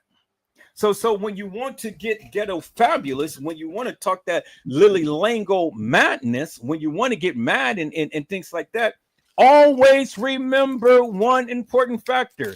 You came here. I never sought none of you out. You came. Remember that. You came. So when you want to be on your channel and talk all of that shit, just remember you came. You came. And you left. Just remember that. And thank God, thank God that I don't have to deal with you guys no more. Be happy, be content, do whatever you do. It ain't no beef, it ain't no grief, because I'm always going to be here. I'm always going to shoot my shot. So y'all can get into your feelings as much as you want to. I don't give two rats' asses. I don't give two fucks whether you like my narrative, whether you hate my narrative, whether you believe in what I say, whether you don't believe in what I say. I don't give two fucks. Because at the end of the day, your asses came and your asses is watching me. And that's all that matters. Nothing else matters. You know, nothing else matters. And I will always be here, and I will always talk about the Kenneka Jenkins case, and I will always talk about these hilarious and imperious people who talk all of their shit. Because at the end of the day, peoples, you know, I mean, let's just be frank. If the people really knew what they proclaimed that they knew, well, then they would have been assaulted this case a long time ago, right? Right? But they didn't. They didn't. And this is why I talk about the case, because I point out all of that bullshit and madness that has been surfacing around forever and a day. And how are you going to get mad at me because I got my own narrative and it's not lining up with yours? If your shit was as strong as you proclaimed that it is, well, then shit, you could have been and came to my live and debunked me. But I'm not going to play tiddlywink games and stuff to try to ease and appease the people. See, I don't have friends. You know, I'm not friends with 54 Keys. I'm not friends with Boss Man or Hair Lost Man, John Queer Q, Casey Chloe, Olvera Sanchez Mendina, Zillionaire, King Rob and Chosen King, and T Slay and Custom Design, and all of those other nefarious people. I'm not friends with them. So I don't give two rats asses who you know, what you do, and all like that.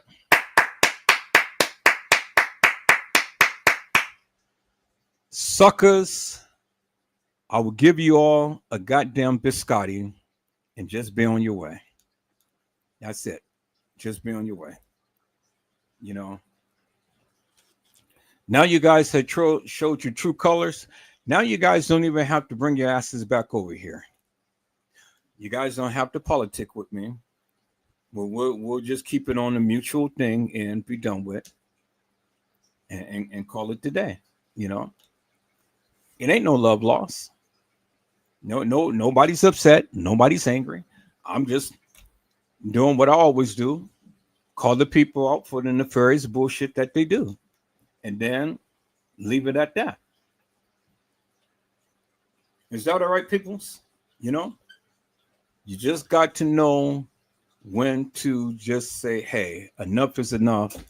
Let these people have it. Let them live their lives. Let them do what they do. I'm moving on. Because I'm not looking back. I don't care.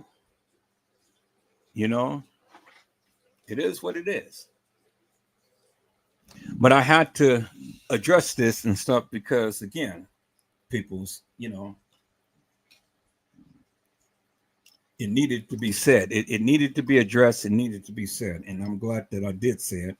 And I'm glad that I did take the actions that I did tonight and stuff. So just go back and do what you've been doing before you ever met me. And then, you know, we'll leave it like that. Is that all right, peoples? Now, if this doesn't pertain to you, well, then shit, you ain't got shit to say, right?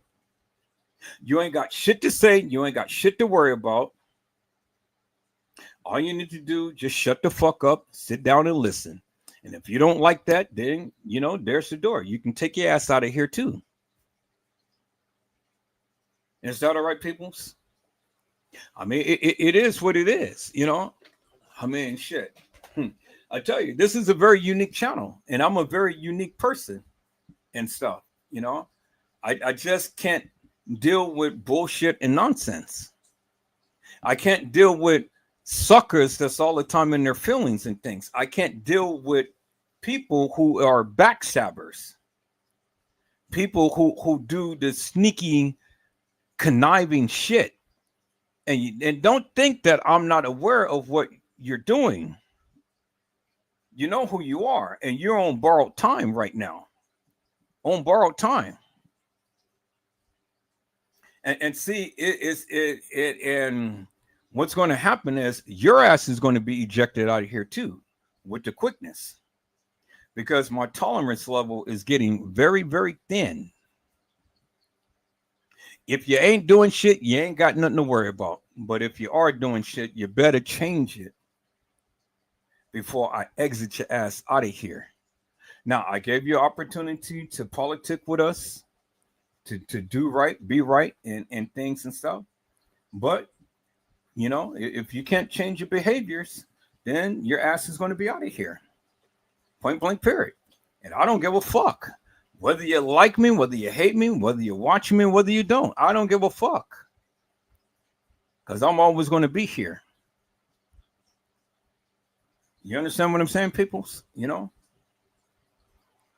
It's always going to be somebody in this community that is always going to watch Edward Joseph and all the time going to love the various things that he do. Now, if you don't like what I say, you don't like what I show, you don't like what I do, you motherfuckers can just get the hell out of here. I don't give a fuck.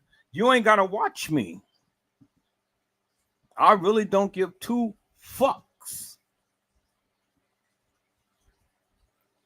Because I know it ain't nobody out there that's doing what I do. Yep, nobody. Nobody is out there doing what I do. You know? Yeah, Carla Henry. Yep, that's wild. That's wild. And I said it and I meant it.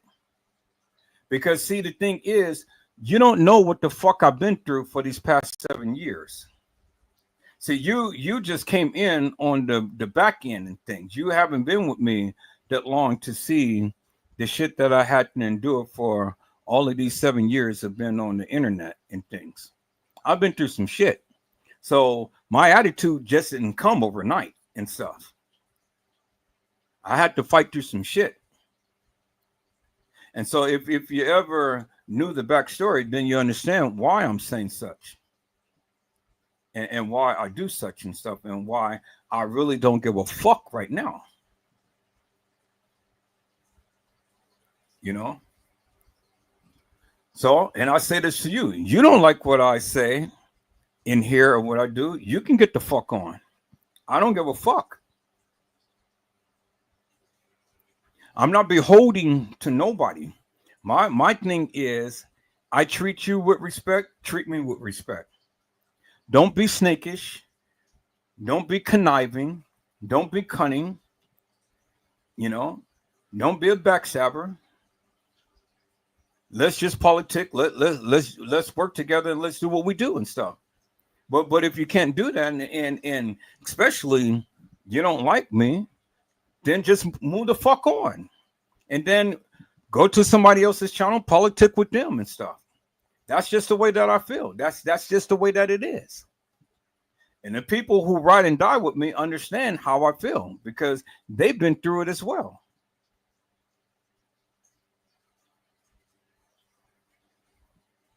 This is why I keep my circle very, very small, because people who politics with me upon a more intimate and personal level knows me.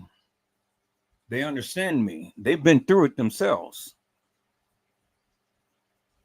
But if you ain't been through it, you won't understand. It ain't nothing here to try to defend. You can't defend me. I only defend myself. I don't need nobody to defend me. I don't need nobody to speak in my behalf. I don't need nobody to say shit. It's just that it is what it is. You know? Now, I have always been to the degree to where I have literally bent over backwards for a lot of people. But then when you do that, you be taken advantage of in things. I should have did some shit a long time ago that I didn't. And I've gave people chance after chance after chance after chance after chance and stuff. So now I'm at the point now, shit, no more chances. Who the fuck is me? What's so special about me that people have to be here with me and politic with me? You know? What's so special? Why the fuck is everybody want to watch my channel, watch my lives, and watch the shit that I do? Why the fuck is everybody here? I ain't no different than nobody else, you know? But it's something because you guys are here and you guys are listening. You guys are watching. So it's something. So whatever it is, okay, you know, I appreciate that from the bottom of my heart. You know? But I'm not gonna cry spilt milk because folks is all into their goddamn feelings and shit. No, I had enough of that. You don't understand me? Who gives two rats asses? You'll never understand me. You'll never accept me. Because if you can't accept me the way that I am now, you're going to have a hard time. This is going to be the wrong channel to be with. Very wrong channel to be with. And I just keep it real and 100, you know. I never asked none of you guys to come, but you're here. And you're here for a reason. So it must be something about Edward Joseph that you guys like. Because shit. It's 1:15 in the morning. You guys are still here watching my live. Still here listening to me ranting and raving shit. So it must be something.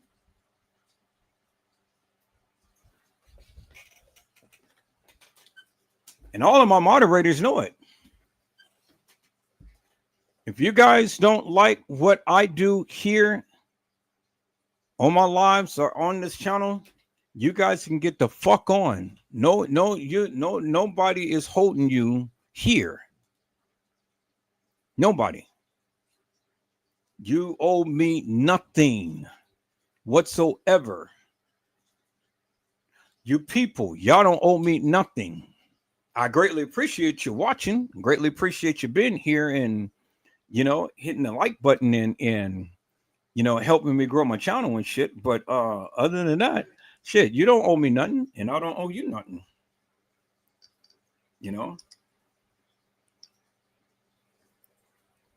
that's just the way that it is. It's what it is, just the way that it is and stuff. So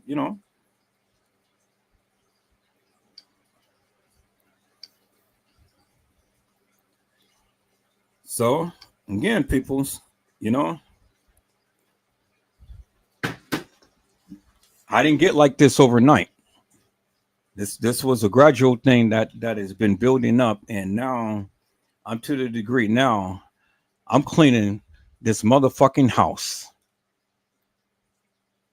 And I'm gonna let you decide whether or not you want to stay or you want to go. I'm cleaning this goddamn house.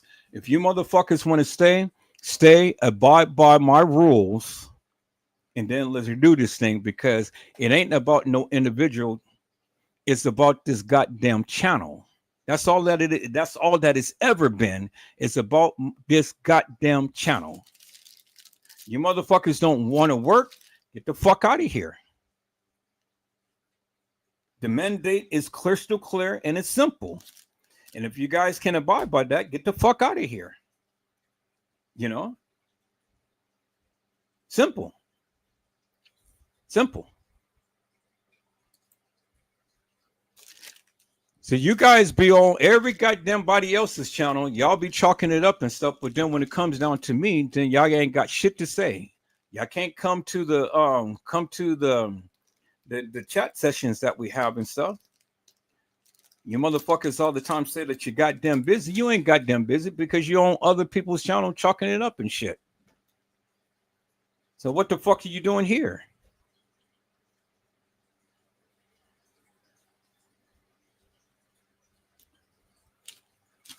Y'all think that I don't see. Y'all think that I don't know. I know. But I haven't said shit. But I'm getting ready to really put my foot down. I tried to speak in such a way to try to give you guys some hints and stuff. And it's like, hey, if you're really for Edward Joseph, you really about this channel, well, then help me grow this motherfucker. But if you think that you're just gonna just skate by and shit, it ain't gonna work for me. I'm gonna eject your ass for all eternity, never ever to return.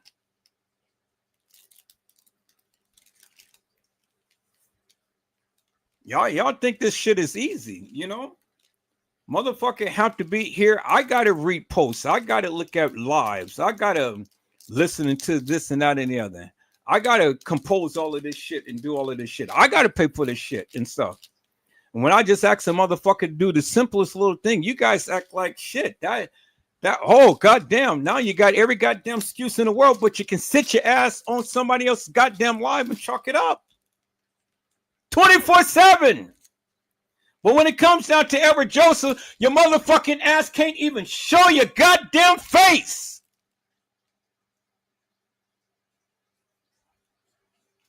Well, that's going to change, people. That's going to change. Now, when I come on your ass, don't you say a motherfucking word, because you brought that on. And I'm talking to my moderators. I'm not talking to you people. I'm talking to my goddamn moderators. You motherfuckers better step up and get some act right and get your ass in here and get to work and start to help me grow this channel, or get the fuck out of here. Plain and simple. And you know who you are. You know what you haven't been doing.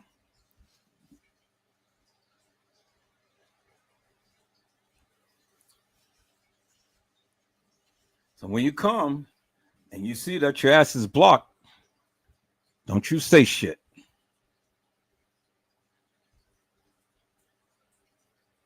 Simple as that.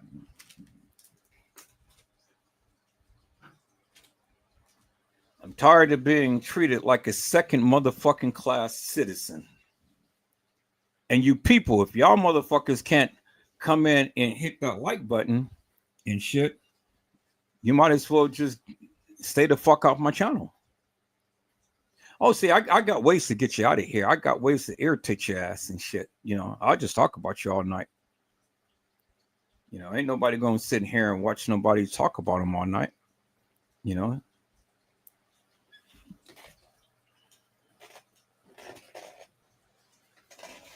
See, until you treat me right and treat me with some respect, then I'll go in on some juicy juicies and really start to give you the real deal.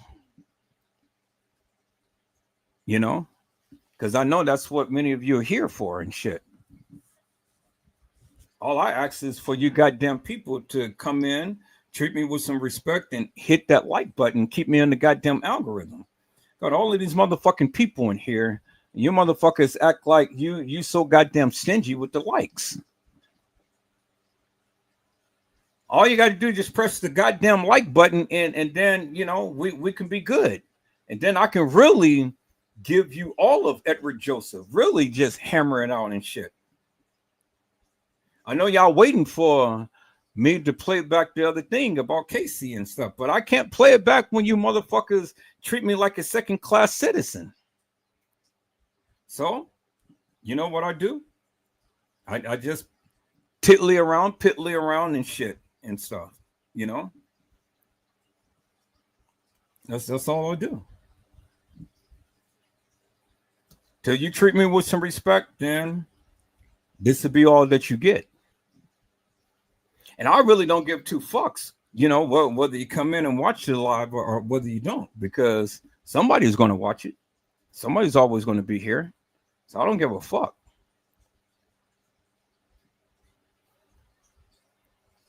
You motherfuckers are some stingy ass bitches and hoes and motherfuckers. You know? What, that don't deter you from watching my live? I can call you every goddamn name under the sun and just ask to still be here and watch the goddamn live. Fuck, that's some dedication right there, peoples. You my kind of people. You don't give a fuck how I talk about you, and your ass is still sitting here and watch this live. That's some shit. You my kind of peoples. Shit. But that's cool though. That's good. That lets me know that you're my ride and die. You know, you my kind of people. You don't give a fuck. You here for the cause. You here to watch Edward Joseph shoot his shot and to speak his piece. You ain't all in your goddamn feelings and getting hollow, and just because I'm saying something about you and stuff, now you want to sit in here and leave.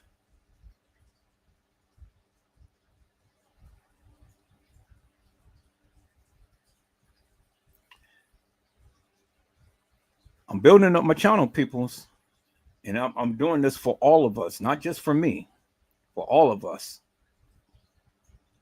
I'm paying for another streaming service and stuff. I'm gonna test that out within the next couple of days, and you're gonna start really seeing some changes. And I'm going to start pumping out a lot more shorts, and I'm going to talk about a lot more cases and stuff. But then for the people who really rock with me, and we'll see, I'm gonna do members only. I'm gonna do members only, and it's only going to be on this channel because this is the only channel I can do members only. And then I'm gonna show you guys some real juicy shit in this Kenneka Jenkins case. Some shit that I got from the family. Some shit that nobody else has. I know, because if they had it, then they would have showed it. And it'd be for your eyes only. You know. But see, after I show it, I really won't give a fuck because I've already been done had what I needed to get. So, you know. But it'd be just little by little, little by little, little by little for those dedicated ones who's here to support this channel. You'll get some good juicy juicies. Instead of all of this hilarious and nefarious shit and these makeshift narratives that these other content creators do and putting a twist in and shit up on things. Now, everything that I do, people, is I explain it in great detail. I give you the juicy juicies. You know, that's why you're still here. Because if you didn't like me, this channel would be 0 right about now.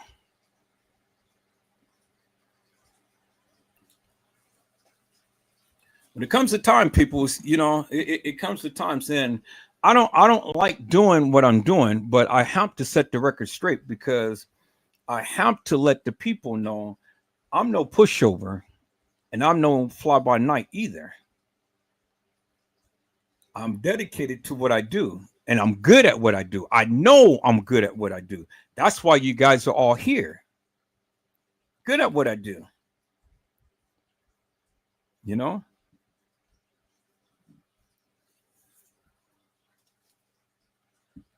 So I greatly appreciate all of you who's here, who's not in their feelings, who's rocking with me.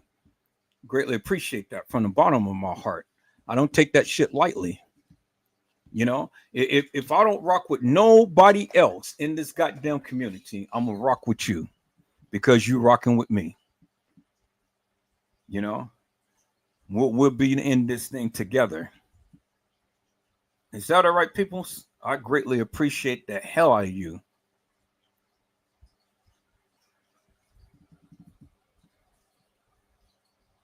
Thank you, Carla.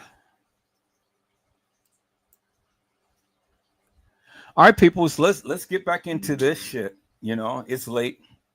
I'm gonna let this play. I'm gonna get me some sleep for a couple hours, and I'll be back up.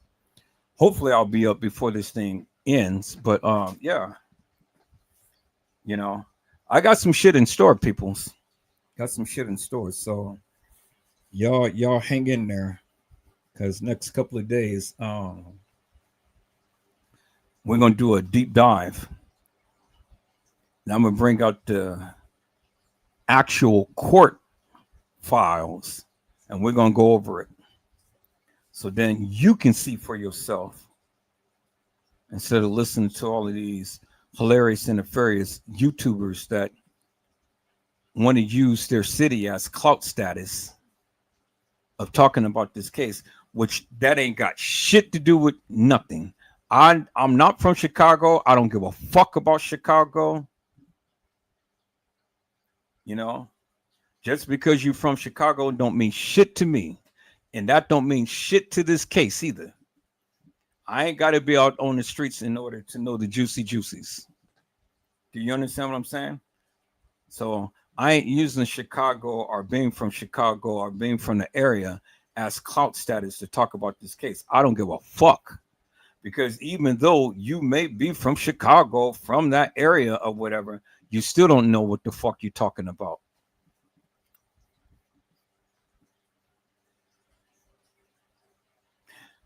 I don't even sound right trying to be ghetto fabulous, huh, peoples? I don't even sound right. I don't even sound right trying to use some goddamn ebonics and shit. I don't sound right at all, peoples. You know? I don't sound right. Shit. Me sitting up here trying to use ebonics and trying to flex and shit. I don't have to flex, people. My flexing is my intelligence. That's my flexing. It's my intelligence. Niggas can't stand up against that. I can cuss you out and I ain't even got to use a cuss word. Let's get into this, people. So that's what you guys came in for. Y'all didn't come in here to listen to me rant and rave about this shit. Let's get into this. Let's go ahead and finish this live because there's more juicy juices to come in here. So Greatly appreciate each and every one of you, and blessings to you all.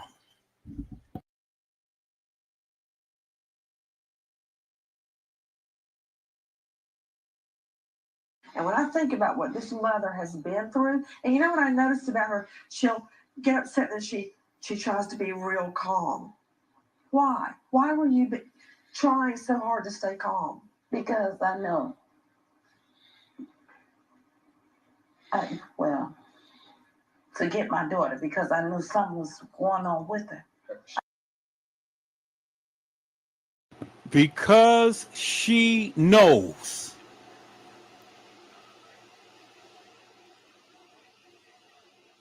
Because she knows. She was telling the truth.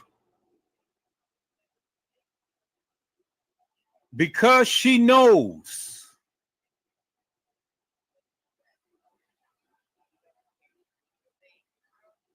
You heard what she said, right? Because she knows. Let's listen to this again, peoples.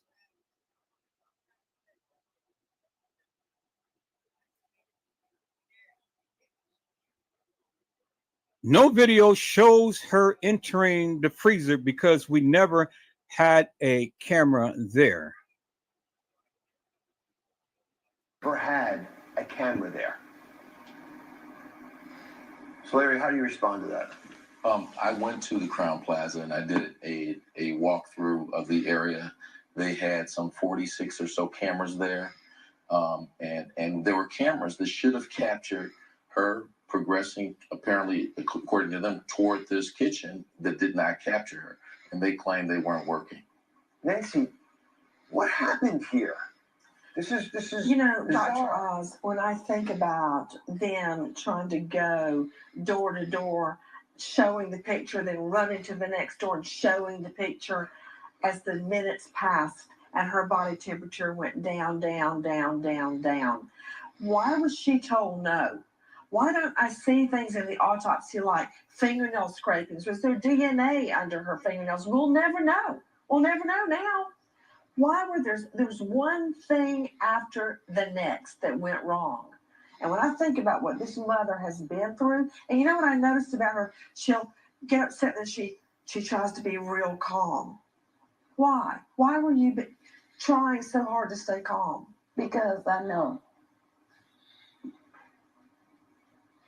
Well, to get my daughter, because I knew something was going on with her. I needed help. That's it. From the day she called me, she asked for help. And she went to the front counter of that hotel asking for help, and it was all ignored. They would not have dismissed you, No, Dr. Oz, but she knew that if she went in there upset with her voice raised, they'd kick her out. They wouldn't have done that to you. No, I'm they just wouldn't. telling you. They wouldn't have. Mm-mm. And I know they wouldn't have. We gotta change this.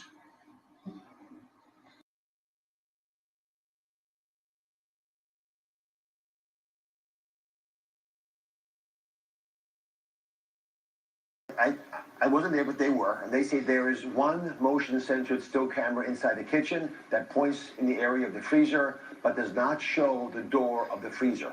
So they couldn't actually see the door itself. We followed up with the Crown Plaza Hotel itself, where Kenneka's body was found, and their spokesman stated that no video shows her entering the freezer because we never had a camera there. So Larry, how do you respond to that? I went to the Crown Plaza and I did a walkthrough of the area. They had some 46 or so cameras there. And there were cameras that should have captured her progressing, apparently, according to them, toward this kitchen that did not capture her. And they claimed they weren't working. Nancy, what happened here? This is You know, Dr. Oz, when I think about them trying to go door to door, showing the picture, then running to the next door and showing the picture as the minutes passed and her body temperature went down, down, down, down, down. Why was she told no? Why don't I see things in the autopsy like fingernail scrapings? Was there DNA under her fingernails? We'll never know. We'll never know now. Why were there's one thing after the next that went wrong? And when I think about what this mother has been through, and you know what I noticed about her, she'll get upset and she tries to be real calm. Why? Why were you trying so hard to stay calm? Because I know.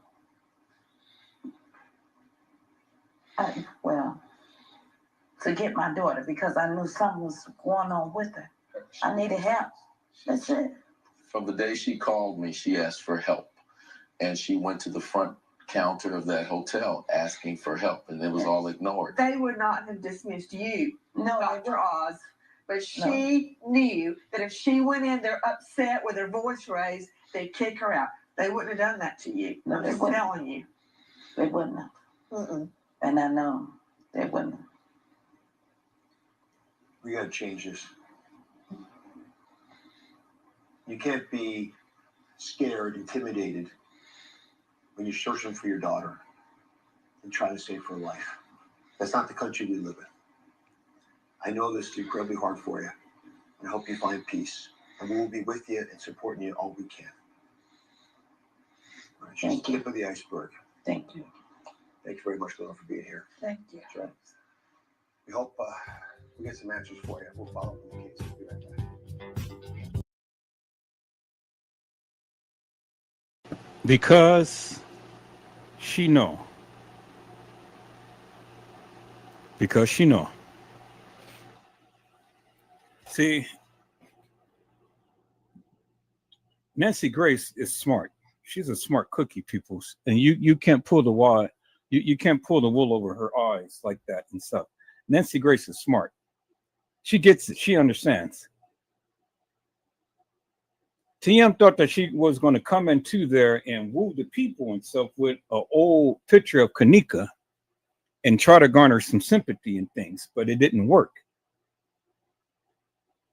And she told you. She told you. She had literally told you because she knows.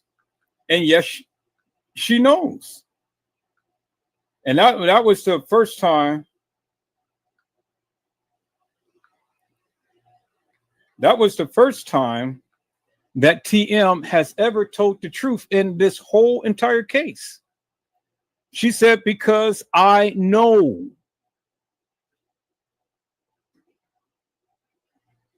Because I know.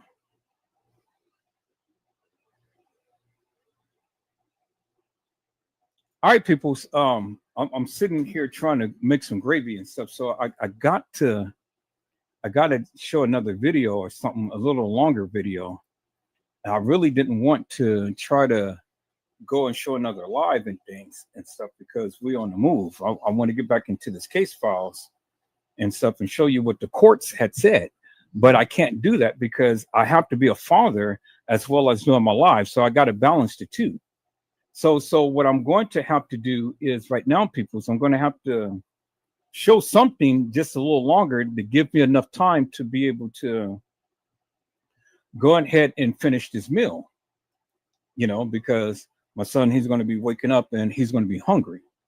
And I don't want him to be hungry, peoples. So I'll be back in probably about 10 minutes or so, but we're going to have to watch a live for at least that long so I can go ahead and finish up. And the chicken is cooked. I just got to cook some rice and some corn and some candy yams. So it's going to require my attention. But I'm a father first before live. Understand that. And I've already spent almost 4 hours with you. But in the meantime, in between time, people, I have to be a father and I have to make sure that a meal is prepared for my son. That's what a father does, peoples. And so, you know, thinking about it, peoples, you know, I fried this chicken. I think I'm gonna smother this chicken. I think I'm gonna make smothered chicken. So I think I'm gonna put this back in there and let it soak in there and, you know, season up a little bit and have some smothered chicken instead of fried chicken. How does that sound, peoples? That sounds pretty good. And then that way it'll give me a little bit of time to do what I need to do. So yeah. Let me do this, peoples. Let me go ahead and drop some water into this pan. I'm gonna put the chicken back in and I'm gonna smother it. We're gonna have some smothered chicken. And I can always prepare the rice and stuff and things. That would be no problem. But while the chicken is cooking, it'd be smothering. So y'all give me a moment. Let me try to find something for at least 2 to 3 minutes, and then I'll be back. But Ms. Durham has said TM never reached out for true support because, yes, she knew as well as her attorney, he was definitely not aggressive. Yeah, she knew, peoples. And see, this is the thing, and I'm glad. Thank you, Ms. Durham, because, you know, she knew. And Nancy Grace picked up on that. She picked up on that, and she asked her a direct question, and TM had answered it, but TM had answered it wrong in the manner to which she didn't want to answer, but she answered it right in a manner to which we knew the truth. Do you understand what I'm saying, people? So, although TM did not want to answer it in that way, well, the God in her, as she proclaimed, had made her and compelled her to answer the truth.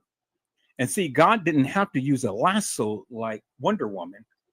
God just put it in her mind and in her heart. You need to reveal the truth.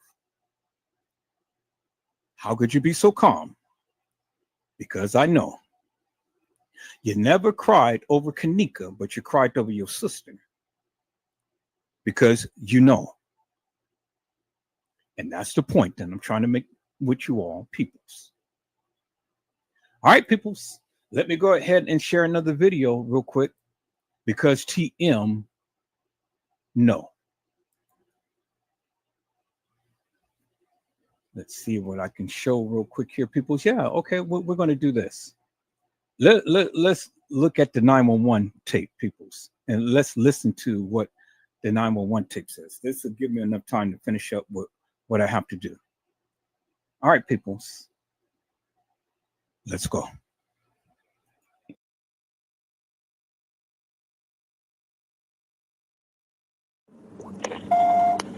911, where's the address of your emergency? Yes, I'm at the Crown Plaza at O'Hare Airport, and I was calling because my daughter came to to a party here last night, a gathering with her friends, and now her friends, they said that they left on the front of the hotel, and she's not able to be found now. She's 19 years old. And you said that and you said the Crown Plaza at O'Hare Airport? Yes. Yes, and they said that when her friends was asking earlier today, like about 4 o'clock in the morning, because they run the video cameras, they said that they didn't have no camera. But now I came, and it was a lady, she said that if she heard music, and she asked me that I want to go upstairs, and we went upstairs on the 11th floor, and it was someone came to the room, and she said that she did see my daughter there with a group of girls and a couple of guys. Okay, now see now you see how the narrative is changing because she said that it was at 4 o'clock in the morning. But she said on Dr. Oz that it was 4:30 in the morning. But then Dr. Oz turned around and said, no, it was 4 o'clock in the morning. But then Custom Design said, no, it was 4:15 in the morning. And then Custom Design turned around and said, no, it was 4:30 that Shamaya and her mom was at the police station at Rosemont. So peoples, what time was it? What was it at 4 o'clock, 4:15, or 4:30? Do you see what I'm saying? See, the thing is, peoples, the live, it says Kenneka Jenkins, it's time for them to tell the truth. Well, how could they tell the truth when they're sitting up here lying? And they, peoples, it ain't me. It's them. They're the ones who's giving you all of these different times. You can't tell me that all of these people don't know the time. You can't tell me that they don't know the time, peoples. Why is it that all of these people do not know the time? Because we got 4, we got 4:15, we got 4:30, we got 2 o'clock, we got 2:30, we got 3:30. What time was it was? What time was it is? What time it could be? What time? I'm going to have to play Morris Day. What time is it?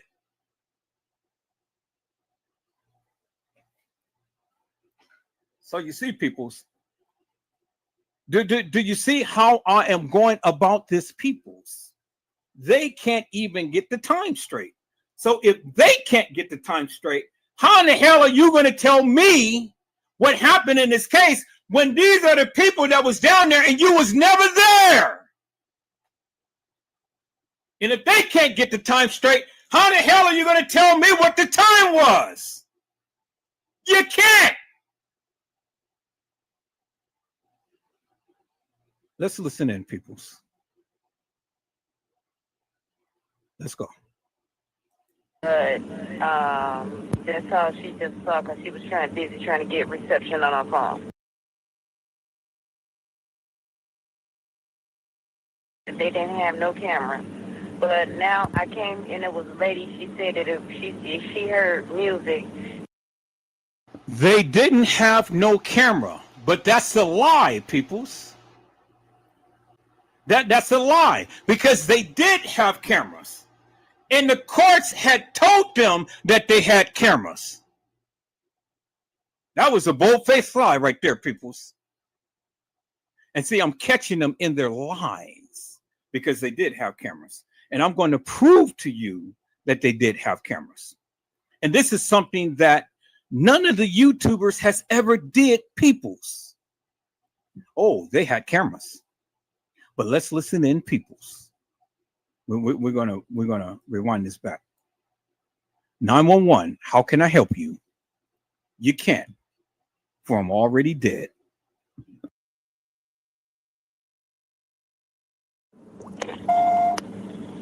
Where's the address of your emergency? Yes, I'm at the Crown Plaza at O'Hare Airport, and I was calling because my daughter came to a party here last night, a gathering with her friends, and now her friends, they said that they left on the front of the hotel, and she's not able to be found now. She's 19 years old. And you said that and you said the Crown Plaza at O'Hare Airport? Yes, and they said that when her friends was asking earlier today, like about 4 o'clock in the morning, because they run the video cameras, they said that they didn't have no camera.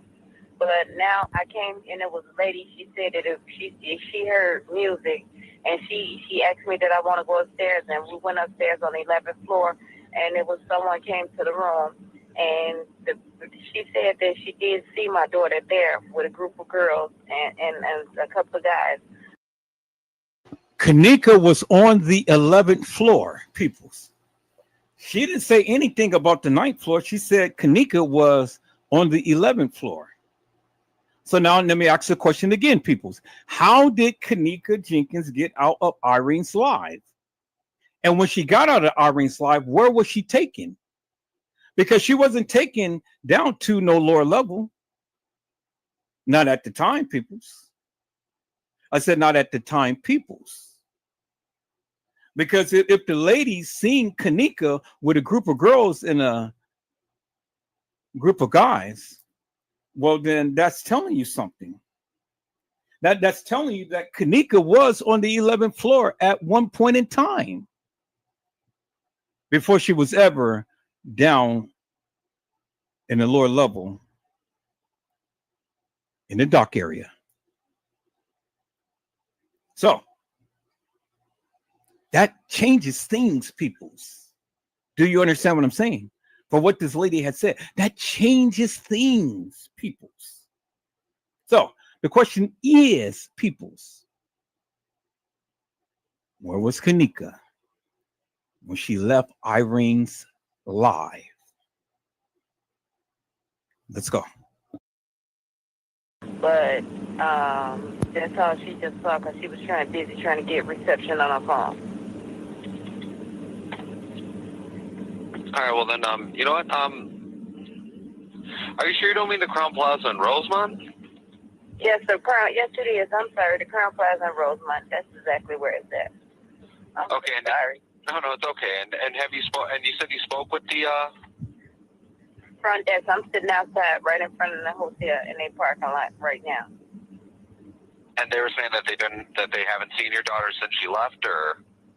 No, it's a different set. It's a different new. I'm sorry, it's a new shift. And they said that they haven't seen her. Well, of course they wouldn't have seen her because this is like 3 or 4 in the morning. And I just seen that she was here because I just found the ticket where they entered this hotel. It was at 1:36 p.m. So hold on, this is not her ticket because this is on the 6th. My daughter wasn't here on the 6th. She found a ticket and she said her daughter had entered into the hotel at 1:36 p.m. Or was it p.m. did she say? Let's rewind that. She was here because I just found the ticket where they entered this hotel. It was at 1:36 p.m. 1:36 p.m.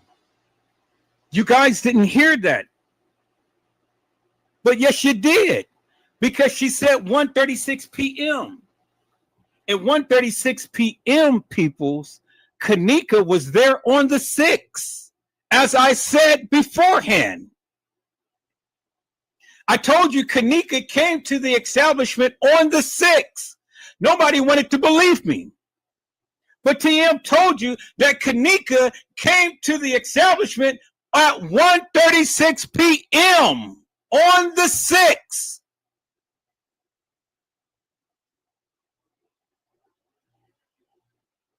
Because see, peoples, if you try to say that they was regurgitating tickets from the 6th to the 9th, well, remember, they came in the morning at 1:13 a.m.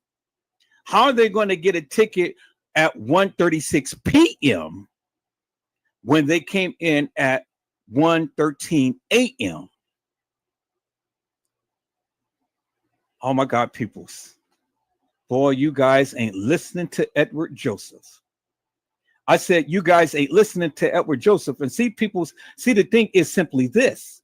You can't tell me, you cannot sit here and tell me, peoples, that there is so many inconsistencies in the narratives of what they're saying, and oh, that just happens. No, peoples, it doesn't just happen. It don't just happen. You stupid if you want to sit here and try to tell me, oh, it just happens. No, it don't just happen, peoples. And see, I'm drawing out all of the inconsistencies that they said. It ain't what I said. It's what they said. And it ain't adding up. It ain't adding up, peoples. That's what they said. Now, I told you Kenneka Jenkins was at the establishment on the 6th. That's what I told you. And remember what I told you. I said Kenneka Jenkins came to the establishment and she met up with Bill Murray's son. I never changed that, peoples. Kenneka Jenkins was at the establishment on the 6th. Kenneka Jenkins was doing just like all of the other girls had did many times before, selling her kitty cat. And she was caught on surveillance video footage with Bill Murray's son at the Crown Plaza Hotel. And I'm going to prove that to you, peoples. Because as I told you before, I got a lot of videos, footage. I got a lot of stuff. And it's time now for me to go ahead and show it to the people. And that's going to be my grand finale right there, peoples. But it's time now to go ahead and really go in hard and heavy up on these peoples. Now, TM lied. The kids, they lied. The establishment, they lied. Everybody lied. They lied, peoples. And I'm going to show you how they lied. Because what I'm about to show you is a game changer. Now, you guys can sit here and continue to keep thinking that all of this bullshit and madness happened up on the night, but you can't even prove to me how all of this stuff happened on the night. It's just like what Nancy Grace has said. If you ain't got all the video footage, peoples, then you don't have the full facts. And it was a lot of video footage that they had kept back. And when you want to sit here and try to tell me that all of this video footage that we see is true and correct and stuff, peoples, I've shown you many times over, it's not. You don't even know what days, and you don't really know the times that this stuff was recorded, because it was all edited. It was all edited. And I've been proving that to you forever and a day. For all of these many years, peoples, you can't really go by the time on those video surveillance footage because it was all edited. Chroma keyed and everything, peoples. Oh, peoples. One of these days, you guys will listen. And when you listen, I pray to God that you learn. Because this was the play. Now, even in the Nancy Grace interview, even in the interview on the record, at the record, on the record station, even in the 911 call, even in the testimony when Lenore was given to the radio station, peoples, all lies. Because even her own attorney had told you the family was there at the time to when Kenneka came up missing, till at the time to when she was found. Now let's listen in, peoples. But before I do that, peoples, let me go ahead, because I see my peoples had came in.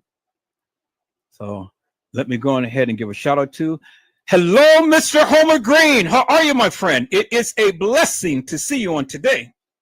Mr. Homer Green says, hello, everyone. Hello, Mr. Joseph. And so, peoples, now it's time. It's time. It's time now, peoples. Because now I am letting everything out now, you know. Because you guys can sit around here and play tiddlywinks all you want. But I'm not playing no games no more now. Because I said this is what they said. It ain't what I said. You can't put me into this, peoples, because I'm only laying down my foundation with what they said. It ain't what I said.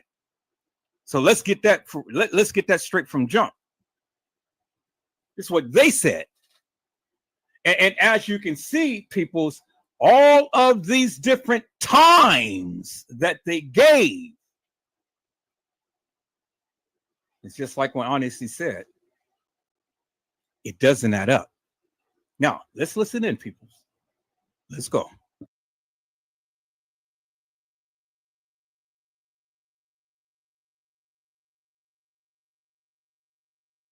When her friends was asking earlier today, like about 4 o'clock in the morning, because they run the video cameras, they said that they didn't have no camera.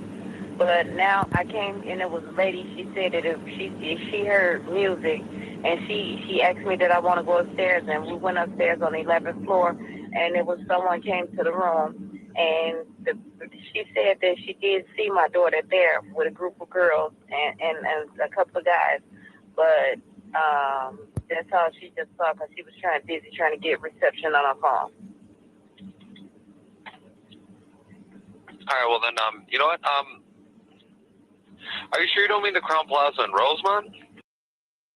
Now, peoples, TM was supposed to have taken a baby picture of Kenneka to the establishment. Did you ever see TM showing baby pictures of Kenneka to the people at the hotel? And why is it that just all of a sudden, out the blue, This lady just happens to be down there when TM had came. And the lady said that she saw her daughter on the 11th floor. But how could the lady recognize Kenneka from a baby picture? I mean, was she so attentive, peoples? Did she have a room on the 11th floor? She just happens, out of all of the people in the establishment, this lady happens to be down there at the time to when TM came into the establishment. And she said, oh, well, since you ain't getting no help from the establishment, well, then why don't you come with me? I can show you where the room that she was supposed to have been in, because I seen her with a group of girls and a group of guys. So at what time? What time did this lady was supposed to have seen Kenneka Jenkins with a group of girls and a group of guys on the 11th floor? Did she ever give a time? See, people, you can give a narrative, but you got to give a time.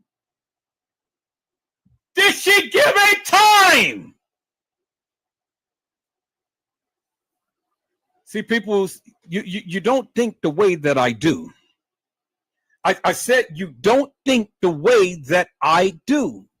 I am meticulous and I am methodical, peoples. And I question everything.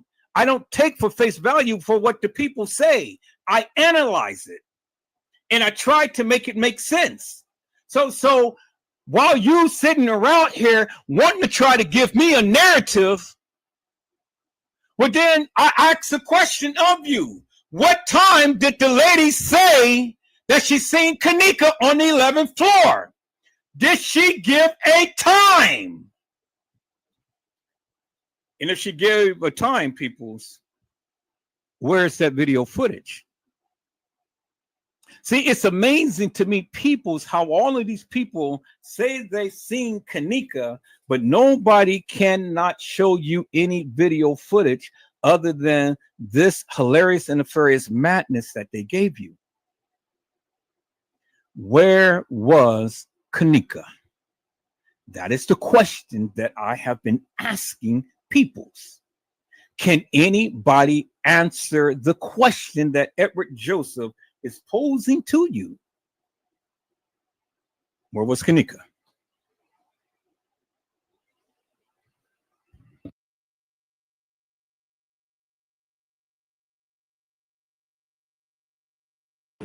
Yes, the Crown. Yesterday is. I'm sorry, the Crown Plaza in Rosemont. That's exactly where it's at.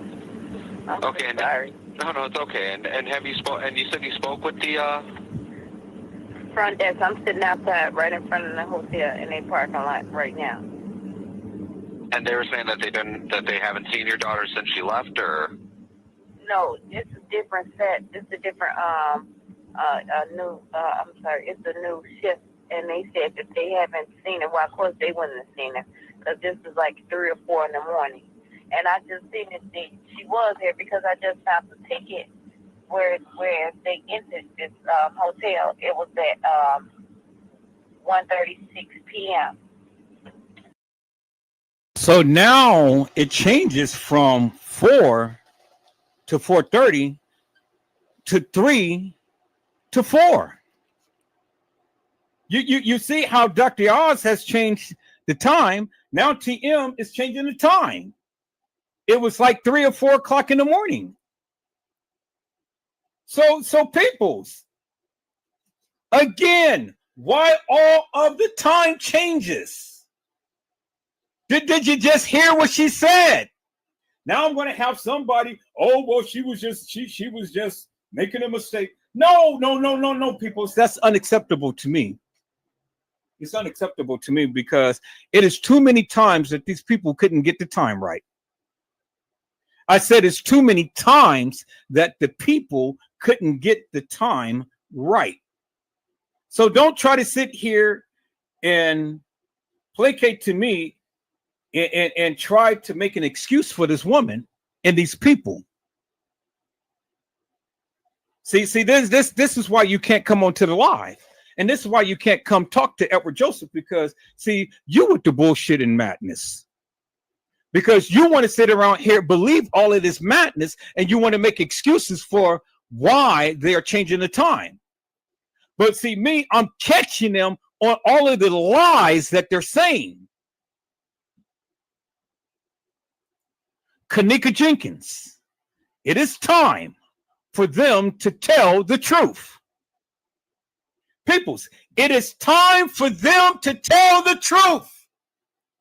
When did the young lady supposedly had seen Kenneka on the 11th floor? When? And to M, when was Kenneka missing? Because first you say that the kids called you at 4:30. Then Dr. Oz changed it to 4 o'clock. Now you're on the 911 call and said, oh, it was about 3 to 4. Peoples, when did Kenneka come up missing? When? Because you can't go by the surveillance video footage, because the surveillance video footage is edited. And all they showing you was clips. They didn't show you everything. They only showed you clips. And Dr. Oz said it's only 4 clips, but it was more than 4 clips. Because, see, Dr. Oz had never spoke upon the young lady walking into the kitchen. No, he didn't. I said, no, he didn't. And there was a reason behind that, peoples. Why didn't Dr. Oz speak upon the young lady walking herself in the kitchen? Because Dr. Oz knew that it wasn't Kenneka. On his part, her because this is right now. And they were saying that they haven't seen your daughter since she left, or No, it's a different set. It's a different new. I'm sorry, it's a new shift, and they said that they haven't seen her. Well, of course they wouldn't have seen her because this is like 3 or 4 in the morning. And I just seen that she was here because I just found the ticket where they entered this hotel. It was. So she said that they haven't seen her. So when did she speak to the new crew? Because the new crew came about what, 3 o'clock, right?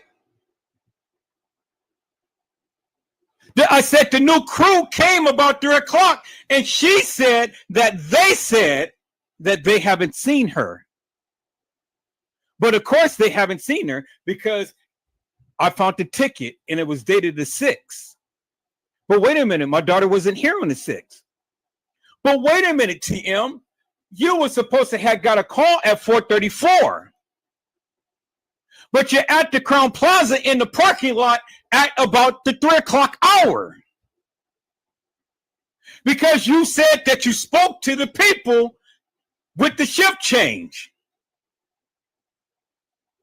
But how could you speak to the people with the shift change when Kenneka wasn't even reported missing yet to you? Oh my God, peoples! Oh my God, peoples, you're not listening to me. Did you hear what I just said, peoples? You are not listening to me. TM said that they said that they did not see her daughter, and it was at the 3 o'clock hour.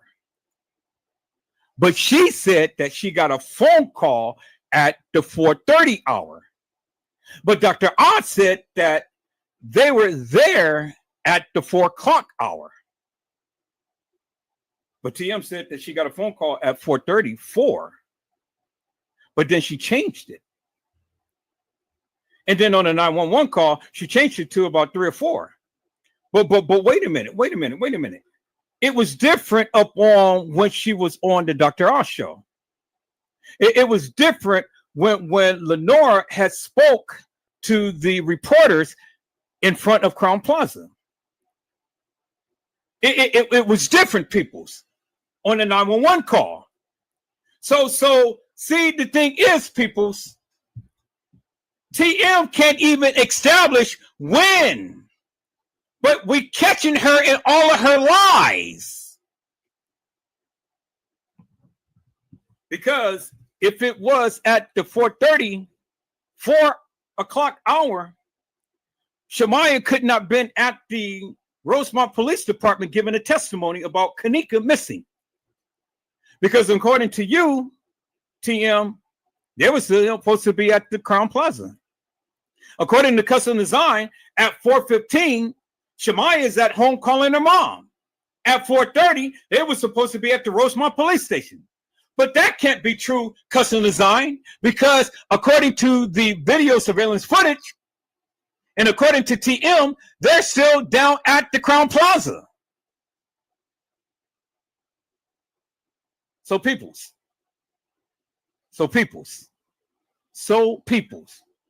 again, I ask, when in God's name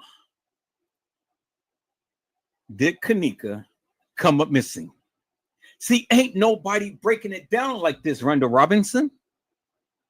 Miss Durham, nobody is breaking it down like I am. Not even Trey Gay ain't breaking it down like I am. Because they're so anxious to get a narrative out there for the people to listen to, but what are they listening to? They're not breaking it down like Edward Joseph.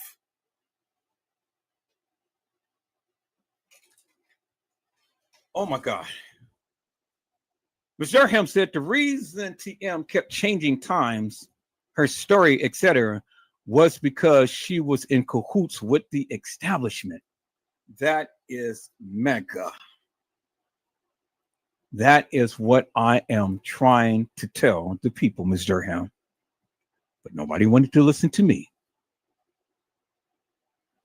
I said nobody wanted to listen to me. But you're listening now. I said you're listening now. Nobody wanted to listen to me, but you're listening now. And so it doesn't matter what you say now, peoples. You know, you can say anything about this case and stuff, but it don't make no difference to me because see, I've already given the proof to the truth. And I've already shown you how they all lied. They all lied, peoples. And I didn't say it. They did. I've only shown you what they said. Did you hear what I said, peoples? I've only shown you what they said. So how could TM know Kenneka was missing before she was missing? Well, she told you the truth on the Dr. Oz show. She said, because I know. All peoples, you wait until I put this together. I'm going to splice this video up and I'm going to make it short and I'm going to blast it on TikTok, YouTube, and everything. Because see, the thing is this, peoples. How did TM know that Kenneka was missing before she was missing?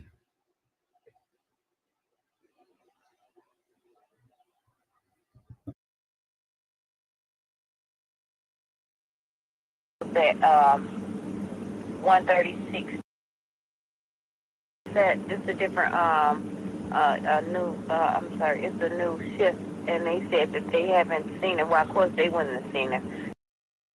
And they said they haven't seen her, but of course they wouldn't have seen her. And they said, that's what she said. And they said, so TM, when did you have time to talk to the shift? Who did you talk to before you came out to make a 911 call? Was it Risco? Was it the people at the front desk? Where is the video footage that you talked to the people? How did you know Kenneka came up missing before she came up missing? Who called you? How did you get down there to the establishment so fast? TM. How? How did you know Kenneka was missing before she was officially missing? Because people's Kenneka wasn't there on the 9th. She died on the 7th, but was there on the 6th. Just as she said, peoples. Just as she said.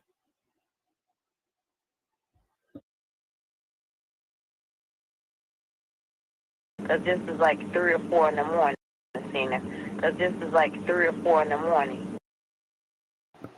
3 or 4 in the morning. So even if it was 3 in the morning, Kenneka didn't get off the elevator just yet, right? According to the video footage, according to all of these YouTubers. Because it was at 3 o'clock in the morning. Well, according to the surveillance video footage, she didn't come up on the elevator until about 3:30, right? So again, how could Kenneka come up missing before she come up missing? And if it was at 3 o'clock in the morning, well, then that means TM had to know that Kenneka was coming up missing to get down to the establishment, to be in the parking lot, to know that she was going to be missing. Oh, peoples, you not listening to me. You're not listening to me. And Trey Gay couldn't even pull the rabbit out of the hat. Peoples, I said tricks are for kids. Stop trying to eat adult cereal when you're on tricks.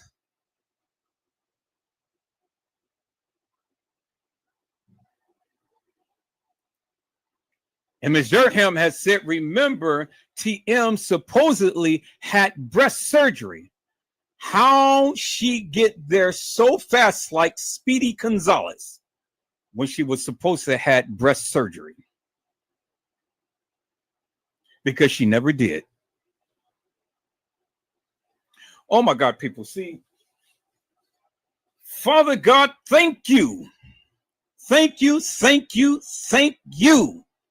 Because when the hilarious and the furious wants to come up in here and try to debunk Edward Joseph, you've always come and you've always speak and you're always on time. You've always put this unction in my spirit and you always give me eagle eyes. You let me see what the people cannot see. You let me know what the people don't know. You let me speak what the people can't even utter. Thank you, Jesus. Thank you. Thank you, Jesus. Because when the hilarious and the furious wants to call Edward Joseph crazy, I call them stupid. And this is why, Mr. Ham, they can never come to my live and say anything. Because I catch them in all of their lies. Again, TM was supposed to have breast surgery. How did she have breast surgery and be at the establishment so fast? Because like Honesty had said, simply put, she's a liar. And people, this is what I said. Oh my God. Oh, Father God. Kenneka Jenkins, it is time for them to tell the truth. It's time. It is time for them to tell the truth. Too long, peoples. Too long. How they've been sitting around here for all of these years lying. It's the reason why the Lord gave me this. It says, Kenneka Jenkins, it is time for them to tell the truth. And it's just like what Honesty had said. Because she knew. Nancy Grace has said, how could you keep your composure? How could you keep it all together? I'm sitting back looking at you. It's strange to me. And then TM said, because I know. People, you guys wait till I put this short together. Boy, this is going to be explosive. I said it's going to be explosive, peoples. But let's listen in, peoples. Let's listen in to what TM had to say. Let's go. And I just seen that she was here because I just found the ticket where they entered this hotel. It was at 1:36 p.m. All right, well then, you know what? Are you sure you don't mean the Crown Plaza in Rosemont? Yes, it is. I'm sorry, the Crown Plaza in Rosemont. That's exactly where it's at. I'm Okay, sorry. No, it's okay. And have you spoke? And you said you spoke with the Front desk. I'm sitting outside, right in front of the hotel in their parking lot right now. And they were saying that they haven't seen your daughter since she left, or? No, it's a different set. It's a different new. I'm sorry, it's a new shift, and they said that they haven't seen her. Well, of course they wouldn't have seen her because this is like 3 or 4 in the morning. He had asked her, and they said they haven't seen your daughter. He had asked her, and they said they haven't seen your daughter. No, they haven't seen her because it's a different set. And they said, let's listen to that, peoples. This is what she said. You know what? Are you sure you don't mean the Crown Plaza in Rosemont? Yes, yes, it is. I'm sorry, the Crown Plaza in Rosemont. That's exactly where it's at. Okay, sorry. No, it's okay. And have you spoke? And you said you spoke with the Front desk. I'm sitting outside, right in front of the hotel in their parking lot right now. And she spoke to the front desk, and she's sitting out in the parking lot. So where's the video that TM came in at 3 o'clock in the morning speaking to the front desk and knowing that she had spoken to them before Kenneka was ever deemed missing? Even if it was at 4 o'clock in the morning. She said that they had called her at 4:34 in the morning, but she's sitting in the parking lot. So peoples, let's understand this. She had to have time to go into the establishment to speak to the people at the front desk. But at the time, Kenneka wasn't deemed missing yet because she didn't have a call yet. Because remember, she had to take time to get herself together and then make it down to the establishment. But she said all of that in the live right now, people's in the 911 call. But yet she's telling everybody that she's in the parking lot and I'm down here and I've already spoken to the people before Kenneka came up missing. So where's the video footage that she spoke to the people before Kenneka came up missing?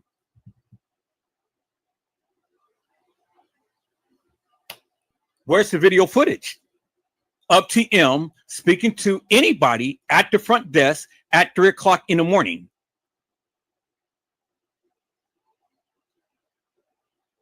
Yeah, she was there, peoples. Remember what I told you? I said she was there in TY's live.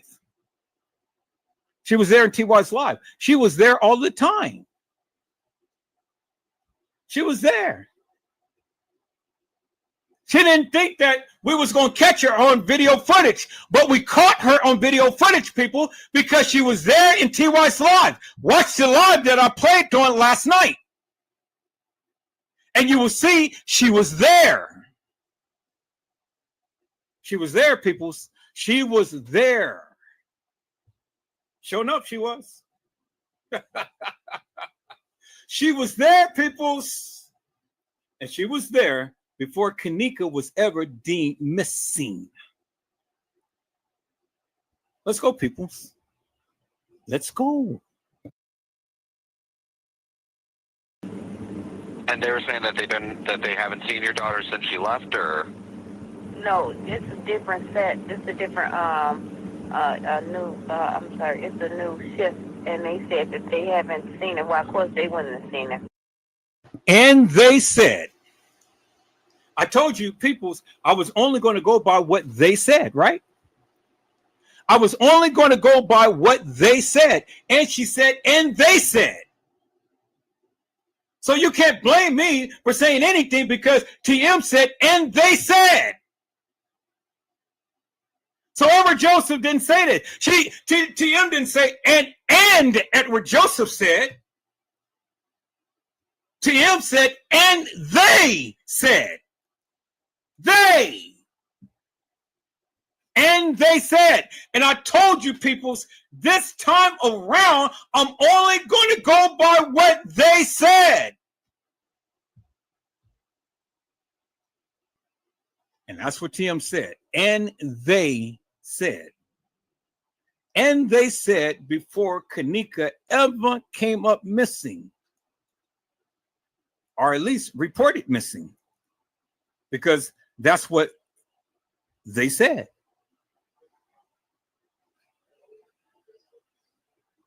She said, and they said. And that's what they said. But that's what TM said. Let's go, peoples. Let's go. Because this is like 3 or 4 in the morning. And I just seen that she was here because I just found the ticket where they entered this hotel. It was at 1:36 p.m. So hold on, this is not her ticket because this is on the 6th. My daughter wasn't here on the 6th. Okay, and you know, real quick, I'm just gonna see if maybe I'm gonna see if maybe she was here at all. What's your daughter's name? Her name is Kenneka Jenkins. All right, can you spell her? The room wasn't registering her name. She came with some friends here. And yeah, I just want to verify. I'm about to say I actually just came in myself. Probably been on shift for about 45 minutes, so I just want to make sure that maybe she didn't get arrested and sent on her. You know what I mean? I just want to double check everything. But Thank you. You're very welcome. But it doesn't look like we had any run-ins with her last night at all. Do you think it's possible maybe she went to one of her friends' houses, or she's probably? No, actually, because she had my car. She was driving my car. I don't like nobody to drive my car because my insurance will not pay for nobody, no one besides her. And her friends kept calling my phone. I told them to stay out here. They stayed out here, but they called me like about 3-something in the morning. I was laying in bed. I just had breast surgery. I fought breast cancer. So they called me at 3-something in the morning, and I just had breast surgery. But she just told you, peoples, that she was already down there before Kenneka had came up missing, because she already told you earlier that she was already down there, and she met up with this lady, and they needed to go to the 11th floor because the lady had saw her daughter on the 11th floor with a group of girls and a group of guys. So now you see the lies, peoples.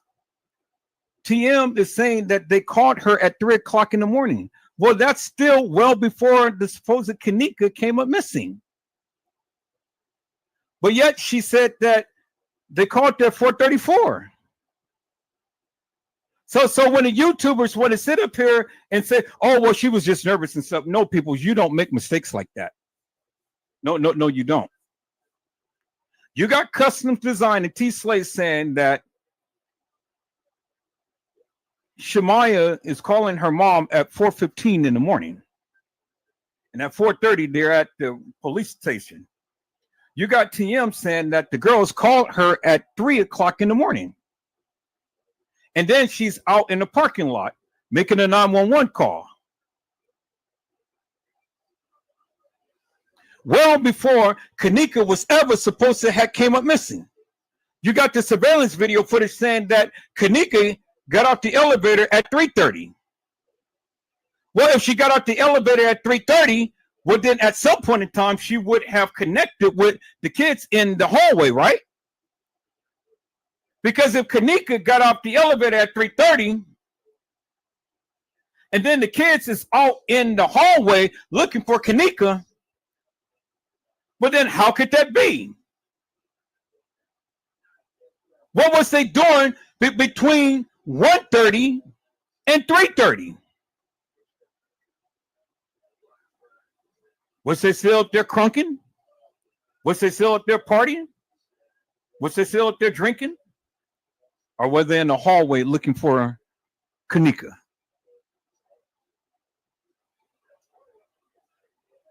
It doesn't make no sense, people. It doesn't add up. It absolutely doesn't add up. Now she's telling you she has breast cancer, and the kids called her at 3 o'clock in the morning. But yet she's in the parking lot making 911 call. She's there quite early, peoples.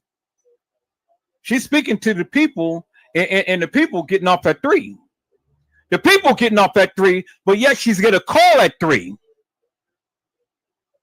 She's up in there looking for Kenneka, said, oh, well, my daughter is missing at 3, but yet she was supposed to get a call at 3. But then turn around, it was 4:34 in the morning. See, people's Trey Gay didn't tell you this. Edward Joseph did. All of the other YouTubers didn't tell you this. Edward Joseph did. And so when these YouTubers wants to come up here and try to tell me and give me a narrative about Kenneka Jenkins, you know what I'm going to say?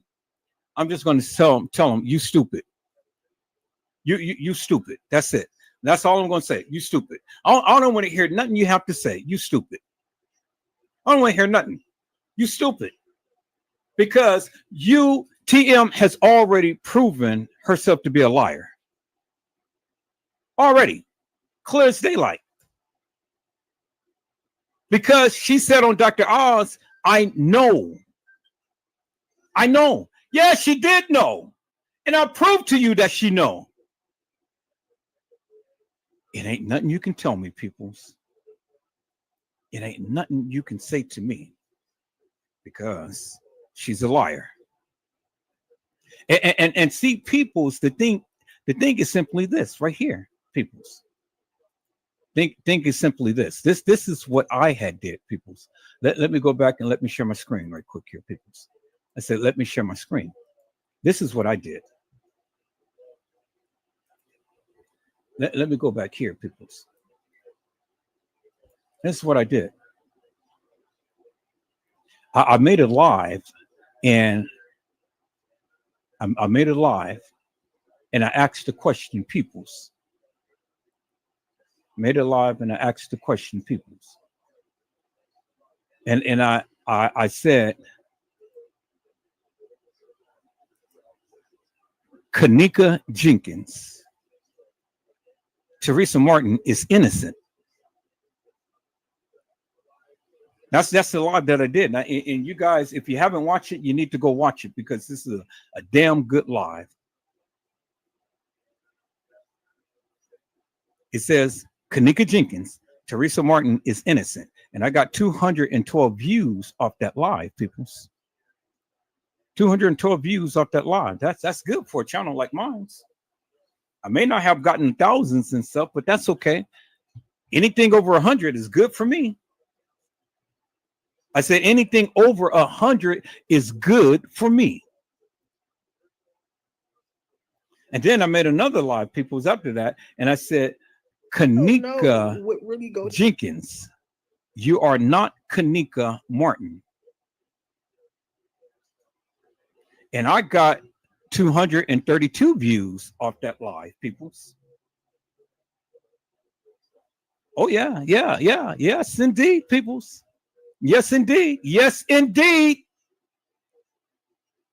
And then I made another live and I said, Kenneka Jenkins, in her hand. Why did they lie? And I got 167 views off that live, peoples. And now, here we are, peoples. Kenneka Jenkins, it's time for them to tell the truth. And the people is in, and they're watching this live right now as I speak, peoples. And so that's what we are, peoples. That's what we are. And so let's listen to this here, peoples. Let's listen into this, peoples. Let's go. I'm, sedated off medication early, and they telling me she out here. So once I rejuvenated, to strengthen myself enough to get up and drive out here to look for her. Once they brought me my car, I right out here, and I came to the hotel, and I showed them a picture of her, and I asked them if they see it, and it was a lady in the lobby, and she heard me asking the front. Wait a minute. So she had to rejuvenate, and she had to take some time to get up. And then once they brought me my car, I came out there. So, okay. So when did they bring her car? I said, when did they bring her car?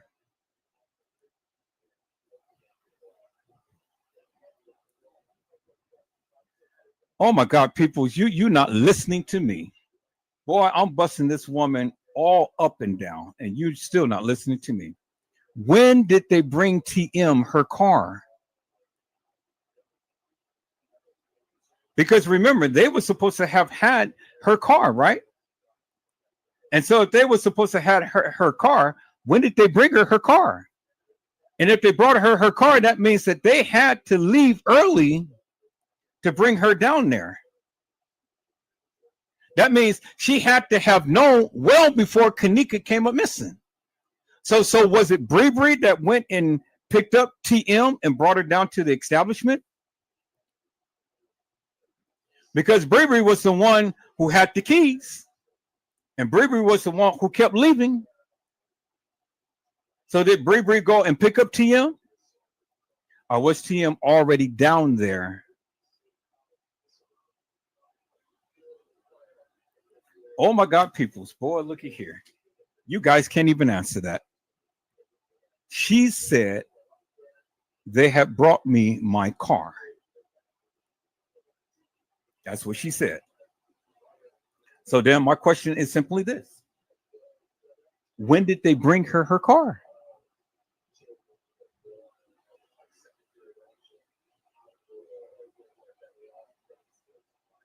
Can anybody answer that? When did they bring TM her car? Boy, people, see, this is why I say this is why the YouTubers ain't coming in, because they don't want to challenge Edward Joseph, because they can't even challenge me, people.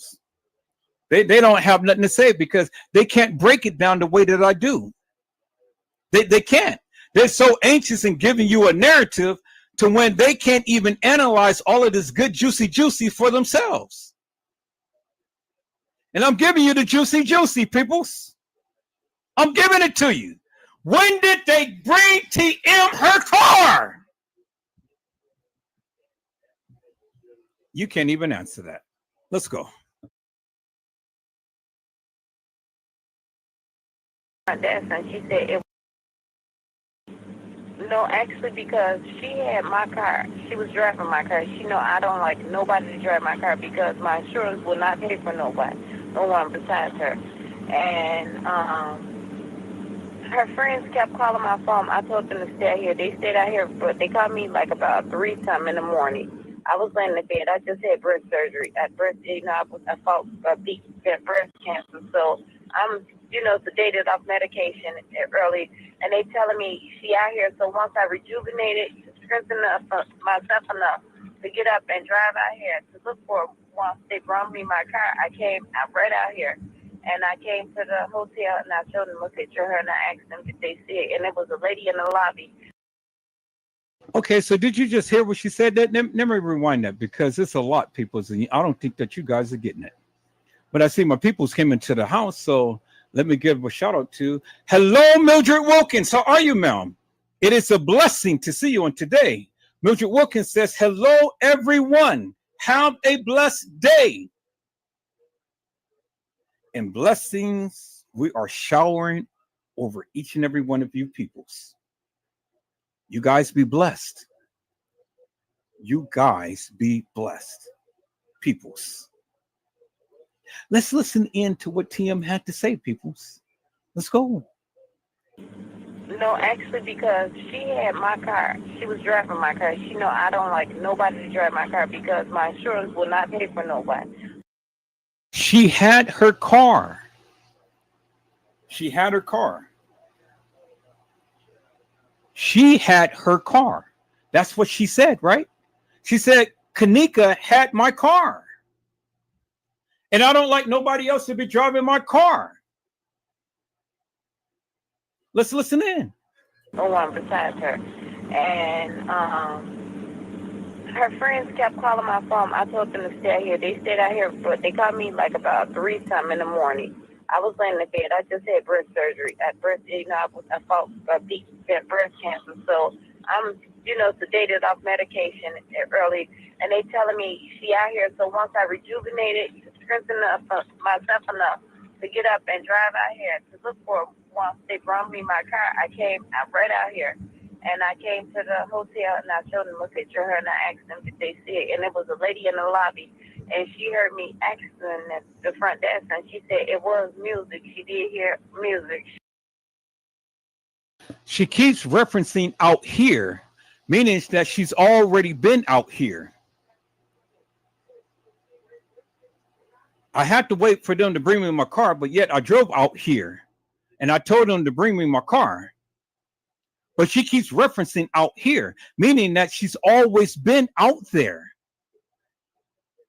Listen to what she said, peoples. Everything that she says, she keeps saying out here. She keeps forgetting that she is out there, but she's referencing that she's out there. She keeps saying, well, I had to rejuvenate, and they kept calling me. When did they kept calling her? When did they kept calling her, peoples? Because according to her, they was only supposed to call at 4:34, but they kept calling her.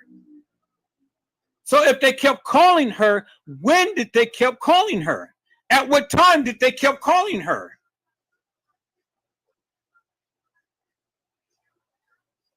Because did they kept calling her before 3 o'clock? Because according to the video footage, Kenneka came up missing at 3:30. But they kept calling her? How many times did they kept calling her? Oh my God, people, you guys are not listening to me. She said they kept calling her. And so my question is, when did they keep calling her? At what time did they keep calling her?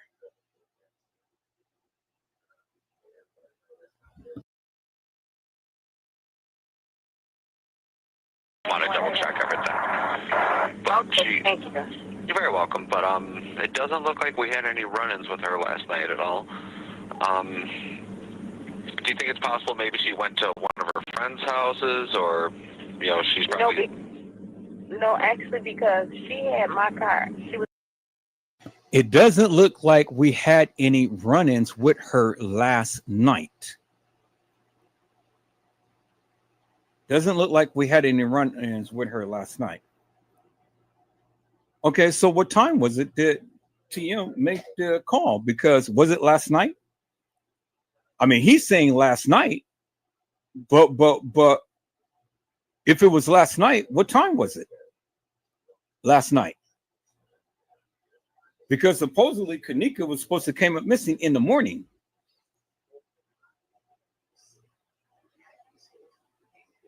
So what time was it, peoples? Driving my car. She know I don't like nobody to drive my car because my insurance will not pay for nobody. No one besides her. And her friends kept calling my phone. I told them to stay out here. They stayed out here, but they called me like about 3-something in the morning. I was laying in bed. I just had breast surgery. I fought deep breast cancer. So I'm, sedated off medication. Her friends kept calling my phone and I told them to stay out here. Her friends kept calling my phone and I told them to stay out here. Her friends kept calling my phone, and I told them to stay out here.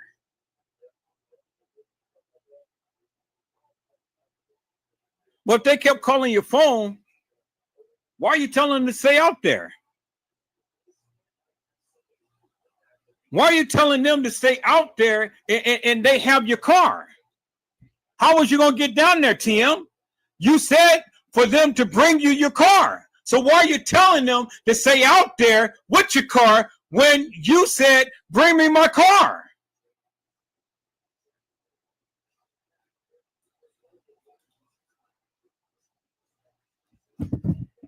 Early, and they telling me, you know, maybe she didn't get arrested and sent on her, you know what I mean? I just want to double check everything.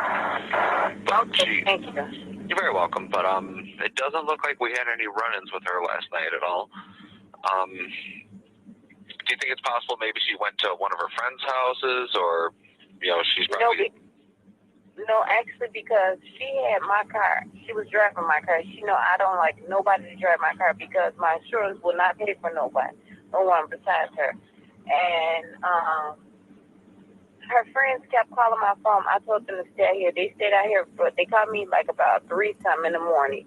I was laying in bed. I just had breast surgery. At birth, you know, I fought deep breast cancer. So I'm, you know, sedated off medication early. And they telling me she out here. So once I rejuvenated, strengthened myself enough to get up and drive out here to look for her. Once they brought me my car, I came right out here. And I came to the hotel and I showed them a picture of her and I asked them if they see it. And it was a lady in the lobby. And she heard me asking at the front desk and she said it was music. She did hear music. She called the one downstairs to report the room and come to find out it was the people next door. And when we knocked on the door, that person said that she did see my daughter downstairs with, it was like 4 of them, and it was 4 of them. And she said my daughter, she was with 3 of her friends, but her 3 friends said, which then, you know, these kids won't tell the truth. They said that they went upstairs to get her cell phone. And when they went to get her cell phone, she was standing in the lobby, in the front lobby. And then when they came back down, she wasn't there anymore. No, I completely understand. East of entryway. The one issue we have, and it's not necessarily that it's an issue, but she is an adult. She is 19 years old, and I mean, as of right now, she's 19 years old. That's my daughter. She's 19. Her name Kenneka Jenkins, Kenneka. No, yes. No, I remember that. You told me that she was 19. But what I'm saying is that she, again, she's only been gone for a couple hours. She's, you know, I don't know, maybe she's, you know, she could be somewhere with one of her friends or something, because, I mean, it is only a couple hours since you hadn't seen her, correct? Or since her friends supposedly hadn't seen her? Correct. Let's say about 3 to 4 hours now. So she was supposed to be missing about 3 to 4 hours. She was supposed to be missing about 3 to 4 hours, but her friends were supposed to have called her multiple times, and they were supposed to call her at 3 o'clock in the morning. But she's supposed to be missing about 3 or 4 hours now.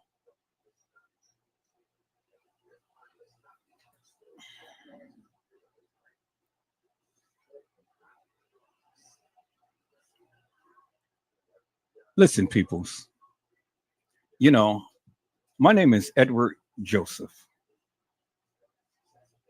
And I don't care what you people say. This shit doesn't make no sense whatsoever, peoples. Absolutely. Don't make no sense. Now, I'm not going to interrupt this live right here. I'm going to let it play out. I'm going to let it play. And then once I finish that, then I'm going to go into what I needed to show you guys on tonight. I'm going to let it play. I think you guys get the message now as to what I was trying to convey. She lied.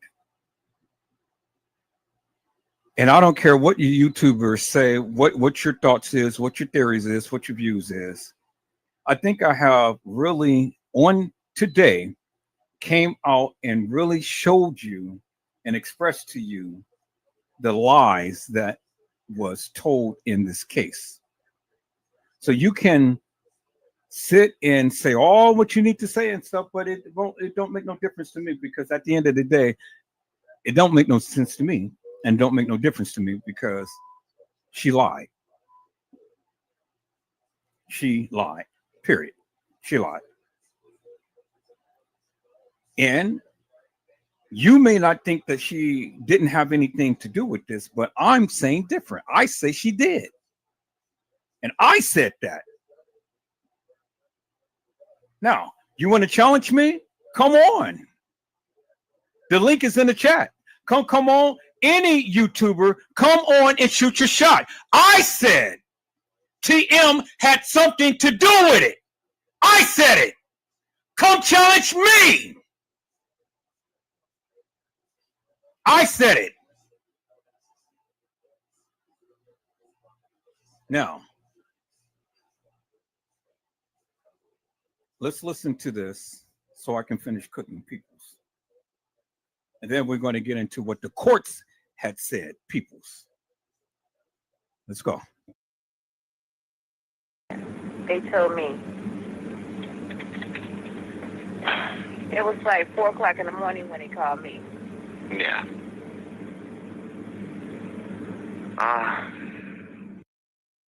It was at 4 o'clock in the morning when they called her. But yet she told you at 3 o'clock in the morning they called her. And then she said at 4:34 they called her.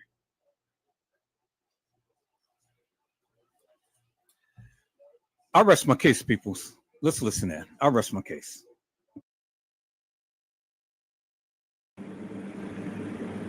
Well, I guess the one. Are you looking to file a missing persons report then, or are you just?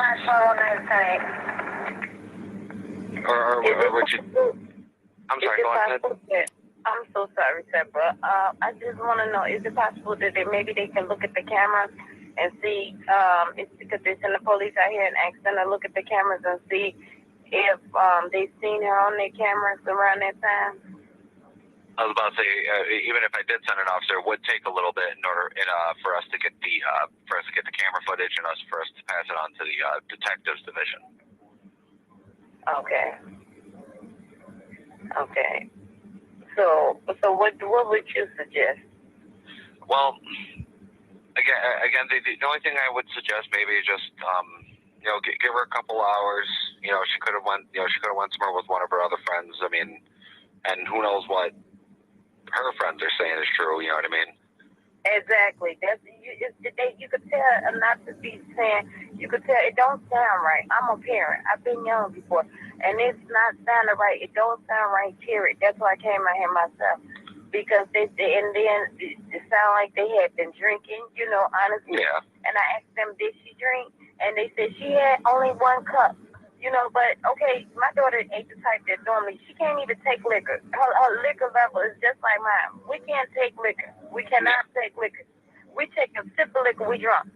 Honestly. No, I completely understand. And I'm like, 1 cup is too much for her, and like I asked them. And then they end up with her cell phone. I pay her cell phone bill every month to make sure my daughter has a phone. How did she love her phone? I don't understand why would she leave her cell phone with you all and just go disappear? And she know I just had surgery. She know my predicament. No, yeah. Well then, to that in that case, what I would recommend, just go home, relax a little bit, give it some time. Of all we know, she very well could still be in the room. She could just be passed out. Again, you know how it is. You drink it the night before, you get, whatever else have you. So just give it a couple hours. Maybe see if she'll get a hold of you again. Does she know your number? Yeah, she know my number very well. She's very smart. Okay, well then, like I said, just give her a couple hours. You know what I mean? give her some time. Again, maybe she went to one of her other friends' places, or maybe she is still in the room. Just knocked out. You know what I mean? Yes, I thank you. Okay, and so how long does it take for me to file a missing person report? Well, you can file it at any time. It just like I said, just give it a little bit of time. If you hadn't heard from her by, I want to say about 10, 11 o'clock, then by all means, give us a call again. You can come to the station, and we can help you out from there. Okay, I live in Chicago. Would it be better for me to come back to you all station, or should I go in Chicago and make out a missing report? I think you could try to file it out in Chicago. They may tell you to come here since it happened in our town, but I do know that since she lives with obviously she lives with you in the city, I think this might actually fall on them. Or at least they'll be able to take the report, and then they'll get in contact with us, and we'll be able to help them out with the investigation from there. Okay, well, it doesn't matter whichever one. If I have to come back out here, I'll come back out here. But as long as if we be able to see, if I come, okay, I give it to tomorrow. It's 24 hours. After 24 hours, do you think they'll still be able to see the video camera of today, the surveillance camera Yes. for today? Yes. We'd definitely be able to get the footage. Okay, thank you. Well, I'll do that. Okay, thank you so much. Okay. You're very welcome. Have a good day. You too. Thank you so much. You're very welcome. Bye-bye. Negative. I have that subject in the kitchen in a freezer. She is frozen solid. 10-4, 600. 600 copies. Make notification. Rosemont 601. You copy? Jerry, what kitchen you in? I'm in the rear by the dock area. By the garbage.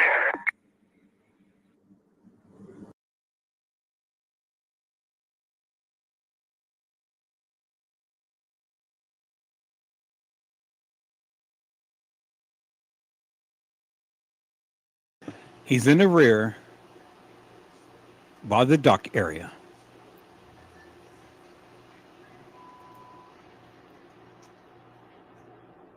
He's in the rear by the dock area. All right, peoples, it's time. Let me share my screen, peoples. Let me share my screen.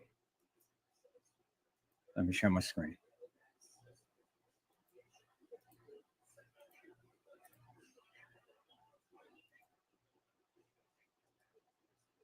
And let me go back. And peoples, this is what the courts had said, peoples.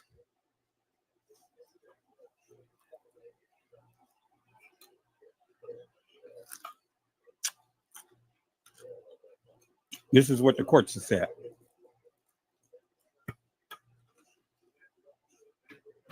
And this is what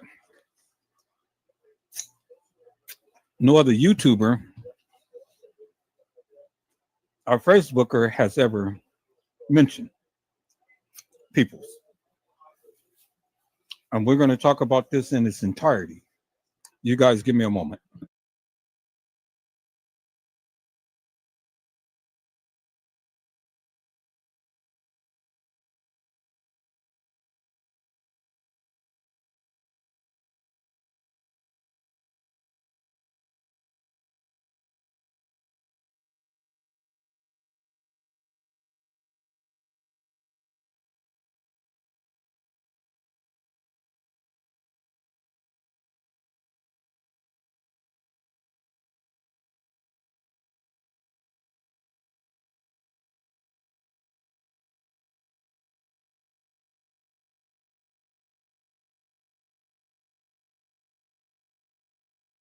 Okay, people, so I'm making the yams right now.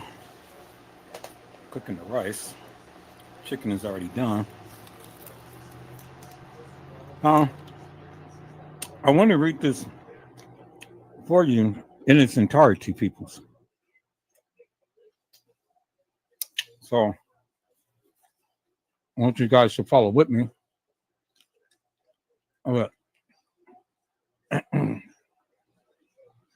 me clear this so you guys can see.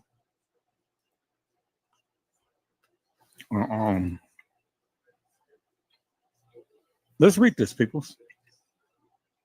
It says, now comes plaintiff Teresa Martin as special administrator for the estate of Kenneka Jenkins, deceased, by and through her counsel, Beam Legal Team, LLC, and for her complaint against defendants, CPO Hospitality, LLC, DBA, Crown Plaza, Chicago O'Hare Hotel, FNF Realty Limited, Capital Security and Investigations, and NBC Rosemont, LLC, DBA Murray Brothers, Caddyshack, hereby states as follows.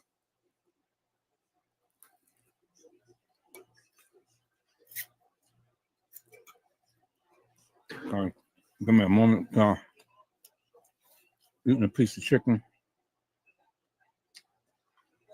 At all times relevant, Teresa Martin was the biological mother of Kenneka Jenkins.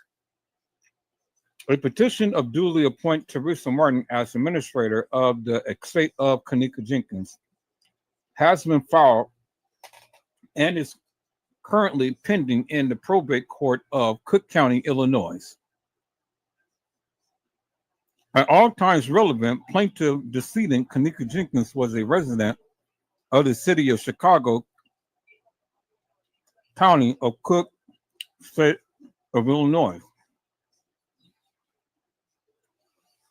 Upon all information and belief, defendant CPO Hospitality was an Illinois corporation doing business as Crown Plaza, Chicago O'Hare Hotel in the city of Rosemont, County of Cook, State of Illinois.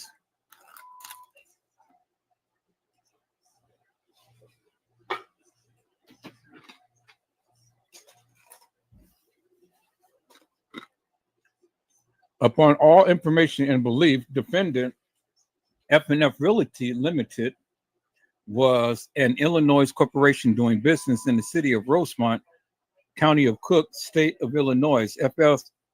FNF Realty Limited, owned, operated, and managed by the Crown Plaza Chicago O'Hare Hotel.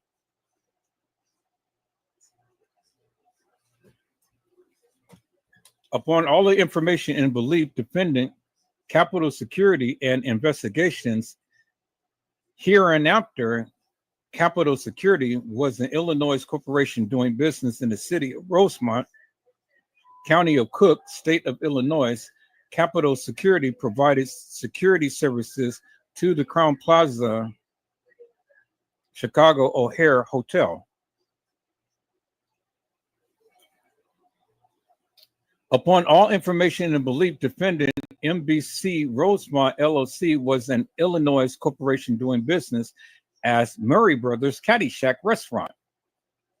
Hereinafter, Caddyshack Restaurant in the city of Rosemont, County of Cook, State of Illinois. Caddyshack Restaurant leased premises from defendant COP Hospitality LLC, DBA Crown Plaza Chicago O'Hare Hotel, and RFNF Realty Limited.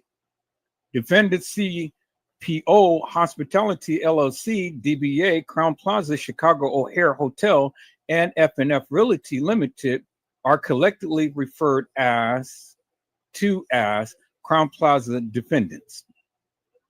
This matter arises out of a September 10, 2017 incident resulting in the death of Kenneka Jenkins that occurred at the Crown Plaza Chicago O'Hare Hotel, located at 54 River Road in the city of Rosemont, County of Cook, State of Illinois. On about September the 9th, 2017, at approximately 1:13 a.m., plaintiff's decedent Kenneka Jenkins entered the Crown Plaza Defendants Hotel as a guest. Plaintiff decedent Kenneka Jenkins entered the hotel completely coherent and without incident. On or about September the 9th, 2017, at approximately 2:30 a.m., plaintiff decedent Kenneka Jenkins left a room on the 9th floor and was last seen at that time.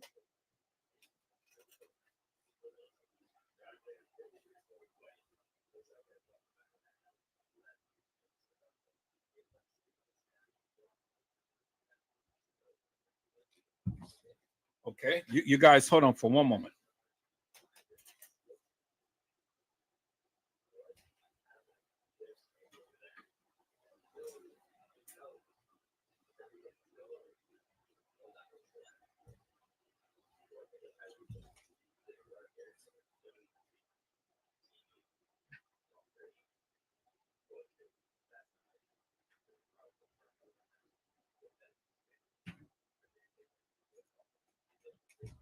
Okay, peoples, this is the court files. This is what the court said. Now, it says on or about September the 9th, 2017, at approximately 2:30 a.m. in the morning, plaintiff's decedent Kenneka Jenkins left a room on the 9th floor and was last seen by her friends at that time. So they said that Kenneka had left the room at 2:30 on the 9th floor. And she was last seen by her friends at that time. It says on information and belief prior to 2:30 a.m. on or about September the 9th, there were multiple notifications to the Crown Plaza defendants and our agents of defendants, Capitol Security, regarding the room where decedent Kenneka Jenkins was to be believed. On information and belief prior to 2:30 a.m. on or about September the 9th, the Crown Plaza defendants and our guests of defendant Capitol Security had actual and constructive knowledge that there were too many occupants in the room where decedent Kenneka Jenkins was believed to be.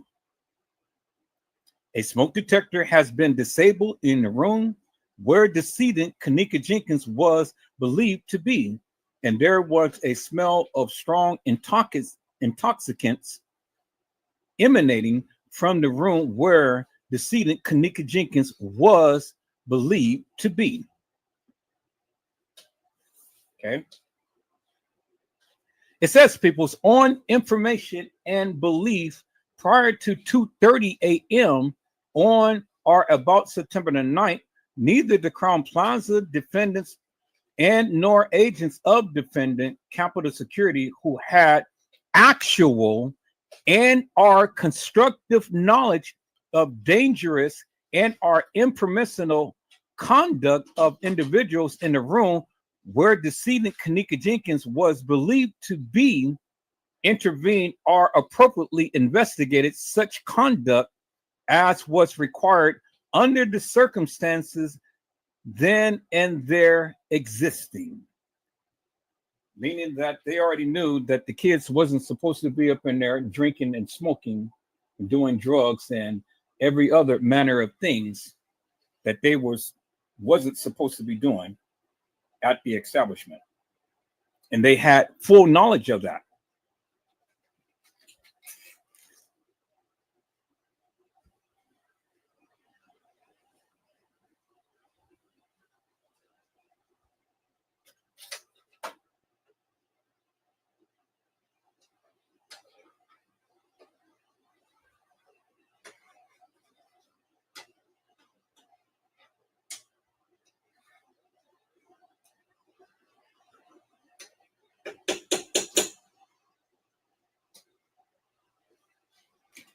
Okay, people. So the Crown Plaza had full knowledge. Everybody had full knowledge well before anything was supposed to have happened.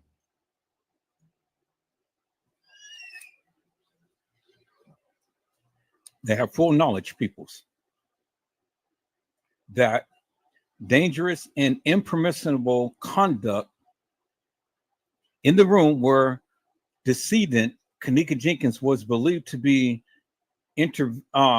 was believed to be never intervened or appropriately investigated such conduct as was required under the circumstances then and there existing.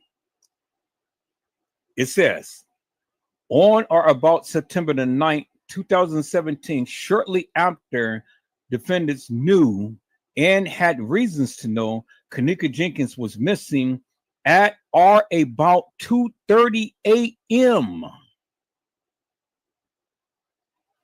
Teresa Martin was assured by Crown Plaza defendants, hotel staff, and employees and our agents of Capitol Security that they would check and review all security cameras and video footage to locate plaintiff's decedent Kenneka Jenkins. So, where they said that the supposed Kenneka Jenkins came up missing at 2:30, all right, at 3:30, she was actually supposed to be missing at 2:30.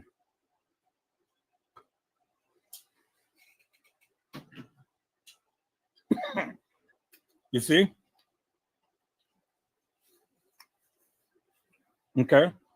So it says on or about September the 9th, 2017, Crown Plaza defendants and defendant Capitol Security undertook the responsibility of checking security camera footages in order to locate plaintiff decedent Kenneka Jenkins.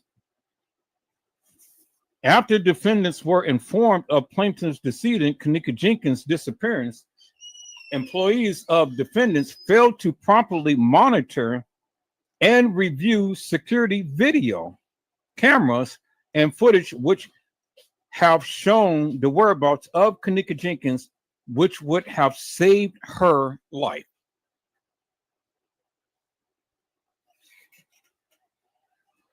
Okay. It says plaintiff's decedent Kenneka Jenkins was a guest at the Crown Plaza defendant's hotel.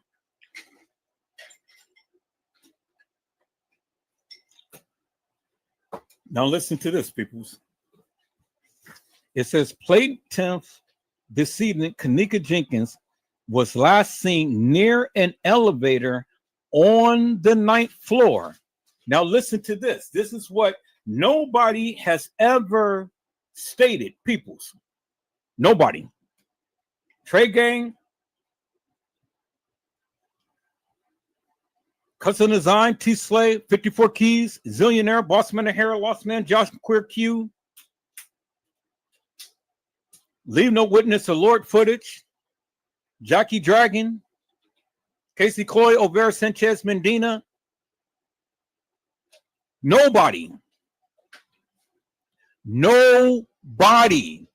but Edward Joseph. This is the game changer right here, peoples. This is what it says. Plaintiff decedent Kenneka Jenkins was last seen near an elevator on the 9th floor where surveillance cameras was installed in use and properly working, and therefore she was observable. Bingo to the bingo.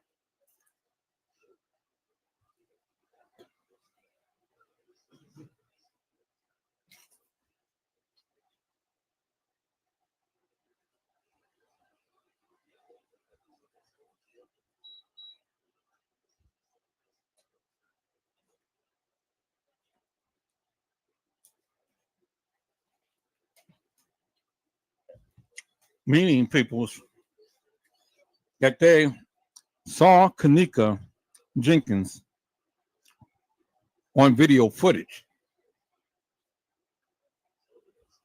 on the 9th floor. And there was surveillance video footage on the 9th floor. Actually, there's on each floor. It was newly installed and it was working properly. And they were able to see Kenneka and anybody else leave the room.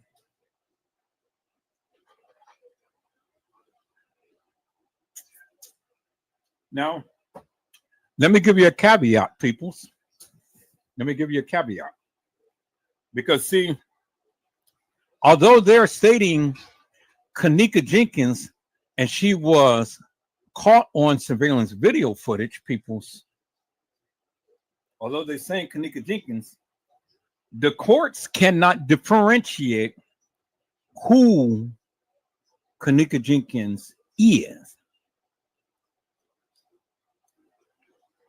They only can go by what was told to them. Do you understand what I'm saying? And so when you have people playing Kenneka, well, you don't really know who is the real Kenneka. But according to the court records, the establishment had surveillance video footage.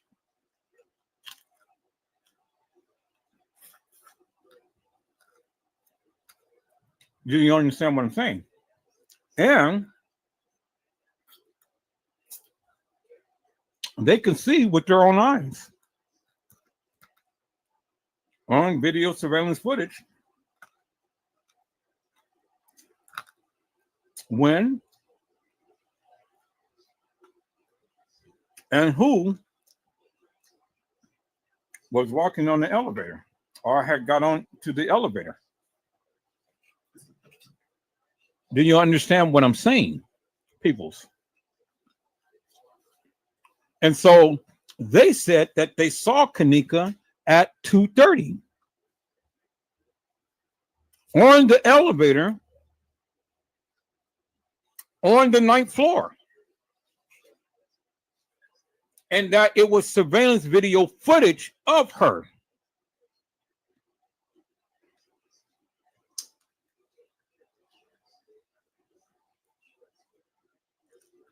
Do you see what I'm saying? And so, by you having different people playing Kenneka, well, there you have it right there. The person who played Kenneka getting on the elevator on the 9th floor where all of them can see and getting off an elevator and walking the halls of that establishment. Now, notice how they said that it was at 2:30 when they seen Kenneka get off the elevator or get on the elevator on the 9th floor. It wasn't 3:30, people. This is the courts. The court says that it was 2:30 and not 3:30. And so why is surveillance video footage saying that the young lady got on the elevator at 3:30 when the courts had literally told you it was 2:30? And the courts had literally told you that they seen her, Kenneka, get on the elevator on the 9th floor where the surveillance video footage was working. And therefore, it says plaintiff decedent Kenneka Jenkins was last seen near an elevator on the 9th floor where surveillance cameras were installed. Surveillance cameras was installed, in use, and properly working. And therefore, she was observable, which the courts had said, we seen her on the 9th floor getting on the elevator. We seen her.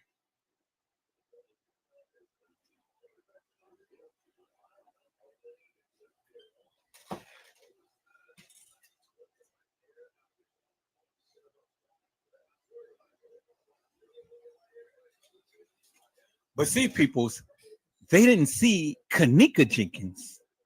They saw a lookalike of Kenneka Jenkins, not the real Kenneka Jenkins, peoples.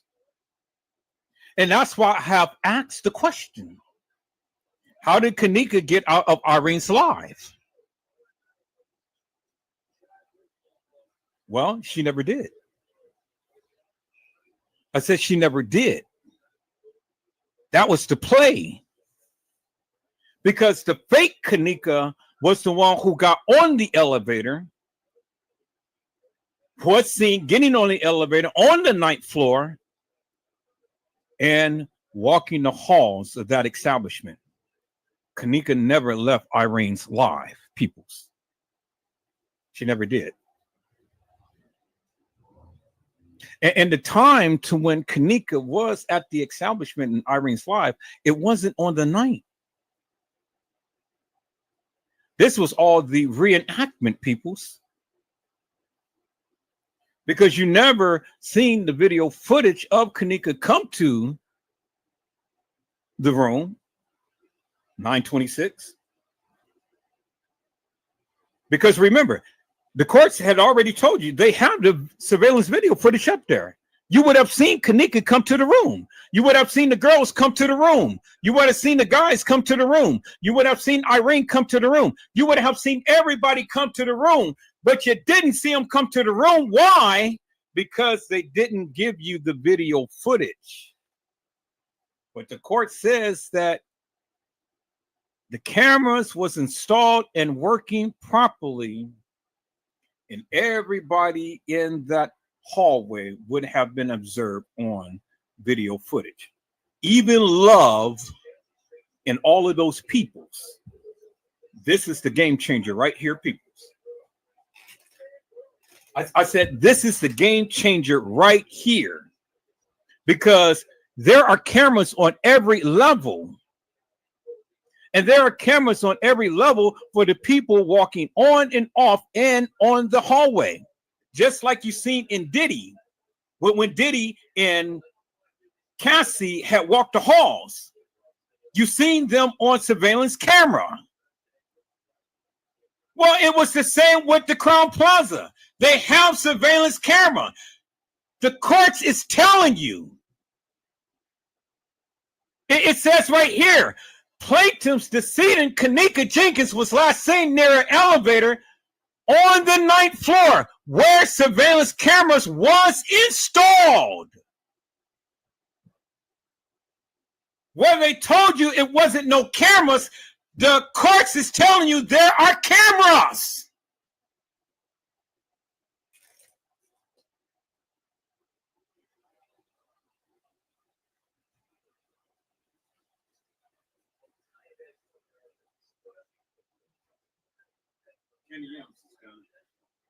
Chicken is done.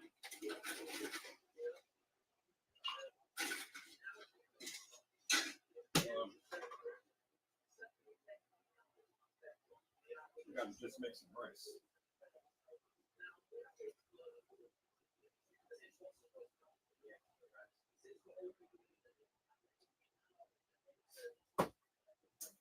Peoples, the court had already told you that there was cameras on the 9th floor. There was cameras. And it would have captured Monifa, Shamaya, Love, and anybody else in the hallway on the 9th floor, on the 11th floor, on the 6th floor, on the 2nd floor, on any floor. Because there was cameras that was installed and properly working. That's what the court says right here, peoples. It's in your face. And this is something that none of these other YouTubers ever talked about. They never did. And I asked the question, why? I mean, not why, but how did Kenneka get out of Irene's life? Well, see, nobody can answer that.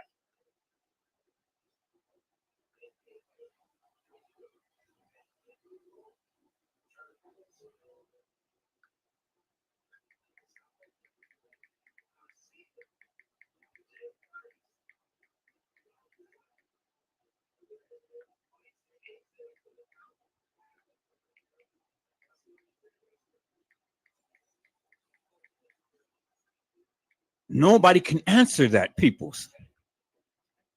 And why couldn't they answer that? Because they had no clue. And they thought that there was no surveillance video footage. But peoples, there is surveillance video footage.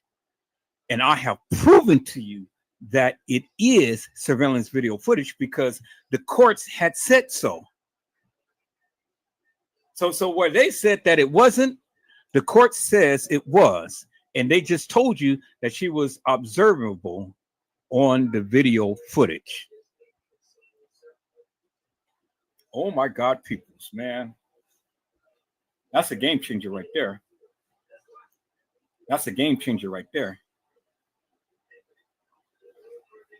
And see, the thing is, peoples, this is one of the reasons why Crown Plaza did not want you to know, because the things that happened days before is what is being seen on camera days after. But see, the thing is that the girl who was caught on surveillance video footage wasn't Kenneka Jenkins, people. It was the lookalike. Because Kenneka Jenkins was already captured on surveillance video footage days before. She was captured on video surveillance footage days before, and not on the day. Because the person who walked in wasn't Kenneka. The person who was walking on the elevator wasn't Kenneka. The person who was walking the halls of the establishment wasn't Kenneka. The person who walked into the freezer or towards the freezer wasn't Kenneka. And Edward Joseph has already proven to you it wasn't Kenneka. And this is why that the police had did the reenactment, because it wasn't Kenneka. And this is why TM could not keep her story straight. This is why the kids couldn't keep their story straight, because it wasn't Kenneka. And peoples, I've told you, peoples, there is video footage of Kenneka being at the establishment days before. She was caught on video surveillance footage with Bill Murray and son. And this is why the major cover-up. And this is why they never wanted to show you the original video footage. It makes plenty of sense now, does it? Because see, the thing is, people, you can't even prove to me that any of those people who walked the halls of that establishment is Kenneka Jenkins. But I've already proven to you that it wasn't. I've already proven to you the body styles, the hair length, everything that all of these different girls played Kenneka. I've shown you that. And this is why the Crown Plaza did not want you to show everything. And this is why they kept saying that certain cameras wasn't working.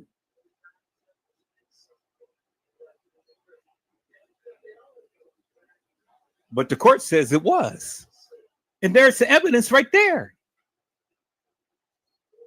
They said the cameras wasn't working, but I surmise to you people, because it's in the case files right here. This is the court filing. And the court says that she was found on surveillance video footage, but it wasn't Kenneka. It wasn't Kenneka Jenkins, peoples. It was the girl who played Kenneka that was caught on surveillance video footage.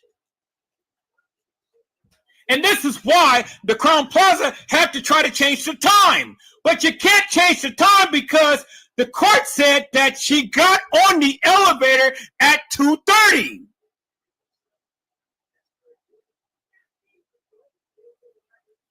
Well, how in the world could she get on the elevator at 2:30?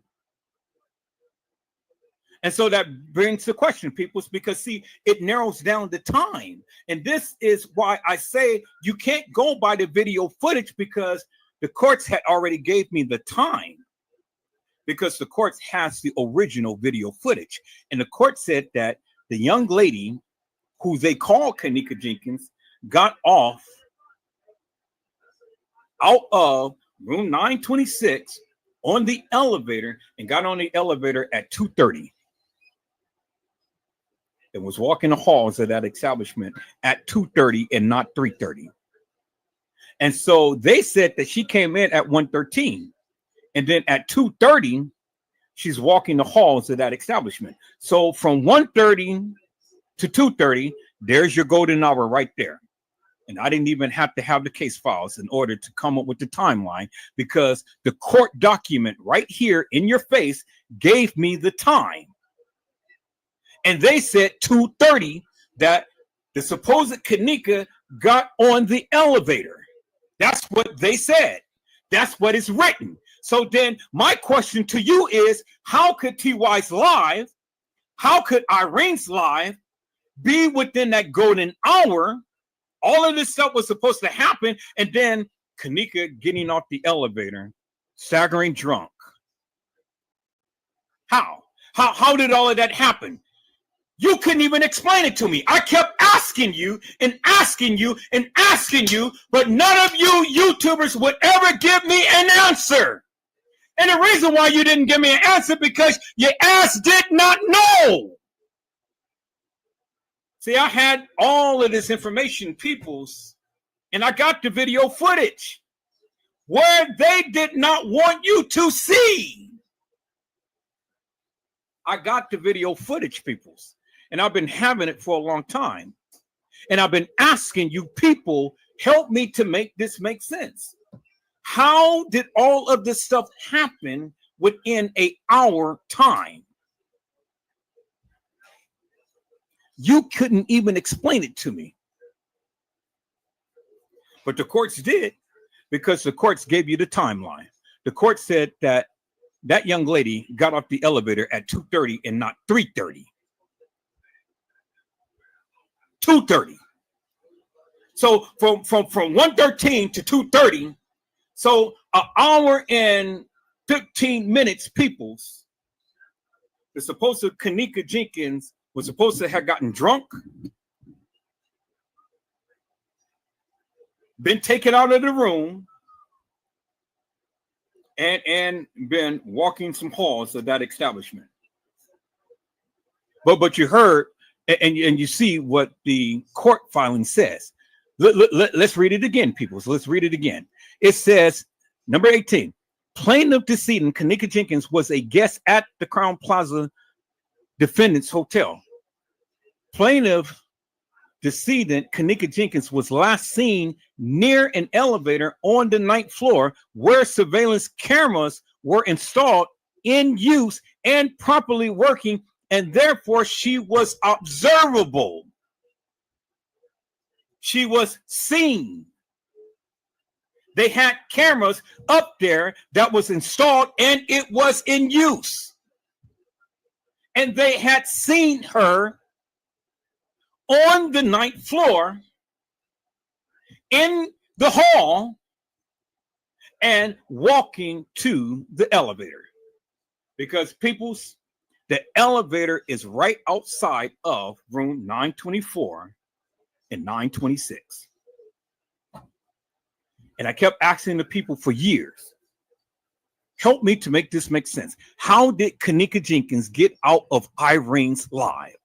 And the thing is, peoples, none of you could ever express that to Edward Joseph. You couldn't tell me, peoples. You couldn't tell me how Kenneka Jenkins got out of Irene's live. And see, I knew something that you didn't. And I was waiting for you to come on and try to tell me something, but I knew that you couldn't tell me nothing because you didn't even know. because you don't have the video footage. I do. And for years, I've been asking the question. And for years, you refuse to answer. You gave me this bullshit and nonsense of a narrative and all like this. But see, the courts has already debunked your ass. Because where you kept trying to say, oh, well, the supposed Kenneka got off at 3:30. Well, the courts had told you, no, it was 2:30. Hello? And I kept asking the people, I said, how did all of this happen within an hour worth of time? How did TY's live and Irene's live happen within an hour worth of time? You couldn't answer it. You couldn't answer it.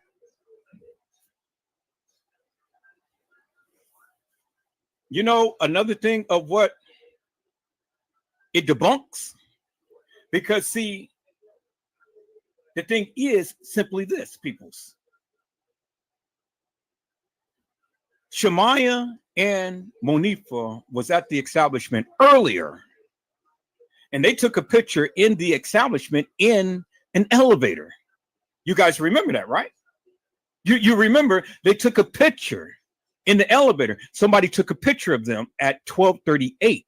So that means they were there earlier than the time to when it was stated that they came in. See, they were already there and they were taking pictures and stuff. And then at the queue at the time, they come in, walking in on surveillance video footage, playing like they got there for the first time. But I've already debunked them, peoples, because I've already shown you that they were there earlier. But see, in the court filings, it said that they came in at 1:13. But what's not in the court filings is that they were already there at the establishment hours earlier than 1:13.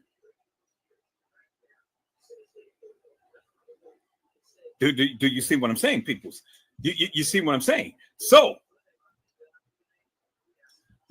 what they gave the courts was true, but was a reenactment. But what they didn't give the courts was the actual video footage of the real Kenneka being at the establishment days earlier. Bingo to the bingo, peoples. I said bingo to the bingo, peoples. See, that was the one thing that you couldn't even explain, because I threw it in your face and I was going to see what the people was going to say. You can't even explain why and how Monifa and Shemaya was at the establishment hours earlier than what they had stated in the court filings. And why Shemaya and Monifa is taking a picture in the elevator and then come out and then walk into the establishment with a fake Kenneka coming to a so-called party, which never happened, not on the night, because the real Kenneka wasn't there on the night. TM had already told you that. And that's why this conjured up madness of, oh, well, you know, they regurgitated the tickets for 3 days later. So they could regurgitate the tickets for 3 days later. People, the reason why they regurgitated the tickets for 3 days later is because she was there 3 days earlier.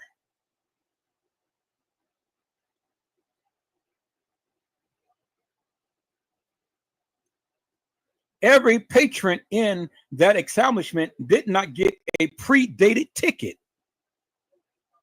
Only the people who was associated with all of this madness that is going on had got the pre-dated ticket. This was the play. That was totally the play, peoples. The ticket is true. Kenneka was there on the 6th.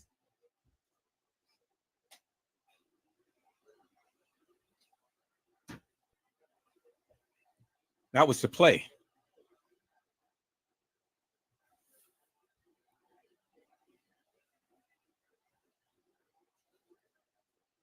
They couldn't even keep the story straight, peoples. See, I told you I was going to knock down the bombshell.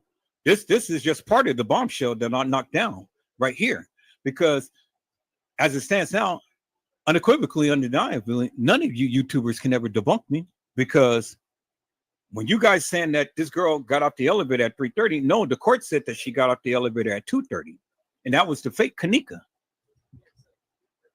They got off the elevator at 2:30.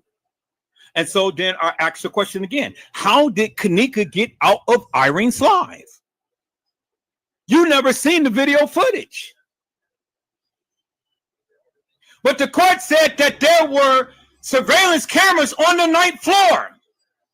Not only on the 9th, on the 8th, on the 7th, on the 6th, on the 5th, on the 4th, on the 2nd, and then in the main lobby. Where they said that the cameras wasn't working, the court says, yes, it was.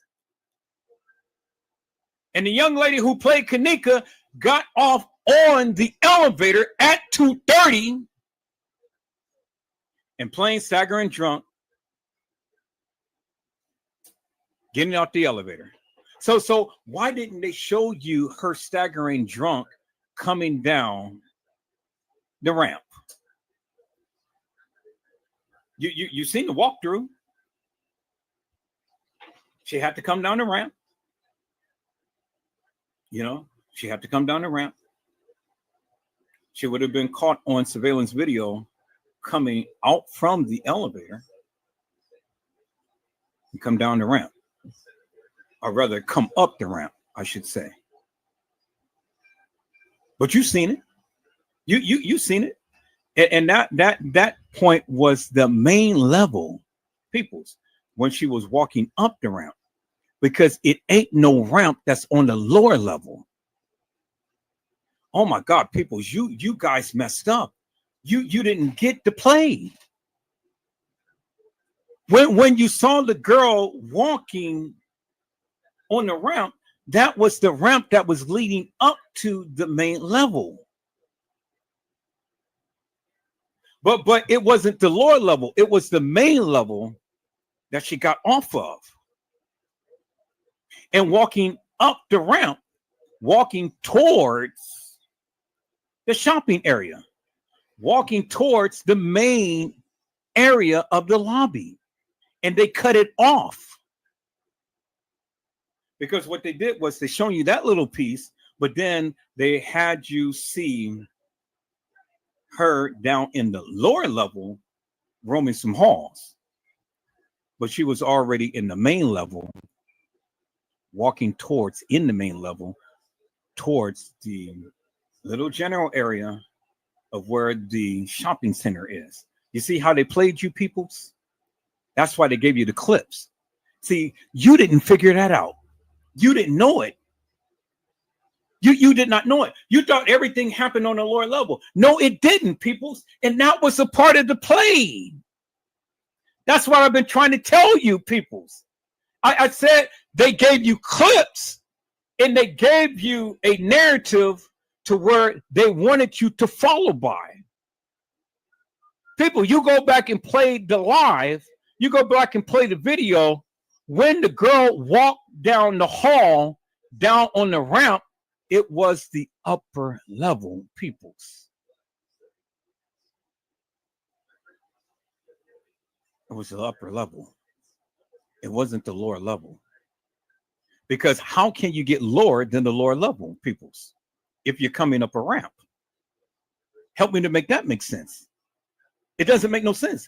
You're on the lower level and you're coming up a ramp and you're still on the lower level. Really, peoples? Really?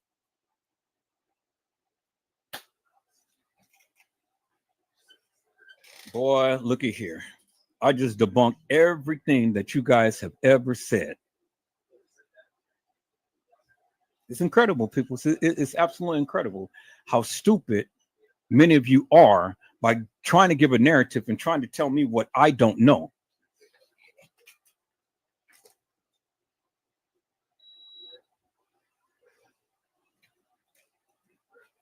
And I've already debunked you. I've already debunked you. Because there is way more video footage that you don't have, that I have, that I never played, that tells the real story. But I've been trying to tell you, but nobody wanted to listen to me because everybody thought that they knew all of this and that and the other. You go back and you analyze from top to bottom this video footage of where France Cave is running down the hall and all like this and stuff. Go back and look at that video footage and see what level he was on. And see the level to where this girl was on. And then you go and read the case files and read all of that and how they tell you she was on a lower level. And then within 7 minutes, all of a sudden she's in the upper level kitchen. Really? Help me to make that make sense. You saw the layout, you saw the videos. How in the hell could she get to the lower level to the upper level kitchen in 7 minutes? And you saw the reenactment, you saw the trajectory of where she was supposed to have went. So how could she get to the upper level kitchen and in that kitchen to where she was supposed to have walked in, and she's roaming all around on the lower level? Think about that for one moment, people. So I want you to think about that. Remember when they were supposed to have shown her where J Money was supposed to have been on the lower level, and then in 7 minutes, all of a sudden, she's walking in out of one kitchen into the other kitchen, and then abracadabra, she's up on the second level, on the main level. How did she get there? Because the only way that you can get there is down Shandell Lane, peoples. And you cut that corner, and you're right there by the dock area. Where the stairs is, and where the freight elevator is, the service elevator. That's the only way that you're going to get up the stairs. But if you're drunk, you ain't walking up no stairs. But she didn't have no pass to take the service elevator up the stairs, peoples. You have to have a key and a pass to take the service elevator up. She didn't have that. So how did she get from the lower level in the dock area by Shandell Lane up to the main level? Because all you seen in the clip, she come out of one kitchen into the other kitchen, and then the next clip, she's on the main level walking herself in the back towards the freezer. And all in 7 minutes. And I showed you the reenactment, the trajectory of what the police said that she took. Now, how did that happen? How did it happen, people? Because you're the ones who said it. You're the one who's looking at this case files and reading the case files and not understanding what the case files are saying, because that's contradictory. It can't happen. It can't happen. And I've already proven to you it can't happen.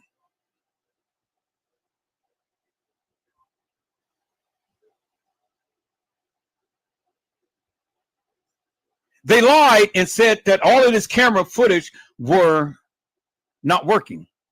But on the critical areas to where you would have seen her, if it was real,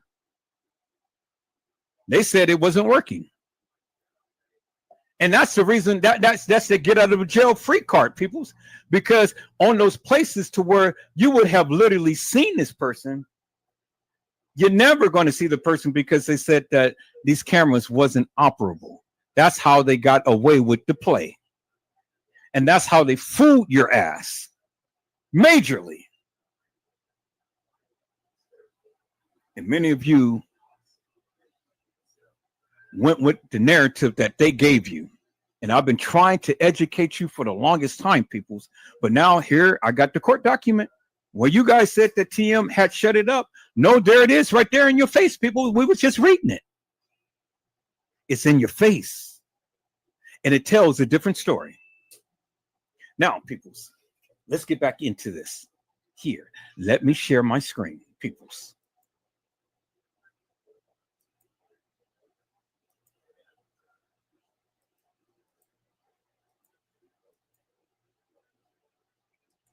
So I love it when the stupid people try to tell me what I don't have, because I've always come with my receipts and I've always come and debunked you suckers, you lollipop lickers.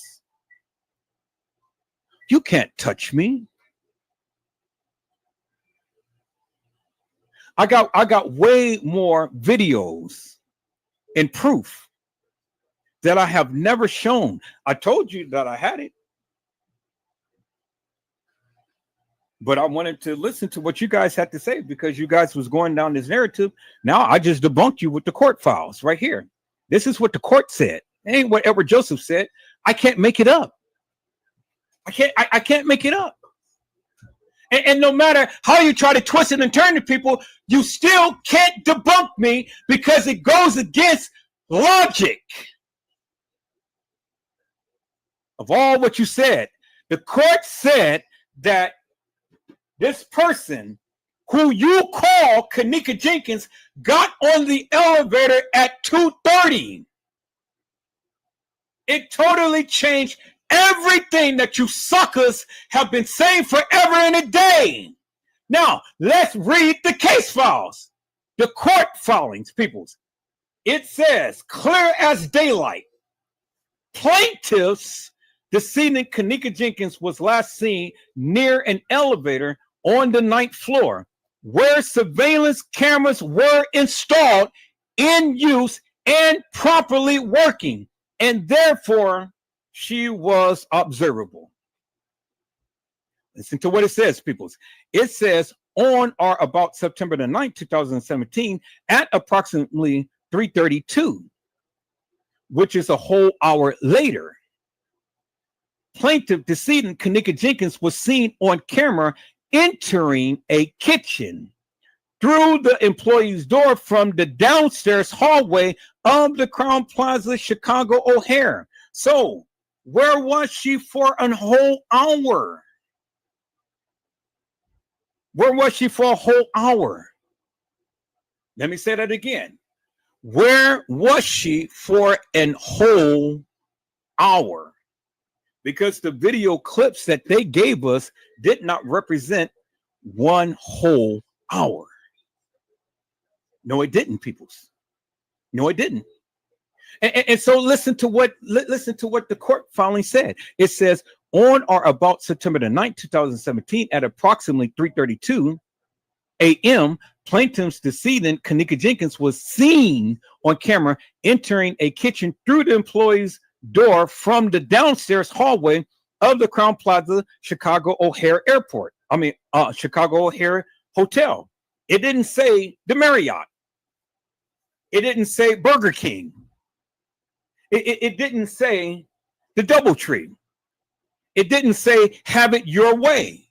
It says that Kenneka Jenkins was seen on camera entering a kitchen through the employee's door from the downstairs hallway of the Crown Plaza Chicago O'Hare Hotel between approximately 2:30 a.m. when plaintiff decedent Kenneka Jenkins was last seen by her friends, and at 3:32 where she was last seen on camera entering an abandoned kitchen.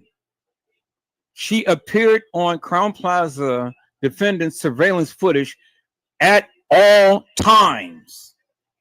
Did you see and did you hear what it says, peoples? It says that she was on surveillance video footage at all times. At all times. So where they only gave you clips, it is more video footage that they never gave. Because the court said that she was on surveillance video footage at all times. Never, not once, did she not be caught off of surveillance video footage. She was on surveillance video footage at all times. That's what it says. At all times. It says, had Crown Plaza defendant staff and employees and our agents of defendant Capitol Security check all surveillance footage sooner, or alternatively properly and timely reviewed the video footage, they would have seen plaintiff decedent Kenneka Jenkins enter the kitchen and would have been able to locate her, which would have prevented her death. Did you see and hear what the court file said, peoples? This is what the court file says. It ain't what Edward Joseph said. It's what the court file says. It says on or about September the 9th, 2017, between 2:30 a.m., when plaintiff decedent Kenneka Jenkins was last seen by her friends at 3:32 a.m., when she was last seen on surveillance video footage entering the kitchen of the Crown Plaza Hotel, defendant's hotel, she passed several hotel personnel who failed to prevent Kenneka from entering the kitchen. Oh my God, peoples, did you hear what it said? She passed several people. Look what it says. It says she passed several hotel personnel who failed to prevent Kenneka from entering the kitchen. Meaning that they already knew it wasn't Kenneka. So why would they prevent her from going into the kitchen when they already knew it wasn't Kenneka? Because they were a part of the play. They were a part of the play. Did you hear and did you see what I just read, peoples? The court filing stated that Kenneka, the one who you call Kenneka, had passed several employees who failed to prevent her from entering into a kitchen. That's what it says. That's what it says. I didn't make this up, people. That's what it said. So in essence, they already knew that this girl was the fake Kenneka, and they wasn't going to intervene because it was part of the play. Well, you guys thinking that nobody seen Kenneka, the court saying, yes, they did. They seen this girl who played Kenneka. They seen her. She's on surveillance video footage, and they are on surveillance video footage. So when they're showing you the surveillance video footage and you don't see no employees around her, well, that's not what the court filing said. The court filing says that there were several employees that passed her by. They seen her. They looked at her. They knew, but they didn't do anything. And so this totally debunks all of the madness that you guys have been saying. And it totally debunks this madness of what was being spread all of these many years. Because where they and you guys have been saying, oh, well, wasn't no employees around her. Well, no, that's not what the court filing said. The court filing said that the employees saw her. The employees saw her, and they failed to prevent her from going into the freezer. And the reason why is because it wasn't Kenneka. They knew the play. I see my people's come in. Hello, Arnold Lamar. How are you, my friend? It is a blessing to see you on today. Arnold Lamar said, let me see the footage. No, no, no, no, no, no, no, no, my friend. No. Only in my time. I'm going to make me some money. I'm going to make me some money. I gave you more than enough. I ain't releasing that until I'm good and ready to. And I'm going to get paid for that. Because once I release it, you know, every YouTuber and Facebooker is going to copy that live and stuff and play it back. And this is going to bust the whole thing wide open.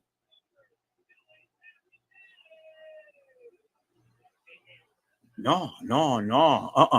Only in my time is when I'm going to release the video footage. I've been holding on for it for years. And I've been holding on to this for years. And I've been trying to ask the people and try to get the people to, you know, secure a narrative to tell me what they think in things so I can just come back and debunk them. See, you ain't never seen Trey Gang bring out this content.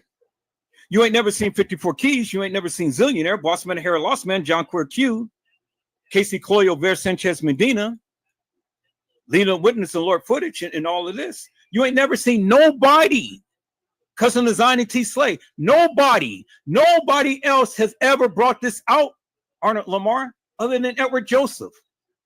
And where they gave you the narrative, oh, well, nobody was in the hallway with Kenneka and stuff. Well, I'm showing you. And I've already shown you, and I've already told you all of the different narratives that TM, the girls, the establishment, everybody had did, because everybody was involved. In the ticket that she found, yes, it's true. Kenneka was there. Help me to make this make sense, Arnold Lamar. Why would the establishment go and regurgitate tickets 3 days later, three days after that had passed? Why are they regurgitating 3-day-old tickets and giving it to the people? You didn't see all of anybody from the establishment other than the kids and stuff that showed you regurgitated tickets, right? Because if it was regurgitated tickets, do you not think, Arnold Lamar, that more people, more patrons at that establishment would have been complaining? Well, you giving me 3-day-old tickets? How many people at that establishment did you ever see go live or post any 3-day-old ticket that they had? You never did, other than the people that was involved in the Kenneka Jenkins case. Come on now. Come on now. Talk to me. It don't make no sense, my friend. Nobody at that establishment ever posted a 3-day-old ticket other than the people who was associated in the Kenneka Jenkins case. Hello, Marvin Atkins. How are you, my friend? It is a blessing to see you on today. Marvin Atkins has said, if you are looking for justice for her, why are you looking to get paid in order to help the case? Because everybody else got paid. Why can't I get paid? Why do I have to give all of this good juicies to you and not get paid for it? Everybody else got paid. I've been talking about this case for damn near 7 years and ain't got paid. Everybody else got paid. So, and I'm still not getting paid. You guys ain't hit the Cash App. You guys ain't hit the like button.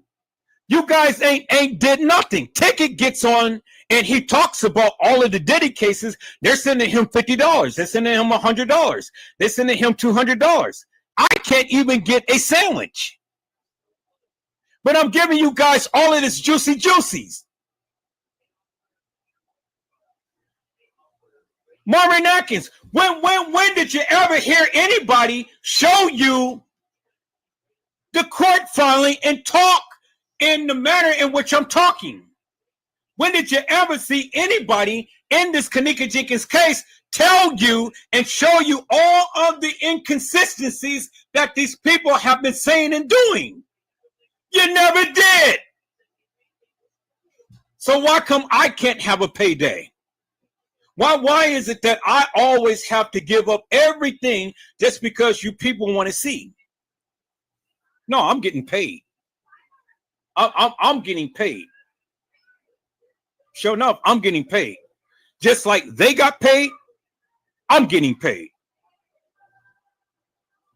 Bottom line. Why come I can't get a cup of coffee? I mean, you guys sit around here and bless all of these other YouTubers. They blessing Trey Gang by leaps and bounds. He's getting brew all the time. People cash out for him. I haven't had not one person ever offer, well, ever Joseph, put your cash app up so we can bless you. I have to beg for likes, but I'm giving you guys all juicy juicies. You can't tell me that I don't know because I have already shown you in this live unequivocally, undeniably, and here is the court filings that's telling you unequivocally and undeniably that the establishment, the kids, TM, Lenore, and everybody lied. Because the court filings, this is the court document, clearly is showing you and telling you they lied. And they lied. The cameras was working. She was caught on surveillance video footage at all times. But they didn't show you everything.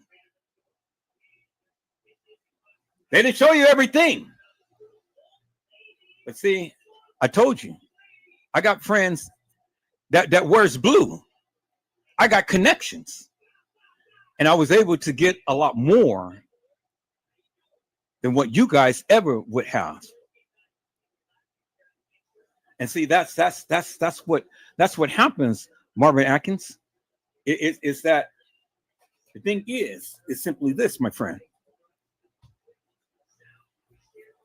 The thing is simply this.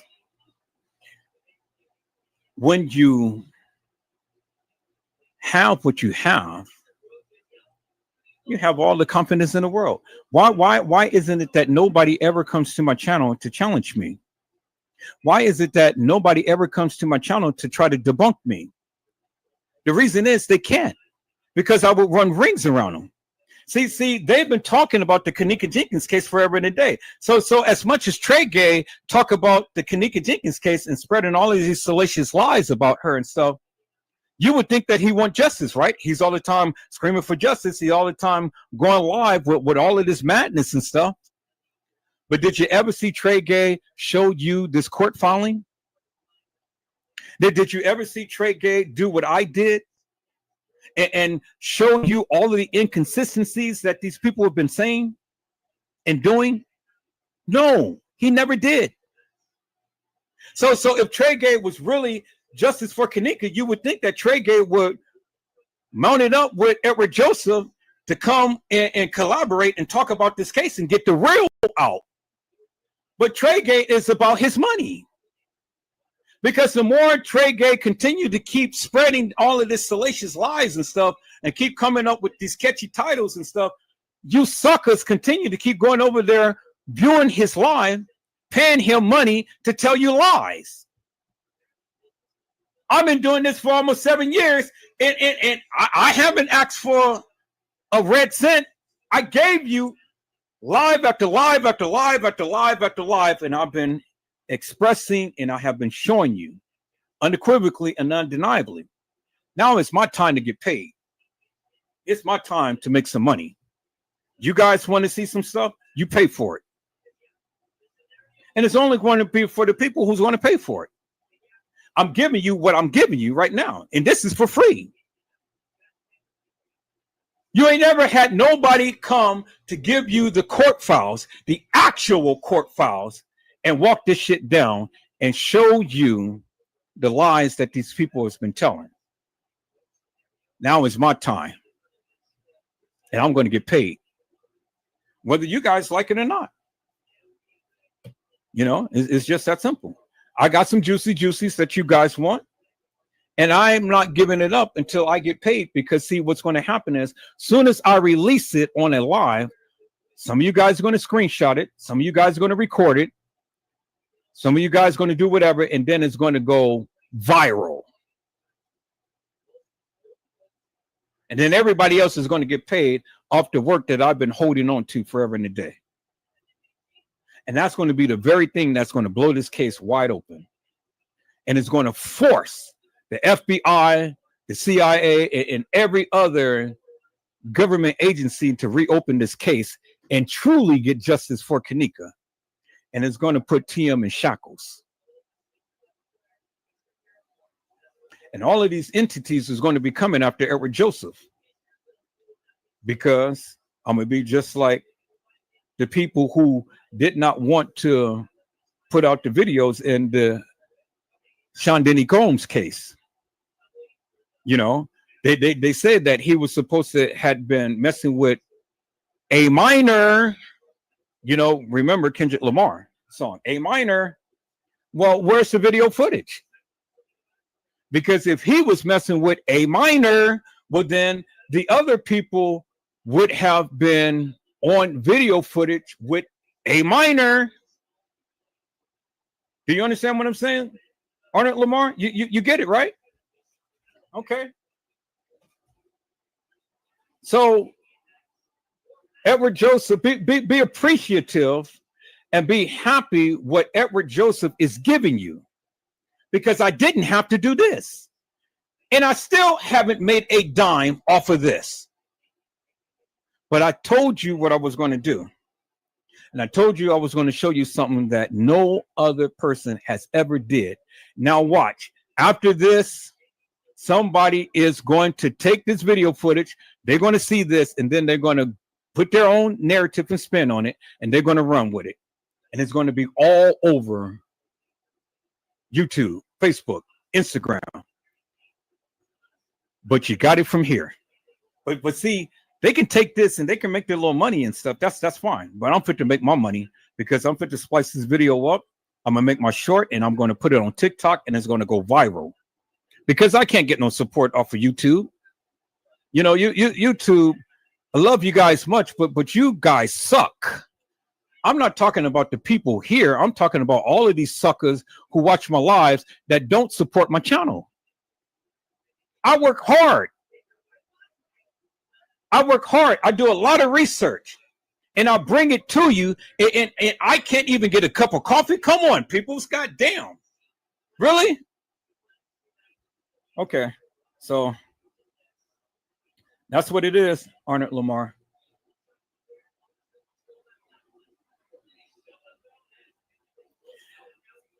You want to know who killed Kenneka Jenkins, Arnold Lamar? The one who carried Kenneka is the one who killed Kenneka.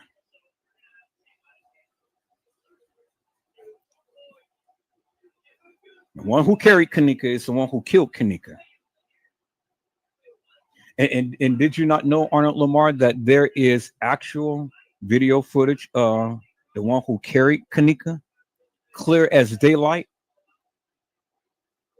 Yeah, there's actual video footage. Now, you're not going to see the killing, but you're going to see the limp body of Kenneka. Did you know, Arnold Lamar, that there is actual video footage of the person placing Kenneka in the freezer? Did you know that? You heard what the court filing said, right? You heard what the court filing said. I just read it to you. That she was on all surveillance video footage. It's not a piece of footage that none of this wasn't recorded.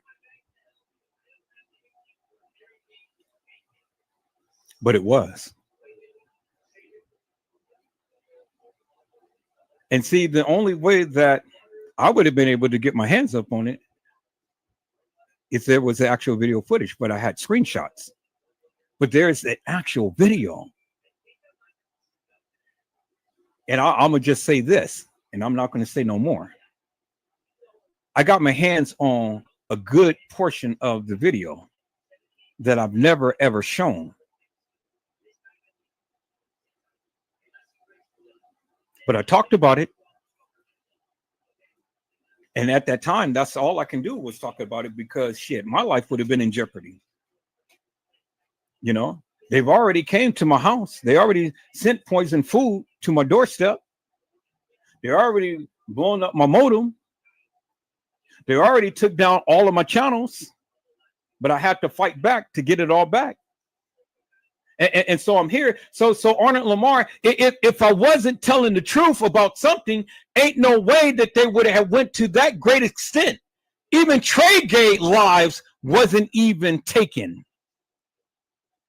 All of my lives, all of my channels was taken. They canceled my lives. They canceled my channel. But I fought back and I got it back.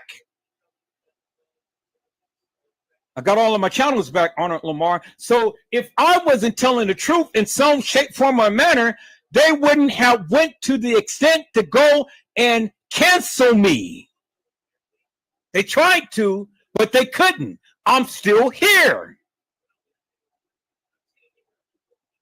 And then they blocked a lot of my lives. They blocked it. I showed you the other day. They blocked my lives after live after live. They blocked my lives. And the reason why they blocked my lives is because I was going in hard and heavy like I am doing now. But see, the only difference now is I'm not giving names like I did beforehand. See, beforehand, I made the mistake. I was giving names and I was matching people up. I was putting people in the pieces to the puzzle. But now I'm showing you without saying the names. So they can't do anything.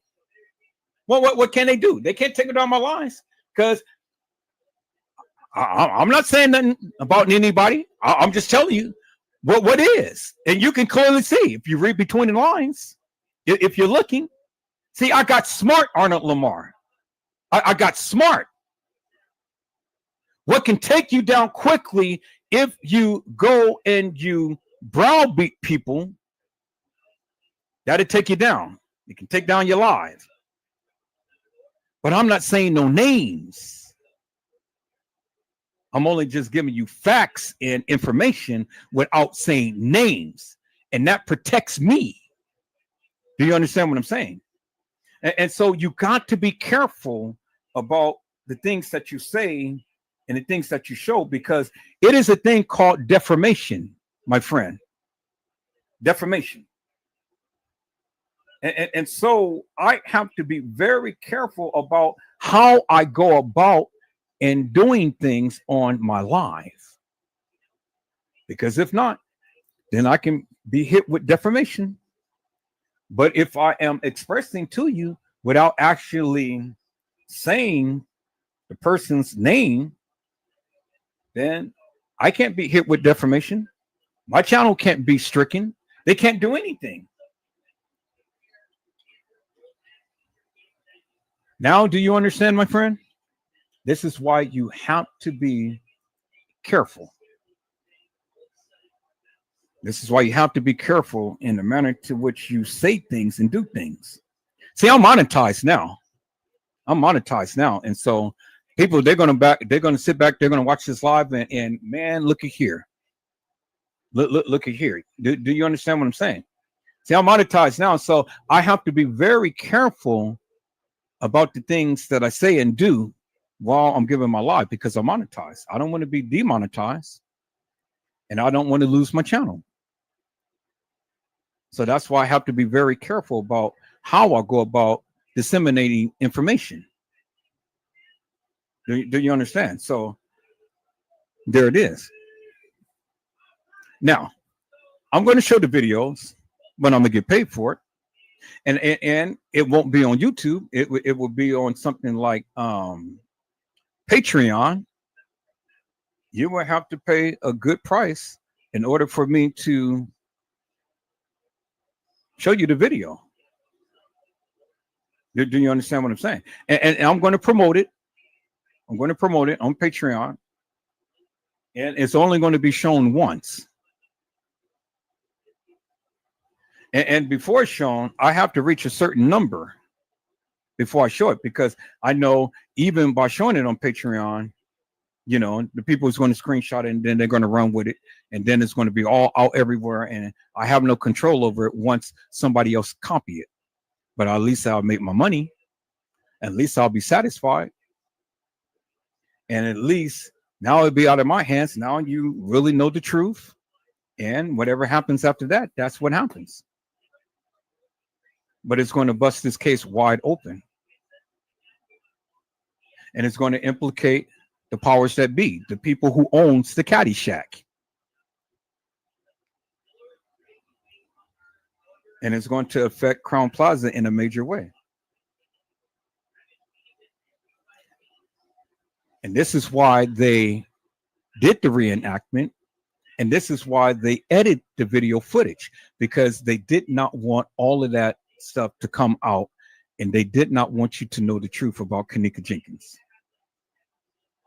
And they had paid YouTubers to spread this salacious madness, like Casey Cloy, Overa Sanchez Mendina, and other YouTubers. Yeah, everybody made money, my friend. Everybody made money until I came to YouTube. And when I came to YouTube, then when I start to put out what I put out, oh man, people start not talking about the case because I was calling them out right and left. See, before I came to YouTube, and it was already 3 years past, before I came to YouTube, everybody was making money on YouTube because I was on Facebook and I had over 5,000 followers, subscribers on my YouTube channel. And we were talking about the Kenneka Jenkins case day and night, 7 days a week. And I had a live full, thousands of people. And then when my friend Brazy Certified World Media had coached me to come to YouTube, I came to YouTube. And I got ridiculed and I got scorned and things because I was messing up the people's money. And I was showing them true facts and not fiction. And one by one, these suckers stopped talking about the Kenneka Jenkins case because what I was putting out, they couldn't debunk. They couldn't debunk. And even till this day, they couldn't come to my live to try to tell me and try to debunk me. And there you have it. And so you saying justice for Kenneka? Well, then you tell me how many of these YouTubers ever sharing what I'm sharing right now, if they justice for Kenneka? Because this has been public record forever and a day. People was about money instead of about putting out the truth. I put out the truth. And I never got paid for it. Now, the time has changed. I'm going to get paid. Whether the people like it or not. Whether the people want to support it or not. That's fine. You know. Just by you guys sitting here looking at this live, I'm getting paid. Every video that you watch, I'm getting paid. It's my time now. Don't mean I don't want justice for Kenneka, because if I didn't want justice for Kenneka, I wouldn't be doing what I'm doing right now. I'm giving you information you ain't never even seen. No other YouTuber in the Kenneka Jenkins community ever is doing what I'm doing now. You never seen it. It's my time now. And you guys don't like it? Tough titty. Do your research and then do what I did and find out the information for your own. But other than that, sit back, relax, and enjoy the live. Now, peoples, it says on or about September the 9th, 2017, between 2:30 a.m., when plaintiff decedent Kenneka Jenkins was last seen by her friends, and 3:32 a.m. when she was last seen on surveillance footage entering the kitchen of the Crown Plaza, not the Marriott and not the Doubletree Hotel. She passed several hotel personnel who failed to prevent Kenneka Jenkins from entering the kitchen. So They told you that she passed several hotel personnel. They told you that. It says, after last being seen leaving a room on the 9th floor, plaintiff's decedent, Kenneka Jenkins, was visibly disorientated and in dire need of assistance. Crown Plaza defendants, through their employees and are agents of defendant Capital Security, should have assisted plaintiff decedent Kenneka Jenkins, which would have prevented her death. Meaning, peoples, they seen her staggering drunk. Do you see what I'm saying? They seen her. This is the court. This is what was filed. This is what the court said. It ain't whatever Joseph said. It's what the court said. And it says, upon information and belief, Crown Plaza defendants maintained several double walk-in freezers within the hotel, but locked and sequestered them from access by the general public. Okay, that is important right there, people. It says that upon information and belief, Crown Plaza defendants maintained several walk-in freezers within the hotel, but locked and sequestered them from access by the general public. Meaning, how in God's name could she got into a freezer if it was locked and sequestered? Meaning, she couldn't have had access to it. How? How? See, people, these are the things that you guys just don't understand and just don't get. The girl just didn't whoop-de-whoop-de-woo walk herself down into a freezer. The courts had just told you that they locked and they sequestered the areas in question, peoples. So if it was locked and sequestered, then my question to you is simply this. How in the hell could she be able to access an unattended and sequestered and locked area? How? How? How? You can't answer that. And see, this is what I say, people. This is what makes many of you so goddamn stupid. Because see, I got the court filings right here. And the court filings is saying something different than what you thought and what you've been saying for all of these years. And you can't even answer the simplest little question that I am posing to you. How did this young lady that was supposed to have been drunk, how did she access these areas? She couldn't. She absolutely couldn't. And that's where they effed up. That's where they effed up.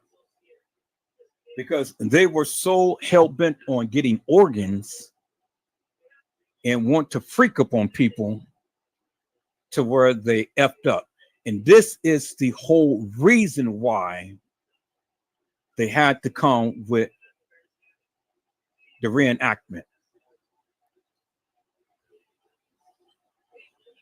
Explain to me, peoples, and explain to me in your logic, in expertise, in theory, how could this girl access an inaccessible area unless it was purposely done? Peoples, how?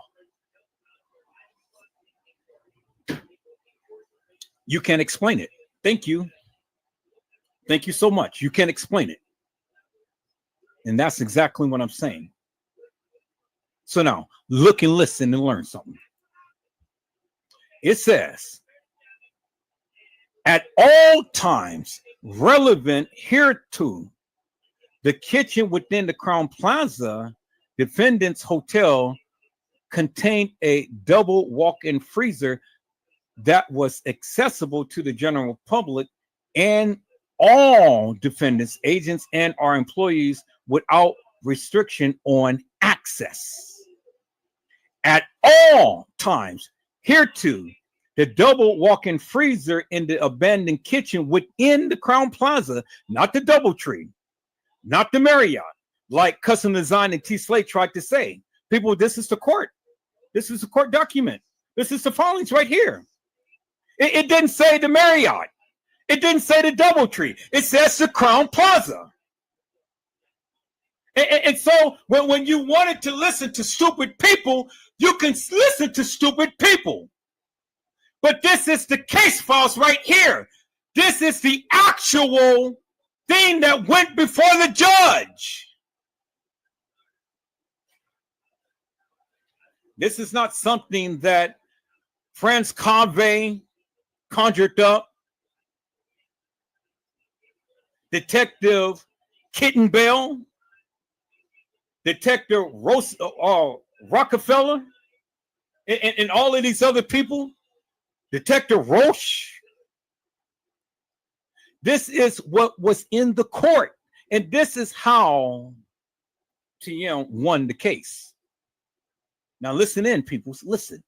It says, at all times relevant hereto, the double walk-in freezer in the abandoned kitchen within the Crown Plaza defendant had a sticker affixed that was completely faded and failed to instruct how to release the lock system on the door.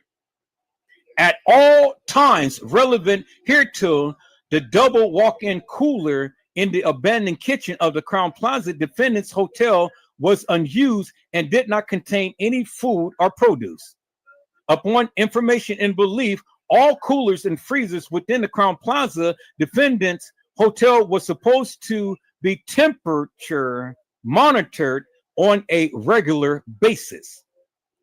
On or about September the 9th, 2017, at approximately 12:36 p.m., plaintiff, decedent Kenneka Jenkins was reported missing to the Rosemont Public Safety when the family did not receive a response from the Crown Plaza Defendant's Hotel staff and employees and agents of defendant Capital Security.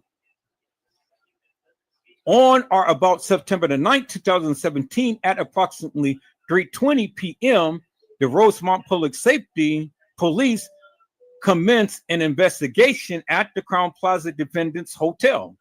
Upon information and belief, it was not until Rosemont Public Safety requested review of the surveillance that the Crown Plaza Defendant staff and employees and agents of Capital Security actually began the undertaking of reviewing surveillance footage. On or about September the 9th, 2017, at approximately 10:30 p.m., an unidentified employee entered a aforesaid kitchen and failed to discover plaintiff decedent Kenneka Jenkins. On or about September the 10th, at approximately 12:25 a.m., plaintiff decedent Kenneka Jenkins was found unresponsive inside the double walk-in freezer of the said kitchen of the Crown Plaza Defendant's Hotel. On information and belief, decedent Kenneka was caused to die from hypothermia and or freezing to death, which caused insurmountable consciousness, pain, and suffering prior to death. Count 1, negligence, gross negligence, premises liability, Crown Plaza defendants. Plaintiff decedent reasserts all previously enumerated paragraphs as thoroughly fully set forth herein. At all pertinent times herein, Crown Plaza defendant owed a duty to provide security and maintain a safe premises. At all pertinent times relevant herein, Crown Plaza defendant owed a duty to warn off or otherwise take reasonable steps to protect the general public, its business invitees, guests, and plaintiffs, decedent Kenneka Jenkins in particular, regarding the state of the premises, or acts done or omit on them. At all times relevant hereto, Crown Plaza defendants owed a duty to warn their agents and or employees of unreasonable risks and dangers on their premises. At all times pertinent times herein, Crown Plaza defendant owed a duty to the general public, its business invitees, guests, and plaintiffs, decedent Kenneka Jenkins in particular, maintain a safe premises. At all pertinent times relevant herein, Crown Plaza defendant owe a duty to the general public, its businesses, invitees, guests, and plaintiffs, descendant Kenneka Jenkins in particular, to warn the latent effects of dangers such as abandoned kitchens and are accessible double walk-in freezers. At all times relevant, defendant owe their business invitees, guests, and plaintiffs, decedent Kenneka Jenkins in particular, a duty to exercise reasonable care to ensure that the services undertaken by security services and food services providers were done in a manner so as to not inflict injury upon others.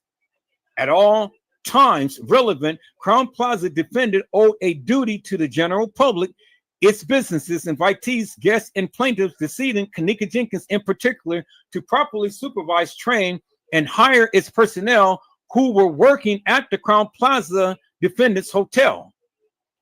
At all times relevant hereto, Crown Plaza defendants owed a duty to their businesses, invitees, guests, and plaintiffs, decedent Kenneka Jenkins in particular, to maintain policies and or procedures so as to prevent injury upon when undertaking a duty to act. And then it goes on, and it goes on, and it goes on, and it goes on, and it goes on, and it goes on, and it goes on, and it goes on, and it goes on, and it goes on, and it goes on, and it goes on, and it goes on, and it goes on, and it goes on, to finally we get down to 27.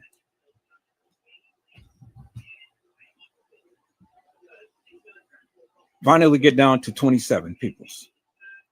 And we only just read up until number 8. And so that's why I'm going to stop right there, peoples. I'm going to stop right there. I'm going to take a little break. I'm going to sit back and eat. And then I'm going to come back with part 2 to this, peoples. I'm going to come back with part 2 to this. And so, peoples, as you can see, now you have a greater understanding why the Crown Plaza Hotel is liable for the death of Kenneka Jenkins. And as you can see, people, all of the stuff that many of you had believed didn't happen in the manner to which you thought that it did. Because the case file, which is the court document, which is the actual document that was filed in court and the magistrate had seen and signed off on it, had told you that Kenneka, or this fake girl who played Kenneka, was seen on all surveillance video footage. All. Not some, not a little bit, but all. And that is so significant, peoples. And so this narrative and all of these little video madness that they put out it doesn't even come close to what the case files, the court filing had said. And there you have it right there, peoples, because Edward Joseph didn't say it. The courts did.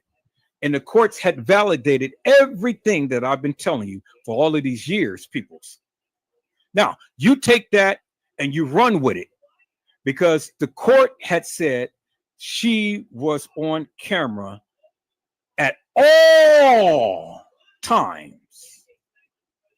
Not some, but all. And I have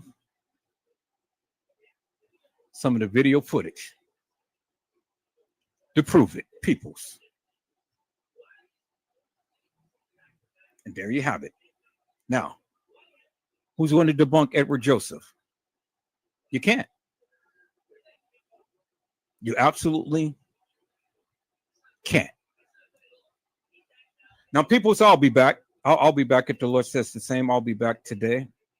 I'm going to do part 2 to Kenneka Jenkins. It is time for them to tell the truth. I'm already at the 7 o'clock hour. I have to get me something to eat, people. So me and my son, we're getting ready to sit down here and we're getting ready to have a fabulous meal. So I already spent 7 hours with you people. You ain't got to go to work tomorrow. So I'll be back. I'll be back. And we're going to get into this, and we're going to read more of what the court had said in this case, peoples. We're going to see what the courts had to say. And maybe, just maybe, peoples, I may just show a little snippet of some of the video that I have, you know, what they never showed you in the case files and on the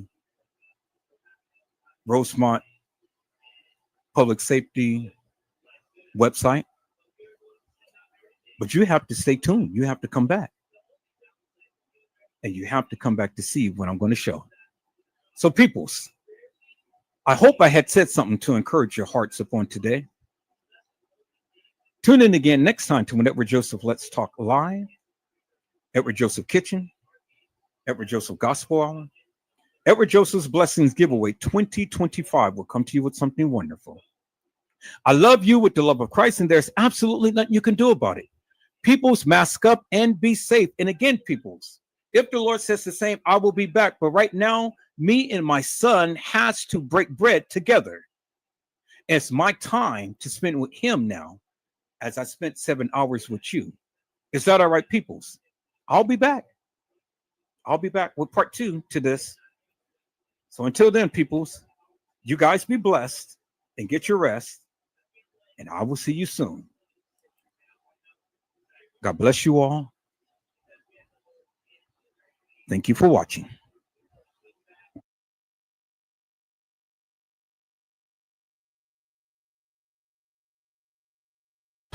People are never going to forget. The problem is, do we have any power? What do we do? You know, what do you do? You definitely can change the way you vote, like if it comes up again. But the problem is, this is a bipartisan issue. It's bipartisan. Certainly not a hoax if Ghislaine Maxwell's in jail too. She's in jail for sex trafficking. But the question is, to who? Who's she in jail? You have to be sex trafficking to somebody in order to go to jail, right? Yeah. So who? How's that work?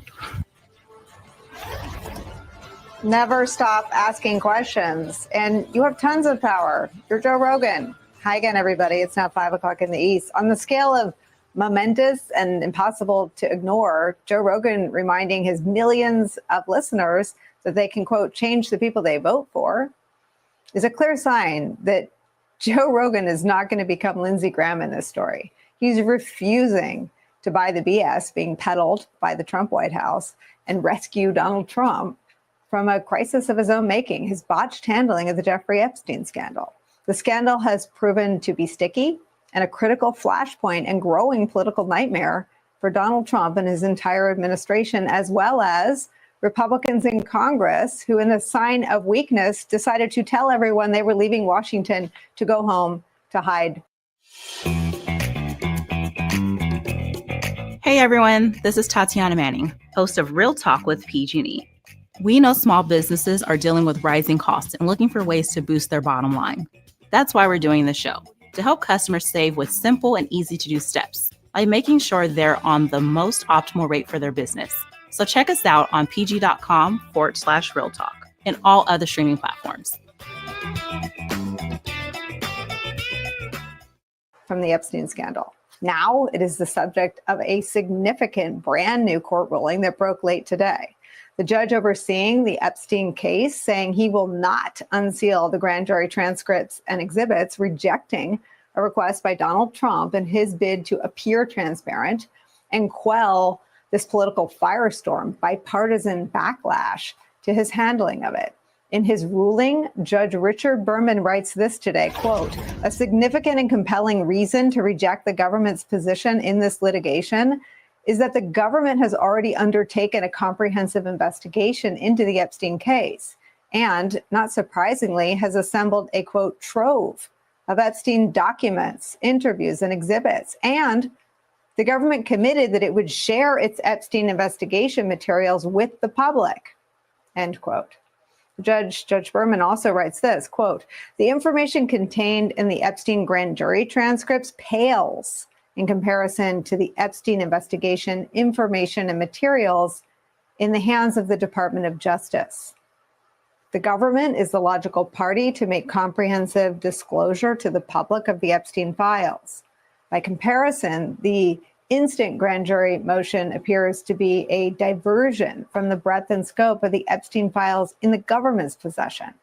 Judge Berman's ruling coming one day after the Republican chairman of the House Oversight Committee announced his committee intends to release Epstein investigation records to the public, which the Justice Department is expected to begin sharing with members on Friday.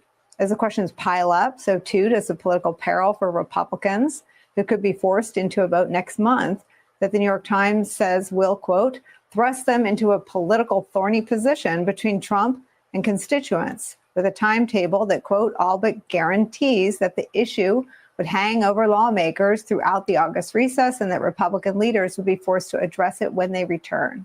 That is where we start the hour. Some of our favorite experts and friends. Voting rights attorney and founder of Democracy Docket, Mark Elias, is here, plus former acting assistant attorney general for national security at the Justice Department, Mary McCord, is here. And MSNBC senior contributing editor, Michelle Norris, is here.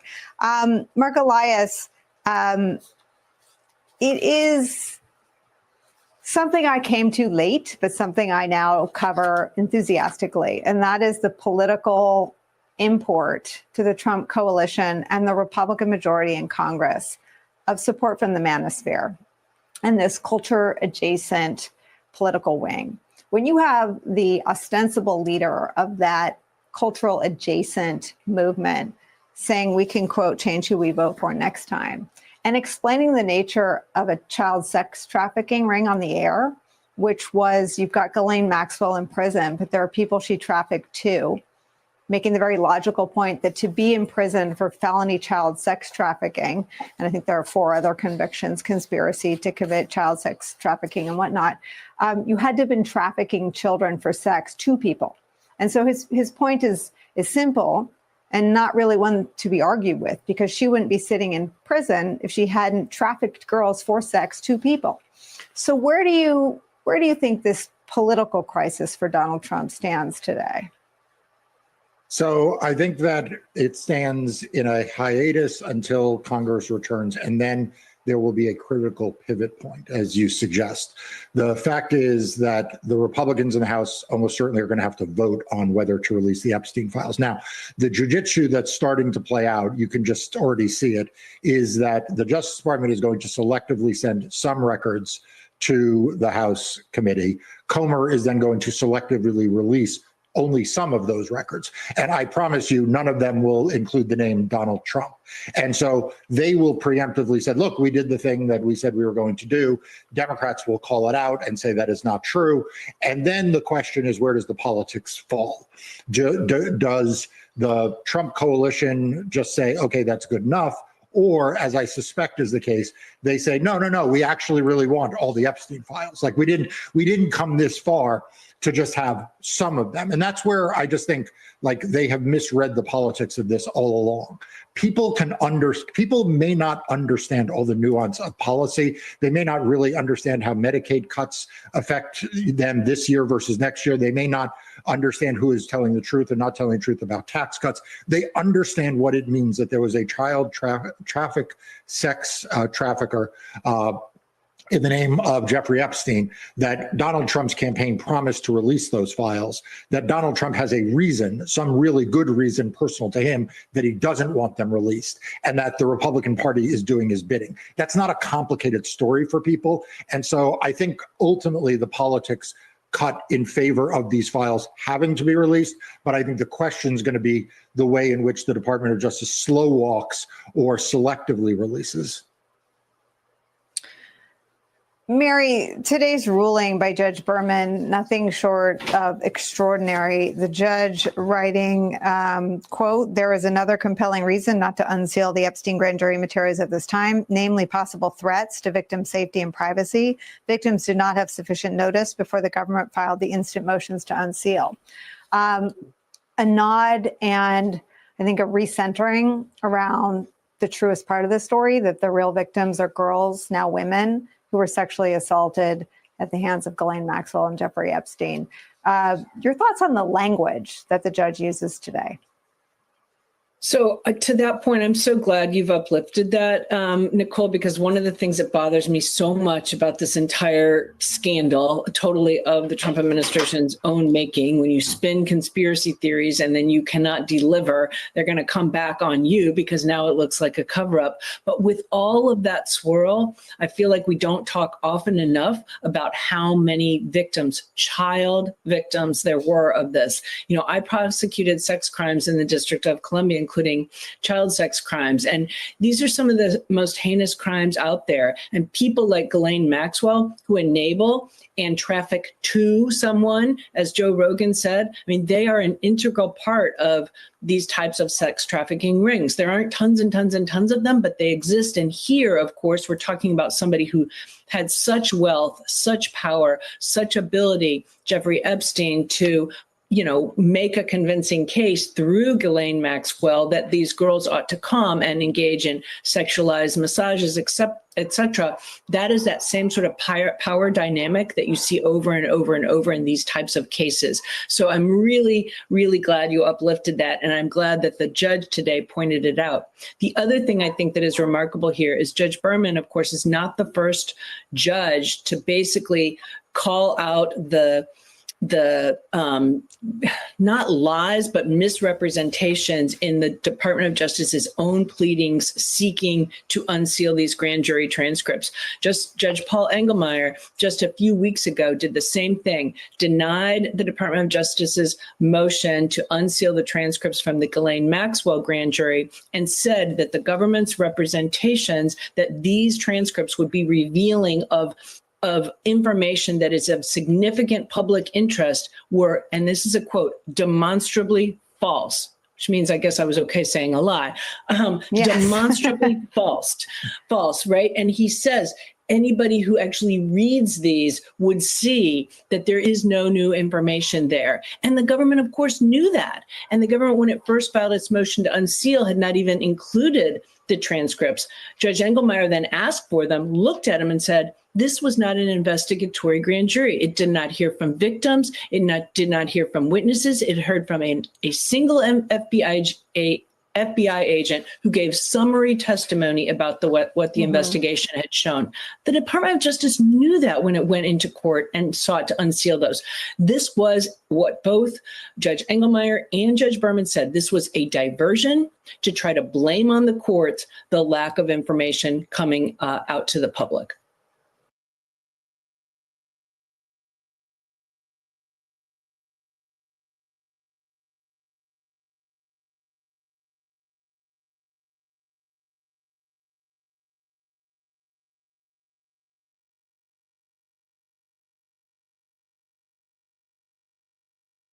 For those who want more out of every moment this summer, Mazda has more 2025 IIHS Top Safety Pick Plus awards than any other brand as of May 2025. What more could you ask for? Discover how Mazda has more to move you today. Visit iihs.org to learn more.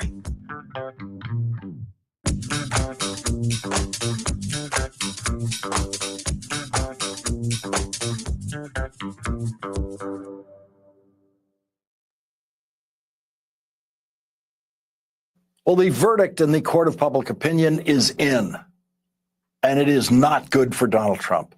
59%, quote, disapprove of the way Donald Trump is handling investigations into Jeffrey Epstein. Just 20% approve.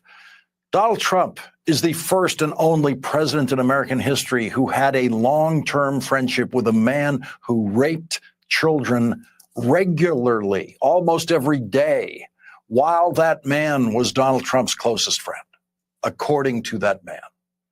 That's what Jeffrey Epstein, the child rapist and sex trafficker, told Michael Wolff in a tape-recorded interview. Quote, I was Donald's closest friend for 10 years. Everything Donald Trump does now is an attempt to get 59% of Americans to look the other way. Donald Trump is trying to get 59% of Americans to stop thinking about his friendship with Jeffrey Epstein and what Donald Trump might be trying to hide in the Epstein files that are in possession of Donald Trump's attorney general, who actually went to the Oval Office with Donald Trump's former criminal defense lawyer, who is now the deputy attorney general, to personally tell Donald Trump exactly how many times his name appears in the Epstein files and what the Epstein files actually say about Donald Trump. The Epstein files are the full Justice Department investigative file on Jeffrey Epstein and his co-conspirator, Ghislaine Maxwell. And during the presidential campaign, Donald Trump told his followers that he would make the Epstein files public. Donald Trump's current FBI director publicly insisted before he became FBI director that the Epstein files must be made public completely, every word of it. Donald Trump's attorney general promised to make the Epstein files public while she was attorney general, saying on TV that she had the Epstein files right there on her desk and was ready to make them public. She said that she had Jeffrey Epstein's client list on her desk and was ready to make that list public. And then she issued an unsigned public statement saying there is no client list and not one word of the Epstein files will ever be made public by Donald Trump's Justice Department. And so it's not surprising tonight that 71% of Americans think Donald Trump knew some or a lot about the sex crimes committed by Jeffrey Epstein against children before the investigations of Jeffrey Epstein's criminal conduct even began. Only 8% of Americans think Donald Trump knew nothing about the sex crimes Jeffrey Epstein was committing against children. 56% of Republicans think Donald Trump knew some or a lot about the sex crimes committed by Jeffrey Epstein. Think about how important this story is to Donald Trump's presidency. Donald Trump knows how important it is. And he knows how important it is to Donald Trump's political power and his ability to retain political power. Republicans in Congress have never been afraid of Donald Trump. They know he's a clown who knows nothing. They know he's a child prone to uncontrollable temper tantrums. They know he doesn't belong in the White House. They know he doesn't belong anywhere in government.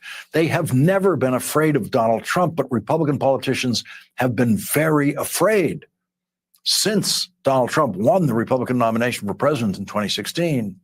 That is when every Republican politician began living in abject fear of not Donald Trump, but Trump voters. Donald Trump is nothing without Trump voters. Without Trump voters, Donald Trump would have been the first candidate to drop out of the 2016 presidential campaign. Donald Trump's first presidential campaign began so badly that the billionaire owner-operator of the Fox propaganda channel, Rupert Murdoch, publicly urged Donald Trump to drop out of the race and stop embarrassing his family. Rupert Murdoch didn't know, none of us knew, that the clownish candidacy of Donald Trump was going to win over Republican voters. It is Donald Trump's power over Republican voters that gives him power. Donald Trump's power is completely dependent on support from Republican voters, and nothing has separated Donald Trump from his voters more than the man who has risen from the dead to remind us, I was Donald's closest friend for 10 years.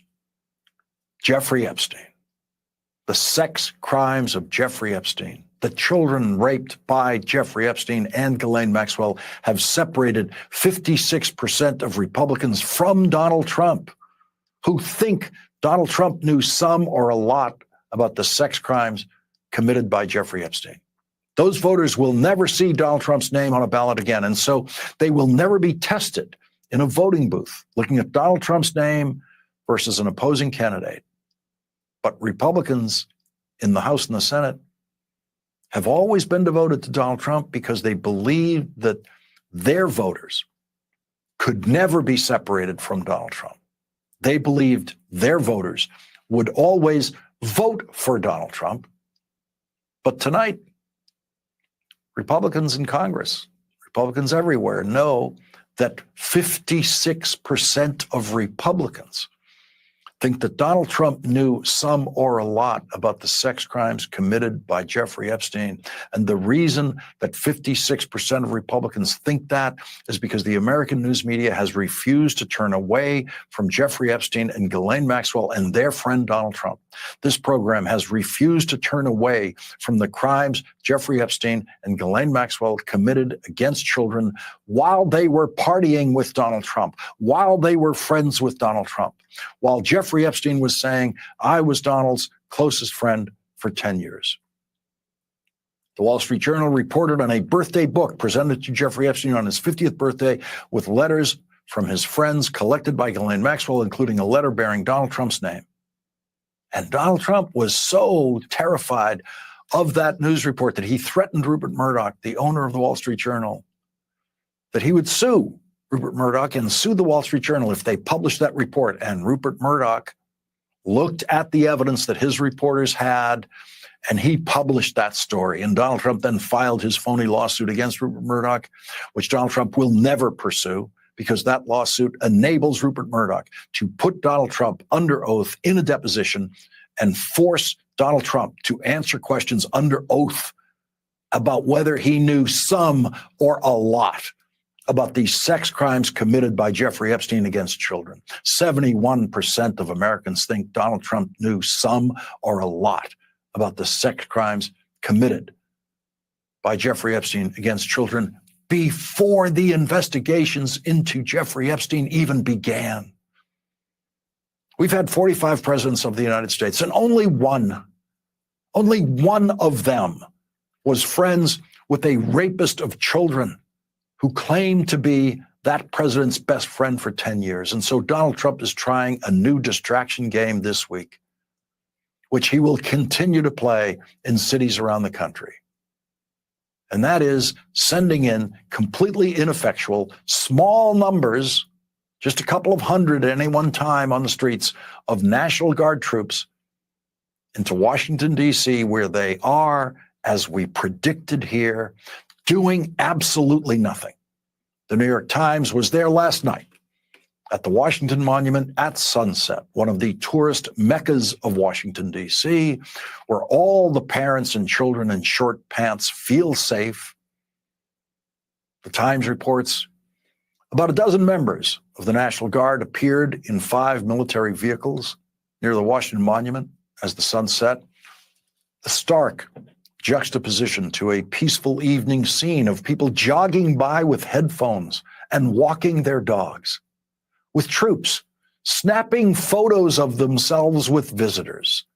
They left roughly 2 hours after they arrived. The National Guard troops are all there because of Jeffrey Epstein, Ghislaine Maxwell, and Donald Trump's friendship. Here's what Congressman Jamie Raskin, our first guest tonight, posted on social media. Hey, everybody. The whole country knows what a real emergency looks like in Washington, D.C.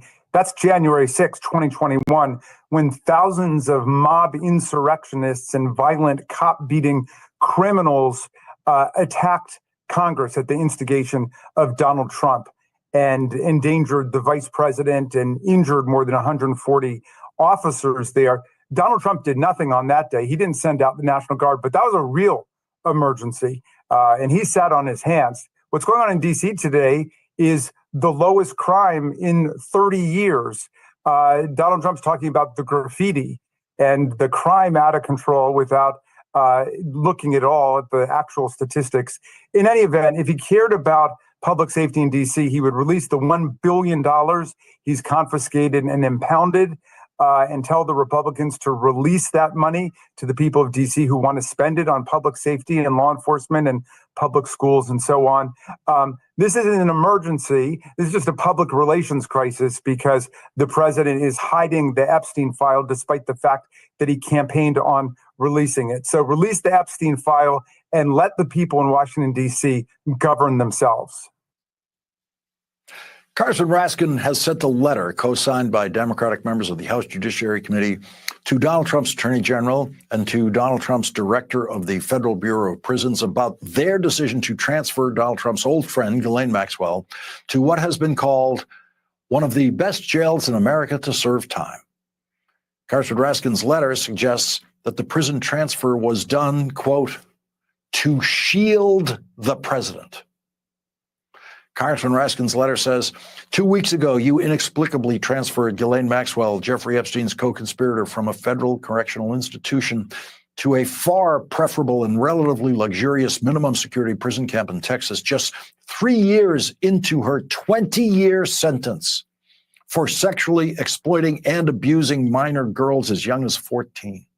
The transfer follows Deputy Attorney General Todd Blanche's private interviews of Ms. Maxwell, arranged after a firestorm of media attention about the Department of Justice's refusal to release the full Epstein files as originally demanded by President Donald Trump. These actions raise substantial concerns that the administration may now be attempting to tamper with a crucial witness, conceal President Trump's relationship with convicted sex offenders, and coax Ms. Maxwell into providing false or misleading testimony in order to protect the president. The Trump administration has engaged in a series of actions that create the strong appearance that it is attempting to cover up the full extent of the relationship between President Trump and Mr. Epstein. 71% of Americans think Donald Trump knew some or a lot about the sex crimes committed by Jeffrey Epstein against children before the investigations into Jeffrey Epstein even began. Congressman Raskin's letter continues. During President Trump's first administration, federal prosecutors charged Ms. Maxwell with perjury, stating her willingness to brazenly lie under oath about her conduct strongly suggests her true motive has been and remains to avoid being held accountable for her crimes. The letter says this about Deputy Attorney General Todd Blanche, whose last job was Donald Trump's personal criminal defense lawyer.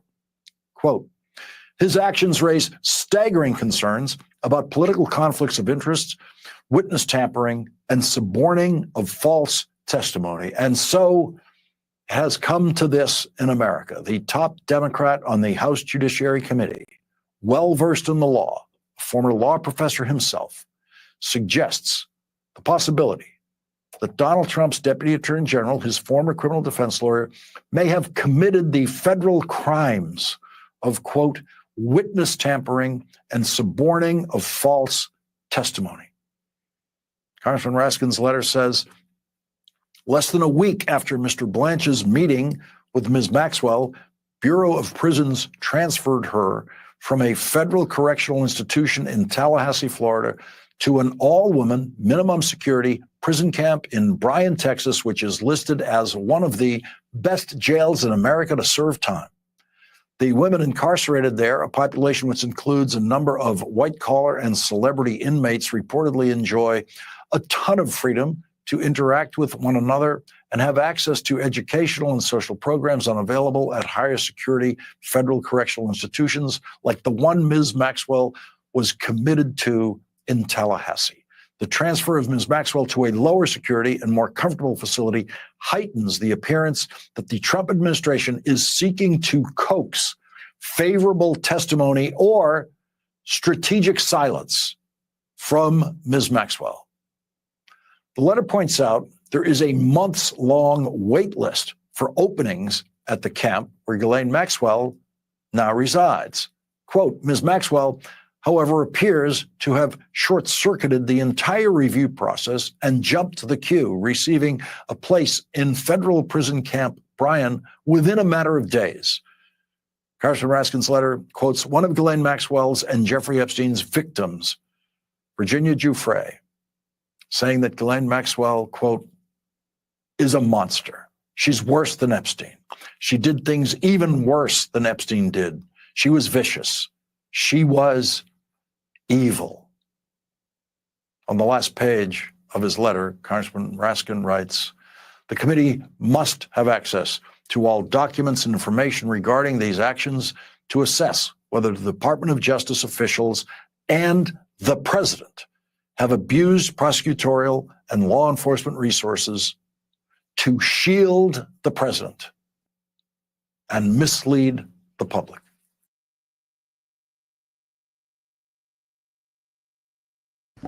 Well, Mr. Lawrence O'Donnell thought that he had the last word, but I have the last word. So, people, I hope I had said something to encourage your hearts upon today. Tune in next time to an Edward Joseph Let's Talk Live, Edward Joseph Kitchen, Edward Joseph Gospel Hour, Edward Joseph's Blessings Giveaway 2025 will come to you with something wonderful. I love you with the love of Christ, and there is absolutely nothing you can do about it. Peoples, mask up and be safe. And again, peoples, I greatly appreciate each and every one of you who hung in there on tonight or this morning to watch this live, which is the live has been off for I don't know how long, but shouldn't have been that long. But again, peoples, greatly appreciate you. God bless you all. Thank you for watching.